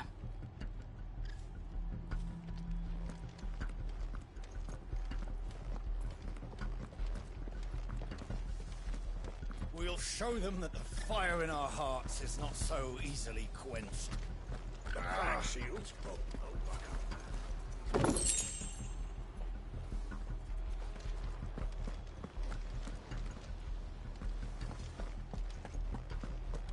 telling me that's the Archduke's son?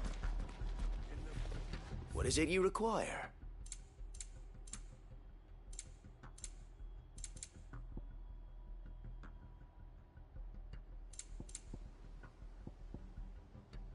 It has been an honor. Tell us then, Sir Wade. What is your plan? Nothing fancy. You, Lady Jill and I make for Buett Bridge and provoke the main host at their encampment. Sensing an opportunity to end the Guardians, the Black Shields will call for reinforcements, who will be met from the rear by parties of my brothers hidden throughout the surrounding hills. This will allow us to wage battle on the bridge without fear of being overwhelmed.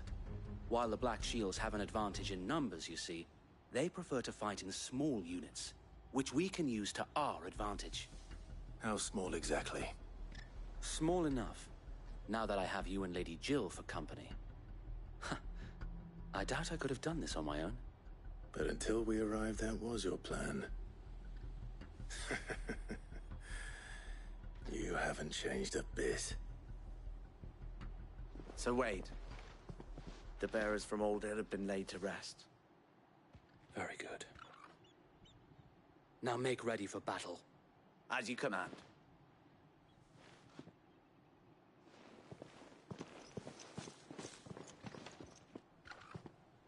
Thank you, Sir Wade. Perhaps now they will find peace. There is but one thing which will grant them peace. Putting an end to the Black Shields.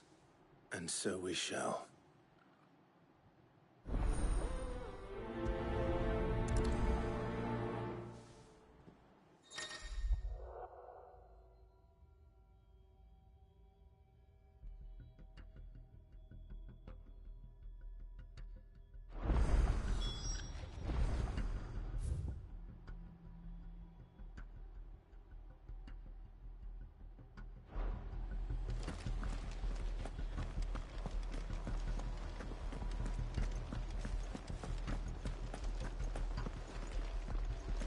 Blessing of the Phoenix go with you. How long have you been pursuing the Black Shields? Since they burned their first village. We tracked down the bastards responsible and fed their corpses to Stillwind. Suffice to say, that got their attention. It's been a game of cat and mouse ever since.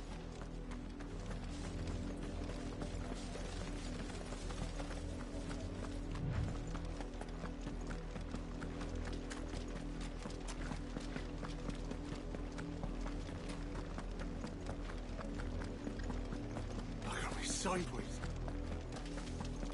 Come along now. The bastards are looking at me. There they are. On your command, my lord.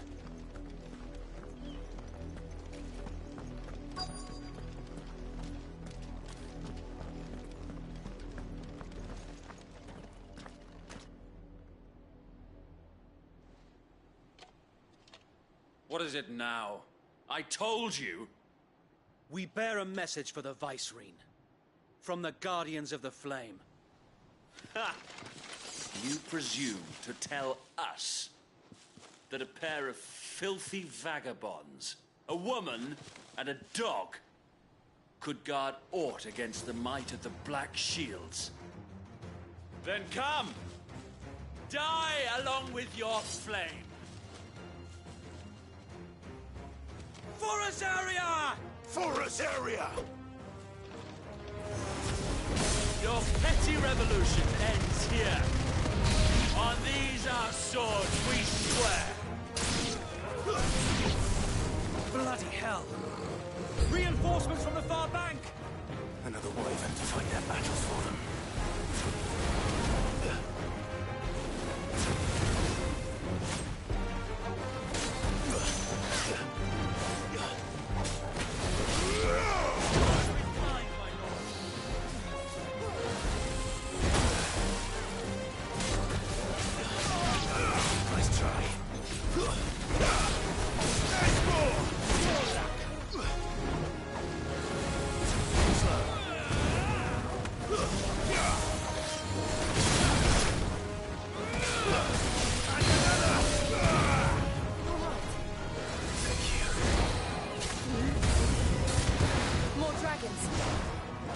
Worms. The Imperials aren't taking any chances. I can't say I'm flattered. I'm hurt, Torgal.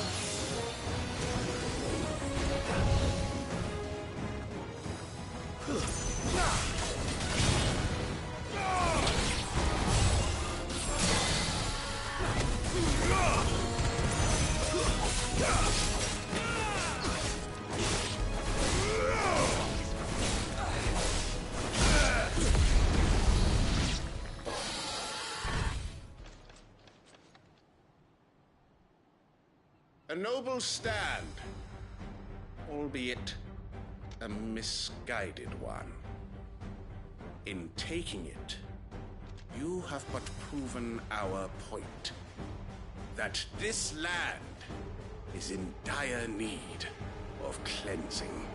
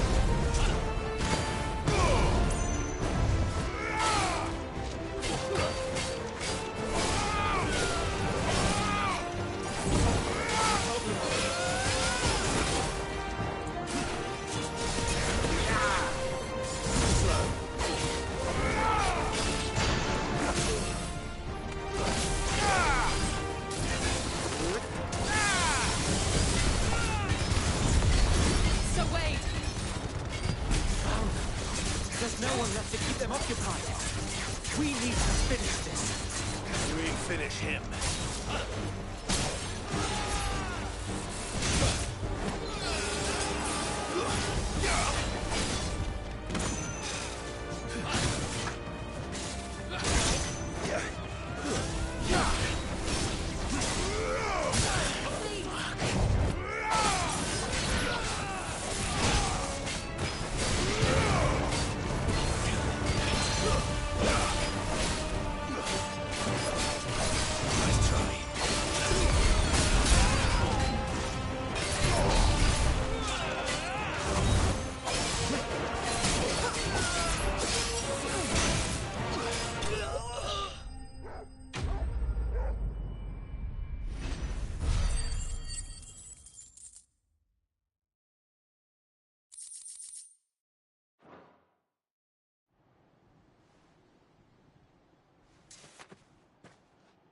I don't see any more. Nor do I. The plan worked. It did. It bloody worked. We sent every last one of the rotten bastards straight to the mud! Lord, perhaps this will be enough to stop the Cullings. For the time being, at least. Perhaps. Though I doubt my mother will take this loss well. She'll move swiftly to see her minions' ranks replenished. And then it will all begin again. I often wonder if the nation we once knew is gone for good. Her fields rot. Her people starve. We battled to preserve the flame that was, but for every foe we fell, another springs up in its place. Yet be that as it may, it is still our home, and we must fight for it. As we always have, and always will. For as long as the Firebird's flame burns in our hearts, the Duchy cannot die. And her loyal subjects may dream of a day when the Rosarian standard flies over Rosalith once more. So wait, Think we should fall back to Port Isolde before the garrison sends reinforcements? A sound strategy, my lord.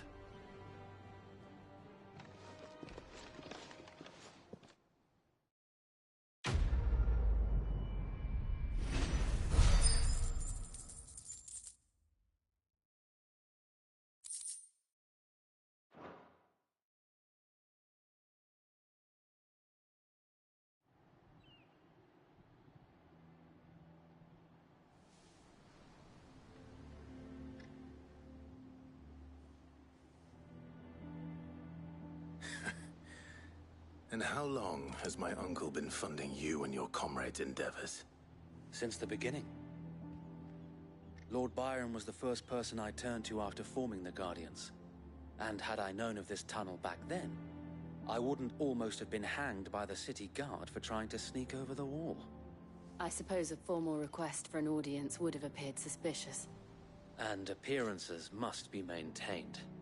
Were the Vice-Regency to catch wind of Lord Byron's involvement in our movement, they'd seize his estate and send him to the gallows, where he would be of no use to anyone. And so, though it sickens him to the soul, he plays the part of the loyal lord, knowing that one wrong move might prove his downfall. It is why he remains ever vigilant. Don't be surprised if he refuses you an audience, especially since you're famously dead. Then I will have to think of a way to prove that I am neither wraith nor wrongdoer. I might have something which could help with the latter. It's the mark of the Guardians. Display it, and those who love Rosaria will know where your loyalties lie.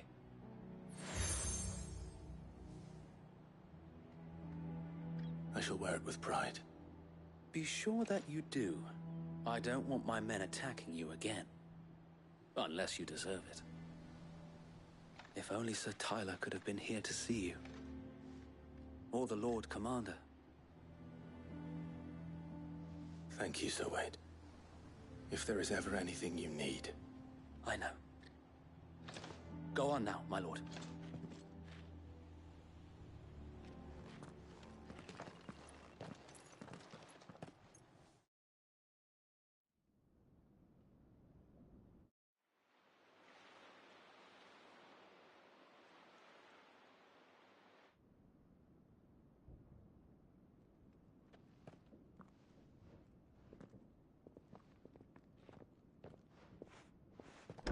How accommodating. Do you really think they believe we are who we say we are? Not a chance.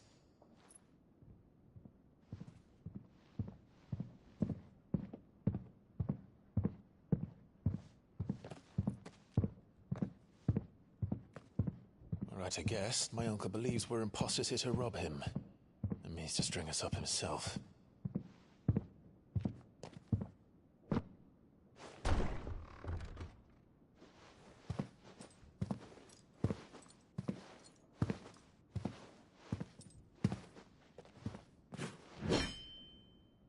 Imagine my surprise when I was told my nephew had come to visit.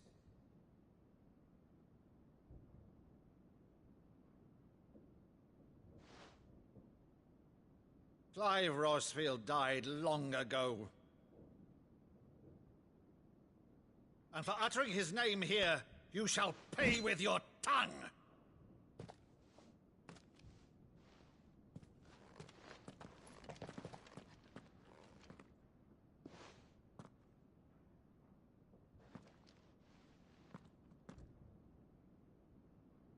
You would mock me as well?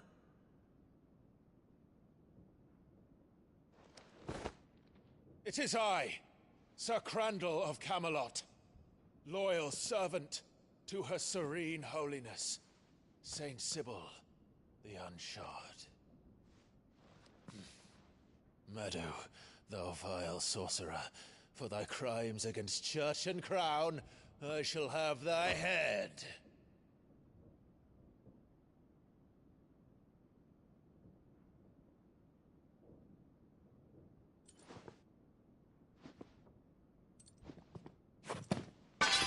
Curse thee, infectious flax wench. Even in death, must thou plague me still? Very well. I shall open the gates of hell, that thou might see thy charge once more.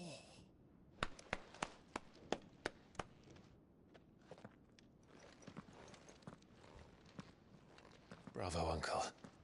You're still the finest Meadow in the twins. Oh,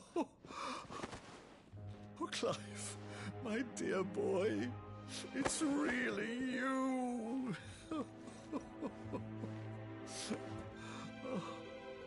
You always were fond of that scene from The Saint of the Sanctuary. Never did let me play Sir Crandall.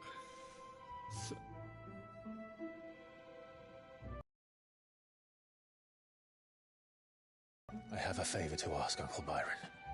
Rutherford, inform the kitchens. There'll be guests. We dine immediately.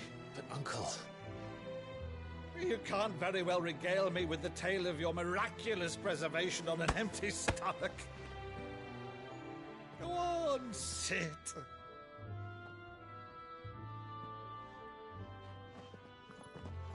See that you use the good plates, Rutherford.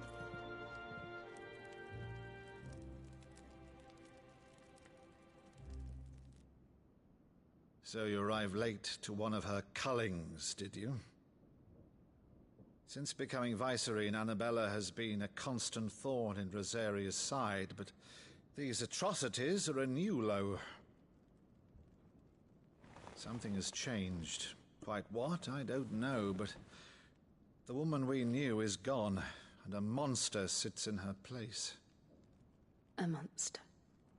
For better or worse, I've been charged with governing this town, and thus must maintain the illusion of obedience.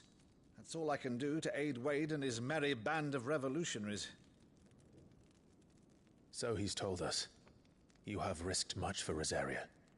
Our nation will be forever in your debt.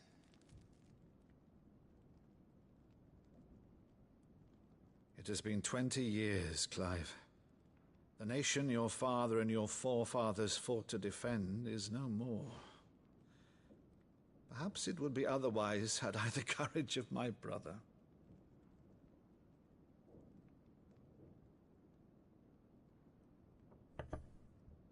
All right, if it's a ship you require, a ship you shall have. I've a galley in port, but recently relieved of her cargo. She can be outfitted for the voyage in a matter of weeks. So you believe us, then? About everything? Believe you? Ha! Only a fool would believe even half of the things you claim. But until tonight, only a fool would have believed my nephew still lived. And besides, I have it on good authority that Clive is telling the truth. Whose authority? Your own, of course. You've always been a terrible liar. Is that true? It's not untrue.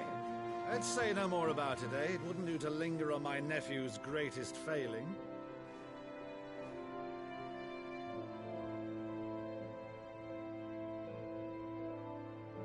The one thing I cannot believe, though, is all this about you being Sid. You were always such a good boy, but now you're quite the outlaw. Which, if I'm not mistaken, would make me an outlaw's uncle. Right then, who shall we pillage first? Rutherford, fetch me my cutlass. This will be fun.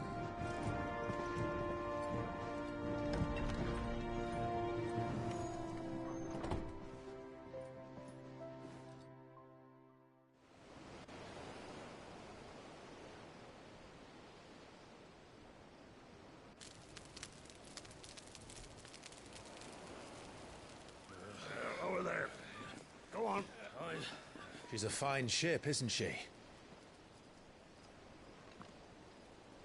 Once outfitted, she'll bear us across the boiling sea to Drustinus in the space of 3 days.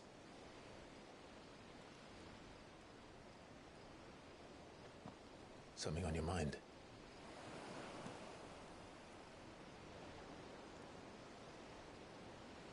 Monsters.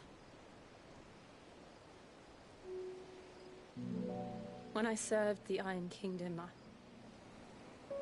I did so because I saw no other choice. Because once they learned that the lash would not move me, they turned it on those who could.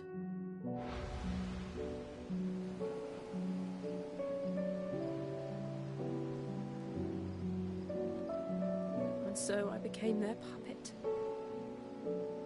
I let them pull my strings, telling myself it was not my hand that swung the sword, but another's.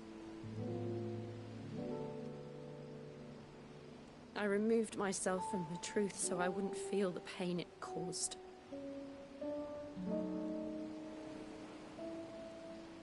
And before I knew it,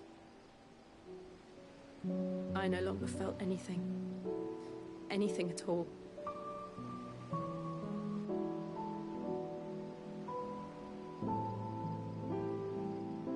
I had become a monster.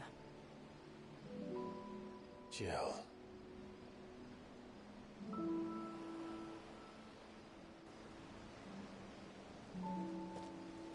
I don't want to be a monster, Clive.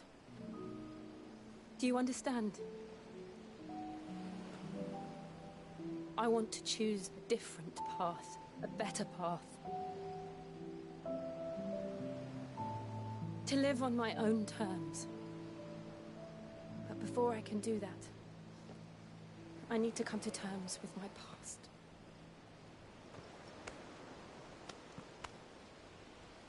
And when you do, I'll be standing there with you, just as you stood with me.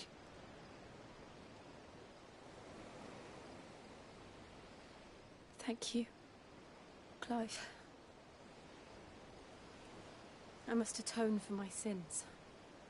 Only then, when it's done, will the monster cease to be.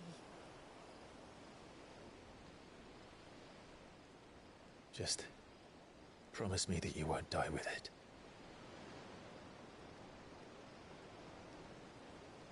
Now, let's get some sleep.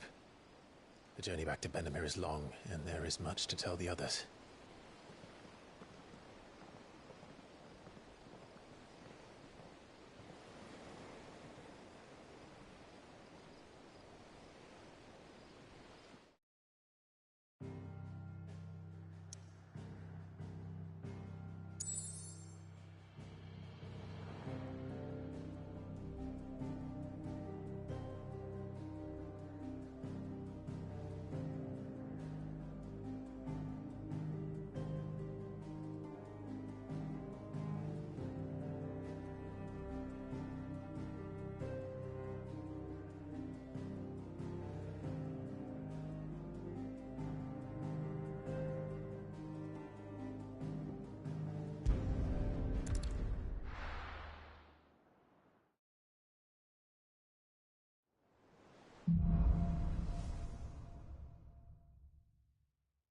Only the Founder knows what awaits us in the Iron Kingdom. But Vivian could probably make an educated guess.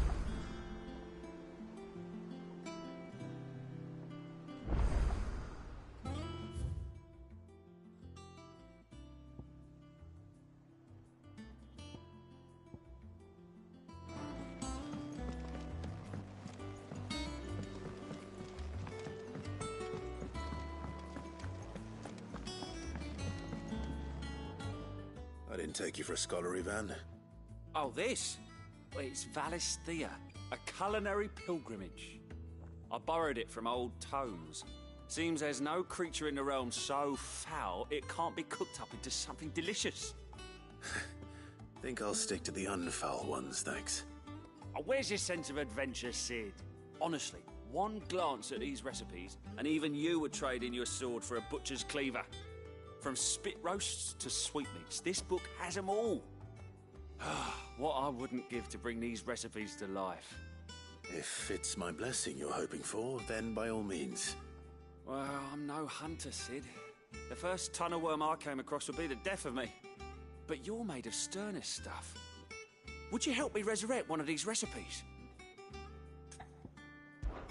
Something tells me you won't be taking no for an answer. Fine. I'll help. Fantastic! Thank you. So, dare I ask what's on the menu? Chance's Stew. It was once a favourite among the gourmands of Oriflamme, if the author is to be believed. Though Molly's never heard of it. The only problem is that while the recipe is extremely detailed in most respects, it's infuriatingly cryptic as to the main ingredient. A beast, no doubt. Most likely something that would make easy work of a simple cook with more broth than brawn, but unwanted violets. I've no idea what they might be. Does the book say anything else? Well, only that the sweetest violets sprout atop the bed of roses. Roses. Rosaria, perhaps? One of the butchers in Martha's Rest might know something. I'll ask next time I'm there.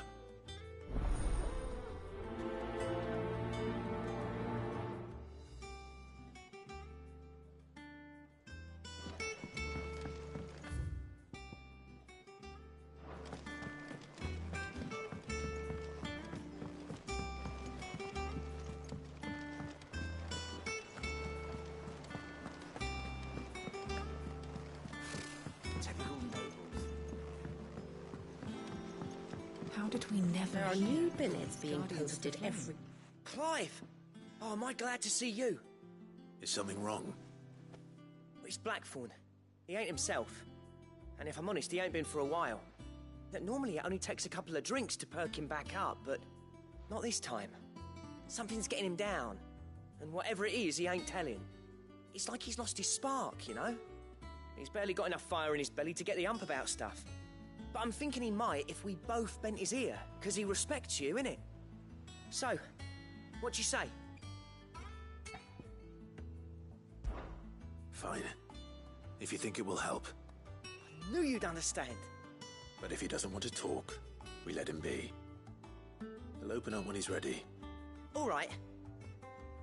Now, he'll only smell a rat if we both turn up at once. So, I'll go first, and you can meet us at the forge. Wait a bit, then head over when you're ready.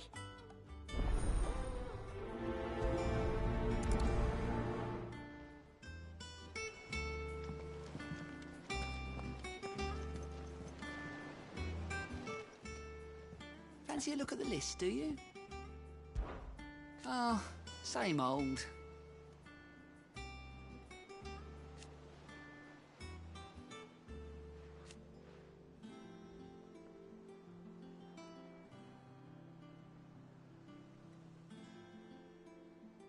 So,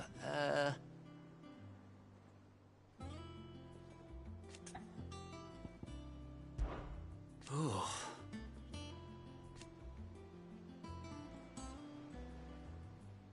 And Sid. He's still with us too.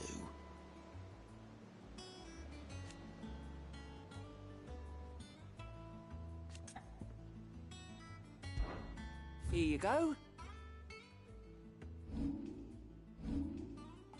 Think you can help? Oh, Clive! Welcome to the Patron's Whisper. The Patron's Whisper? Does that mean someone else is taking care of our friend's donations? Oh no, that's still me. It's just Karen has her toll, Blackthorn has his hammer. I thought a new name might liven things up. I still catalogue every item that arrives, in addition to setting aside those tokens of appreciation the sender has specified are to be presented to you personally. Would you like to see if we have any? Business is busy.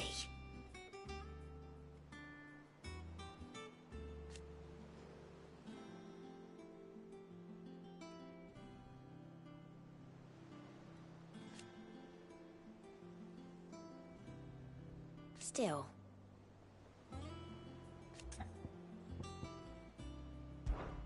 Words are immortal.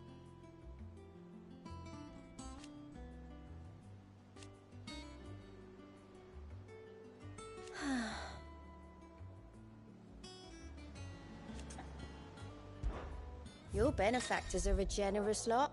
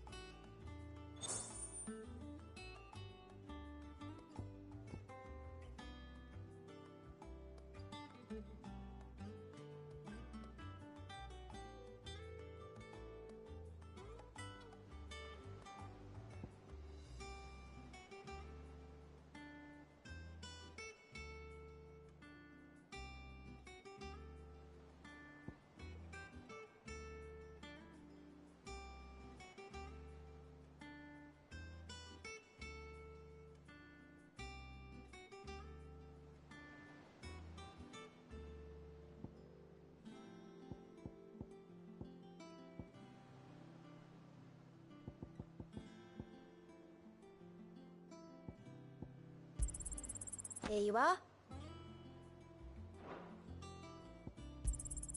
You earned this. Here you are.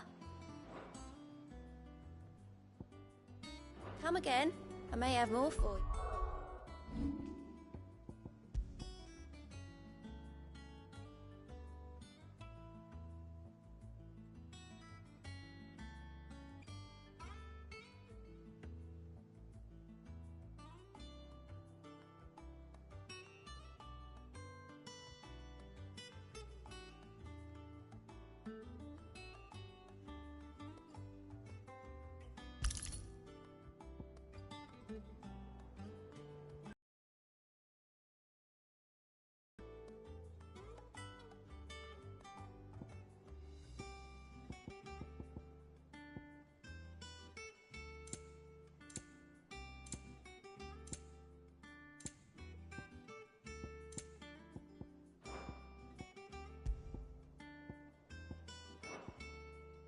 Yeah.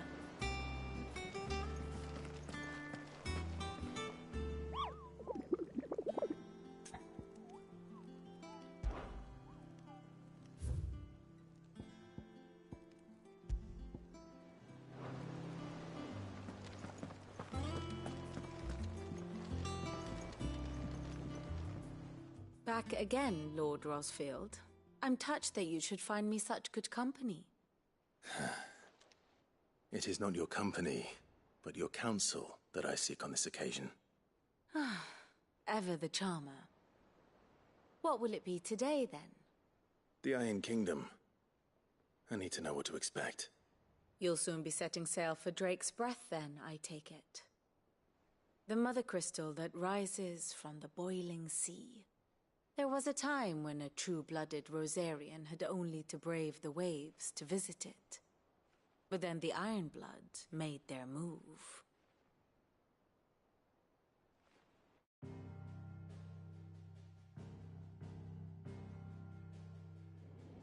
As you know, the Iron Kingdom rules over the islands to the west of Storm. Or rather, its church does.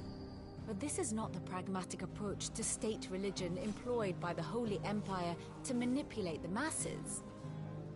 No. The Iron Kingdom is the literal embodiment of the crystalline orthodoxy. And so, if one is to understand it, one must start there. As the name implies, the orthodoxy holds the Mother Crystals sacred, and they do not take kindly to heathens plundering the objects of their worship for the means to fill washtubs and light lamps with frivolous feats of magic. Indeed, the faithful consider ether a sinful thing, a poison no less. And to them, a dominant is an instrument of evil, albeit one they have proven only too happy to turn against their enemies. Some 80 years ago in Northern Storm, Drake's eye collapsed. Soon after, in pursuit of ether and with the Blight at their backs, the Northern Territories descended upon the Grand Duchy of Rosaria.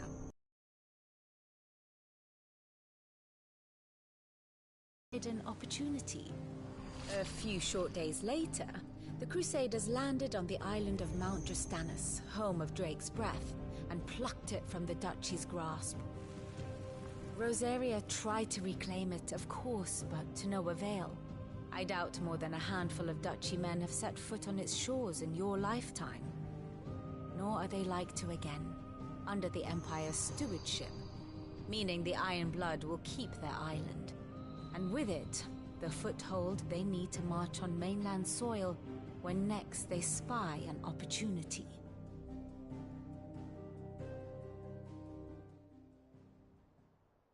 The Mother Crystal is both the object of the Iron Blood's worship and their gateway to the continent, making Drastanus the holiest of holy grounds, from which the Orthodox Crusade shall one day sail forth to claim the remaining Mother Crystals, or die trying. My father and my grandfather both traded blows with the Iron Blood for control of Drake's Breath. Had things unfolded differently at Phoenix Gate, we would have sent our entire fleet against them. But instead, they sent their fleet against Rosaria, sacked the capital, killed the men, and captured the women, including Jill. I'd say you'd be forgiven for wanting a little revenge, Clive. My only aim is to destroy the Mother Crystal. But thank you all the same. Not much else to do here. Let's see if Jill's ready.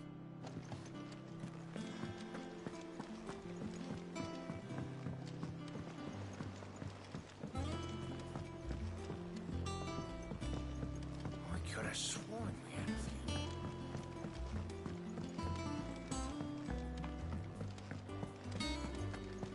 That monster's taken quite a liking to Lady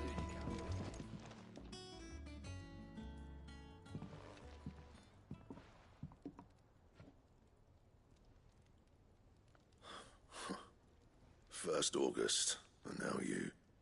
What are you pair up to? What's it got to do with me? August was worried that something had been weighing on your mind. I thought you might want to talk about it. Did you now?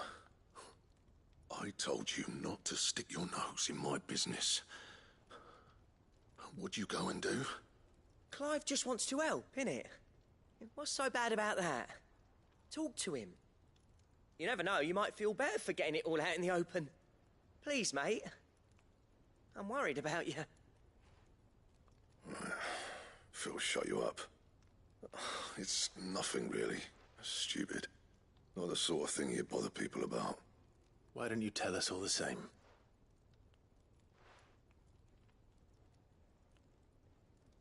Karen and I have an arrangement.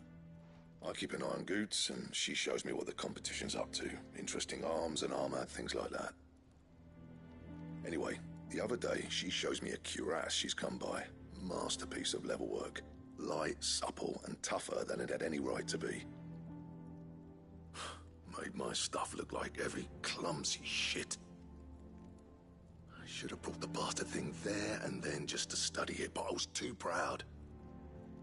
Now, every time I reach for my hammer, I'm reminded that I'm not the craftsman I thought I was. There. You happy?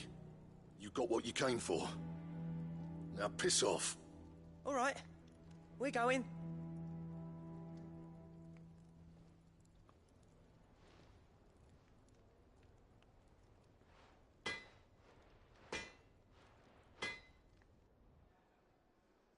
I always thought of old Blackthorn as a bit of a force of nature.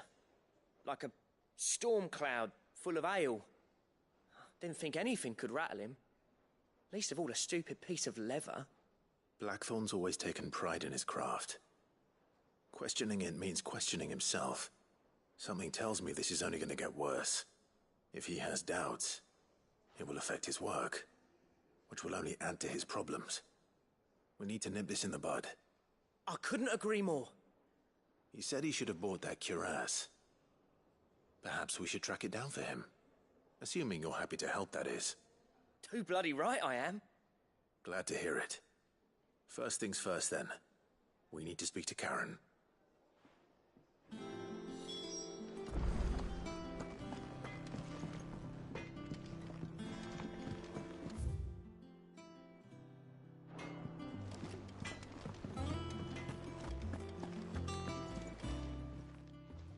Karen, do you have a moment? Blackthorn mentioned that you'd recently come by a leather cuirass.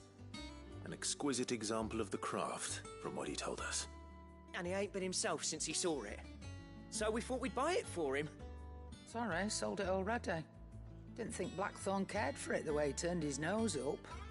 But it was nicely put together, that's for certain. Even if the bloke who made it is a bit of an odd one. Happened across him on my travels. Next all his stuff to order, but the fella who commissioned it refused to pay. He didn't like the colour of summit.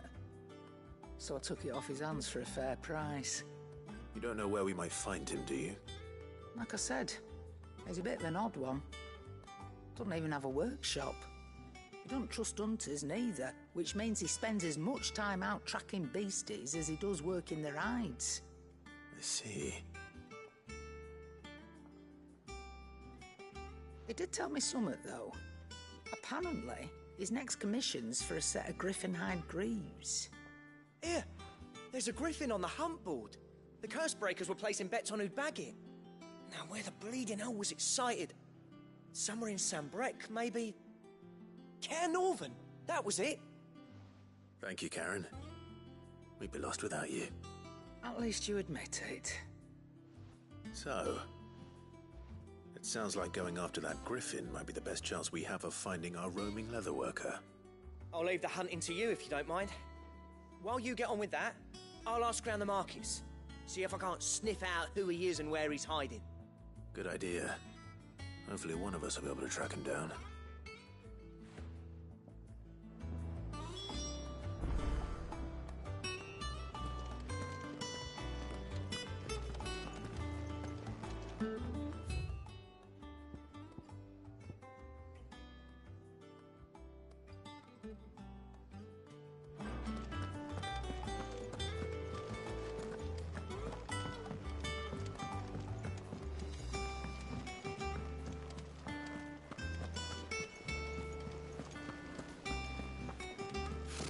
Typical nobles.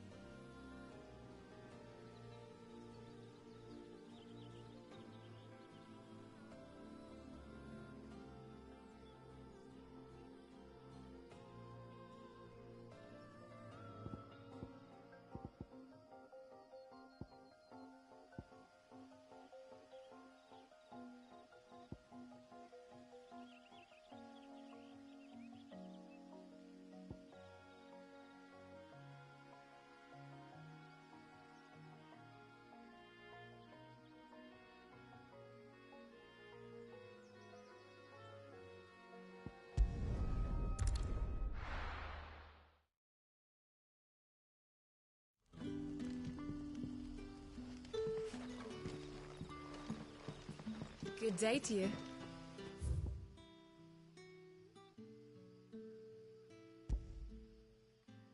Sid.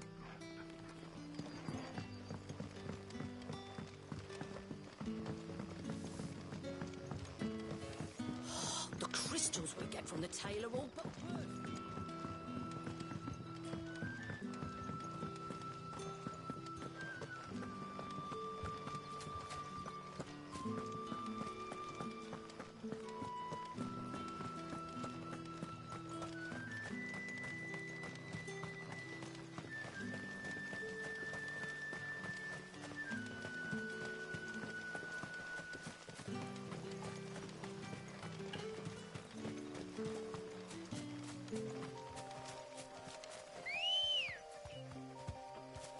Come on. Yeah!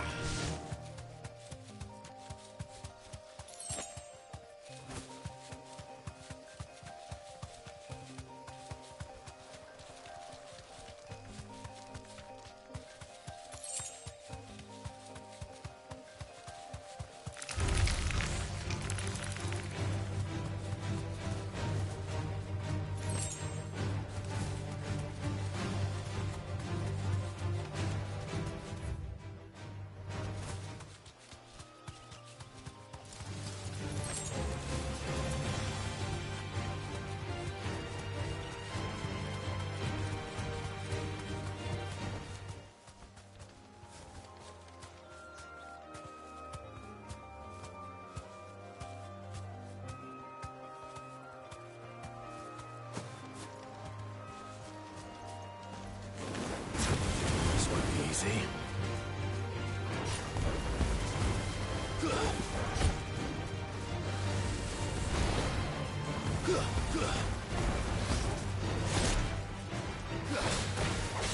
Nice try.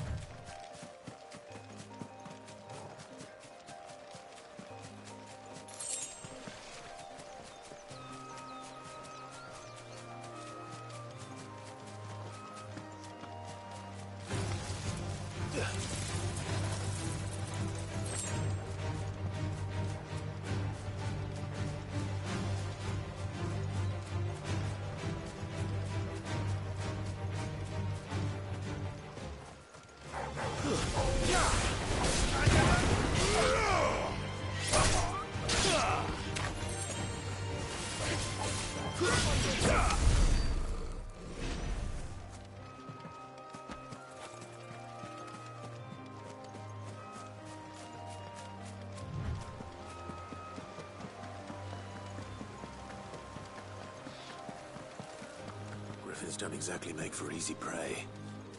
Let's hope our craftsman hasn't bitten off more than he can chew.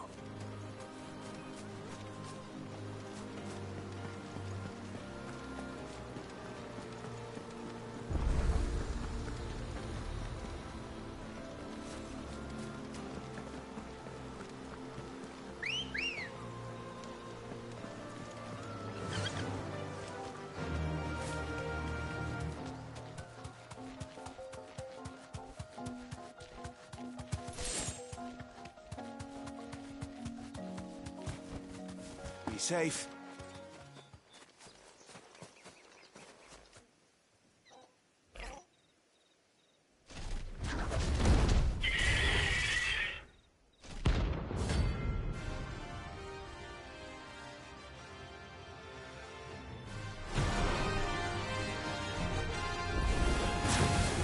We'll have to wait.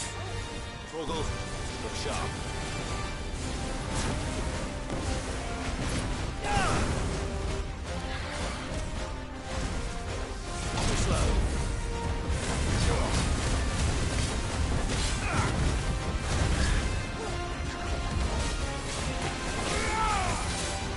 Nice try.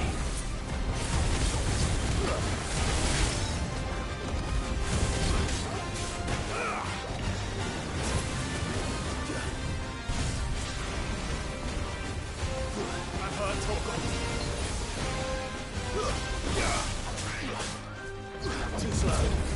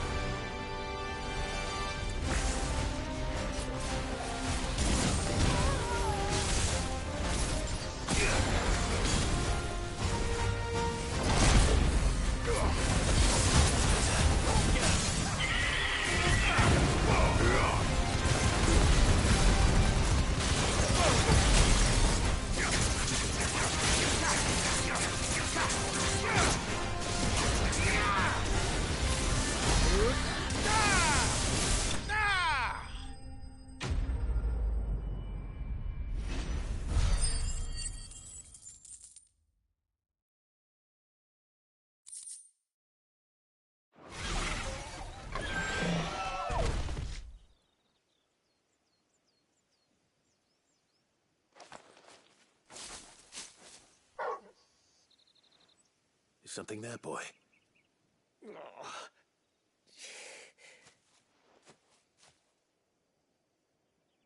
Could that be our man?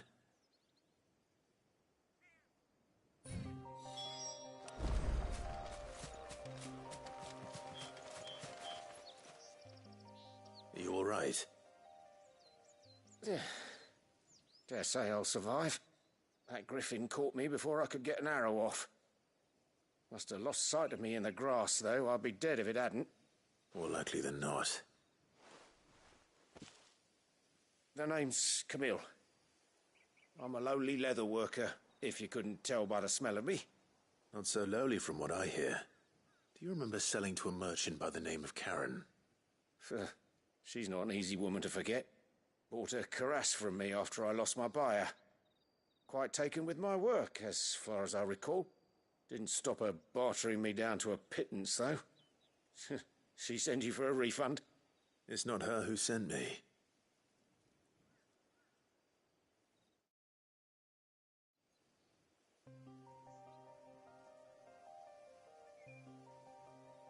Well, consider me flattered. You should be. He's a master of his art, and not an easy man to impress. Blacksmiths are proud folk. It's a rare thing indeed for one to praise a glorified tanner. And I don't imagine an impressive swordsman like yourself would be getting your steel from any but the best. I'd dearly love to help a fellow craftsman, but... Well, actually, I suppose you could give him this. What is it? Treated leather. Same stuff I used to make that cuirass. If your man's as skilled as he sounds, he'll know what he's looking at. You sure? Well, you did save my life. And thanks to you, I'll be going home with all the griffin hide I can carry. I'd say it's the least I can do. Short of showing him how to make the thing myself, that is. But there are rules against it. Secrets of the trade and whatnot. In that case, I'll see that he gets it. I'd be much obliged if you would. Right. I've got some greaves to make. You send your blacksmith my regards. Will do. And thank you.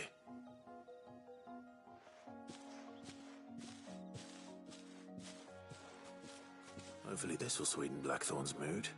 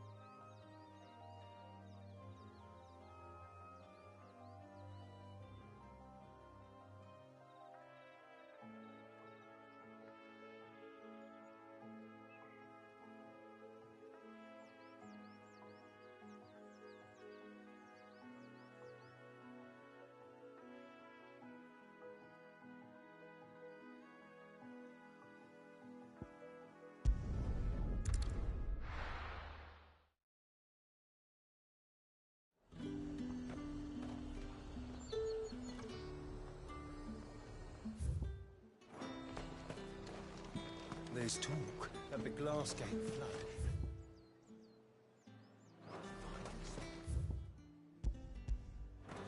Keep them pilgers nice and chilled. Look at this place.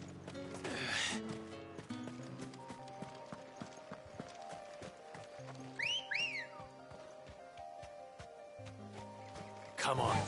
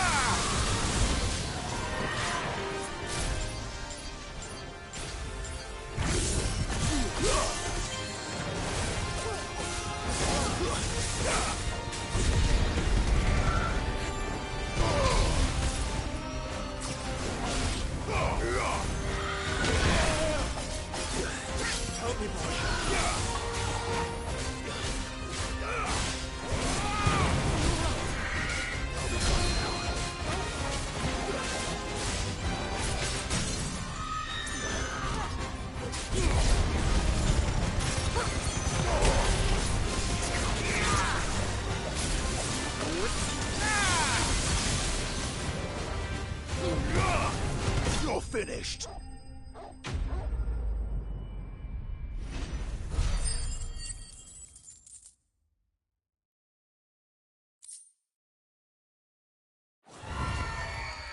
Rest well.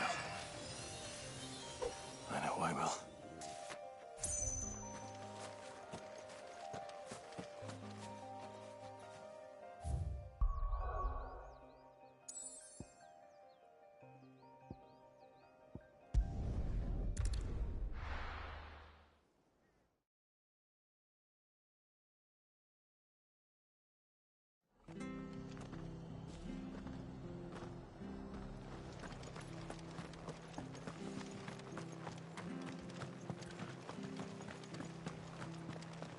Thank you for sticking with us.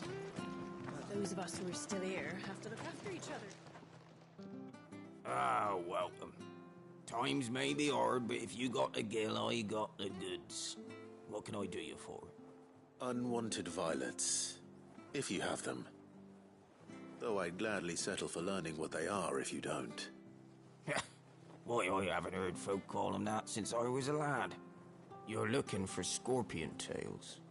Unwanted violets is what folk used to call them back in the day.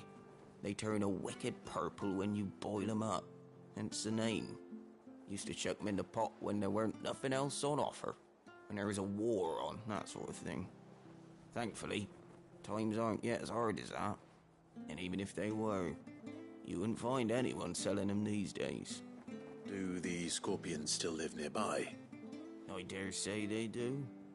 3 Reeds would be your best bet, if memory serves. Thank you. You've been most helpful.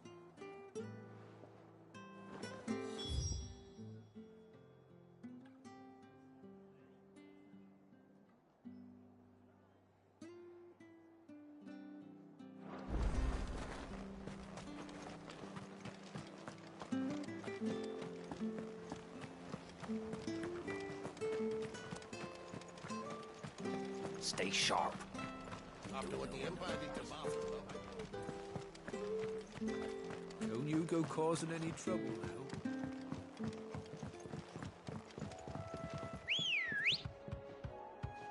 Let's go. Run like the wind.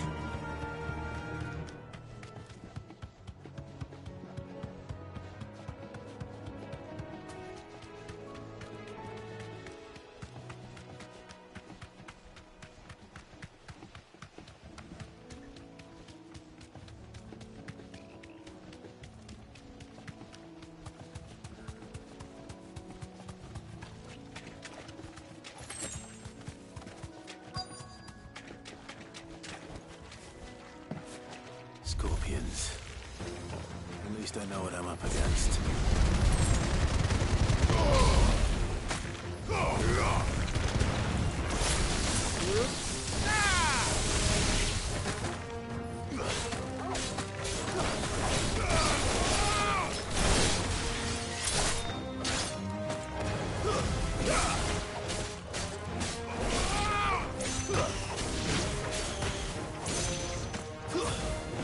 Stay down!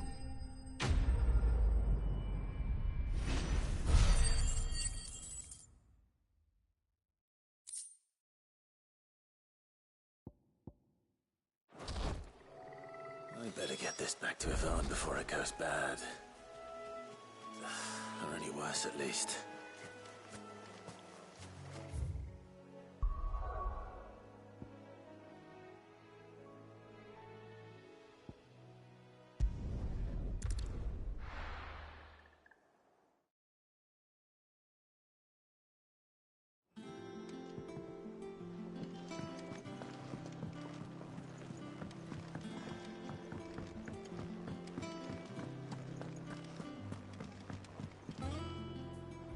Did you find our mystery ingredient? I did indeed. Marvellous! Let's see. What am I supposed to do with this? It's poisonous, surely. You wouldn't be wrong. But that's your unwanted violet. Into the pot it goes, I suppose. Wait here. I won't be long.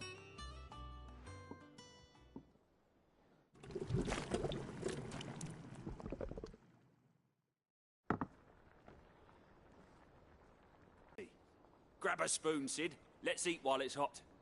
I'm, not hungry. Well, it'll be too late.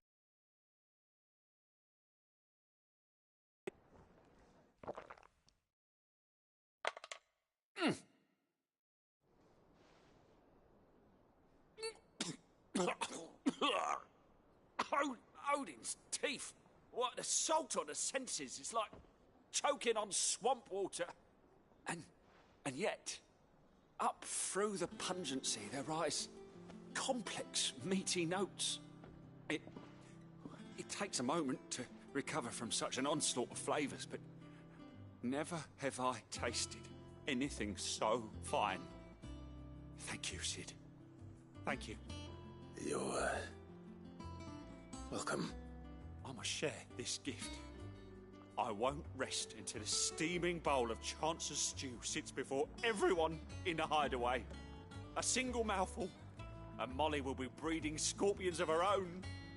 I'm sure she will.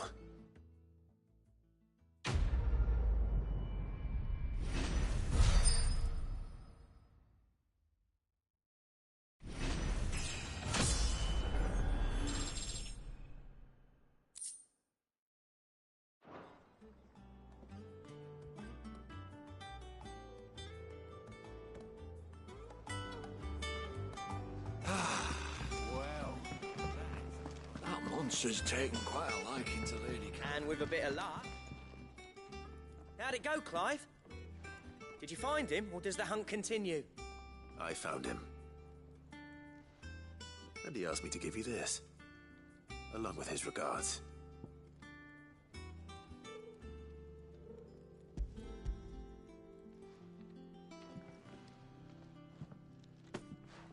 You're joking.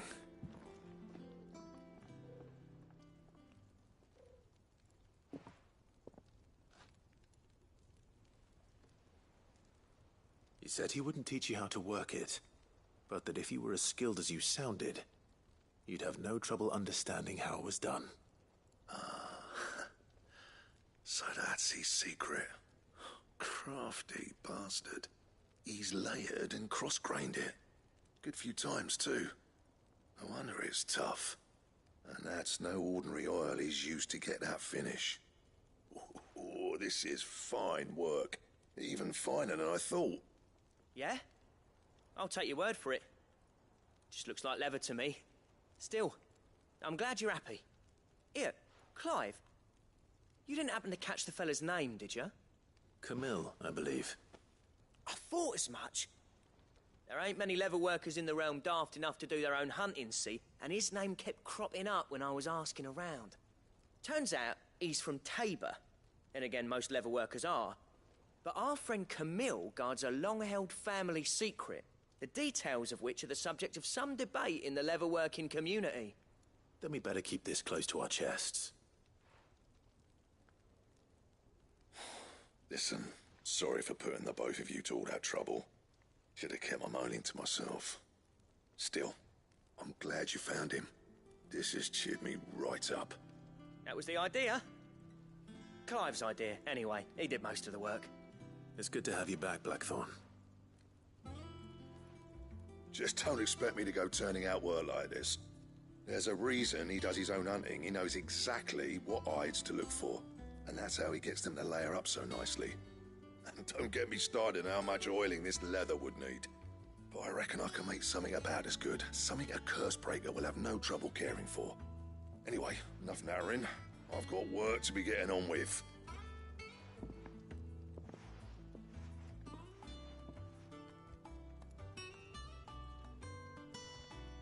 Looks like we won't be needing a new blacksmith.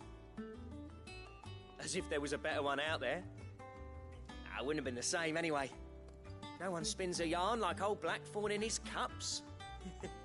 Right, now that's sorted, I've got duties to attend to. Thanks, Clive. You've given me my mate back.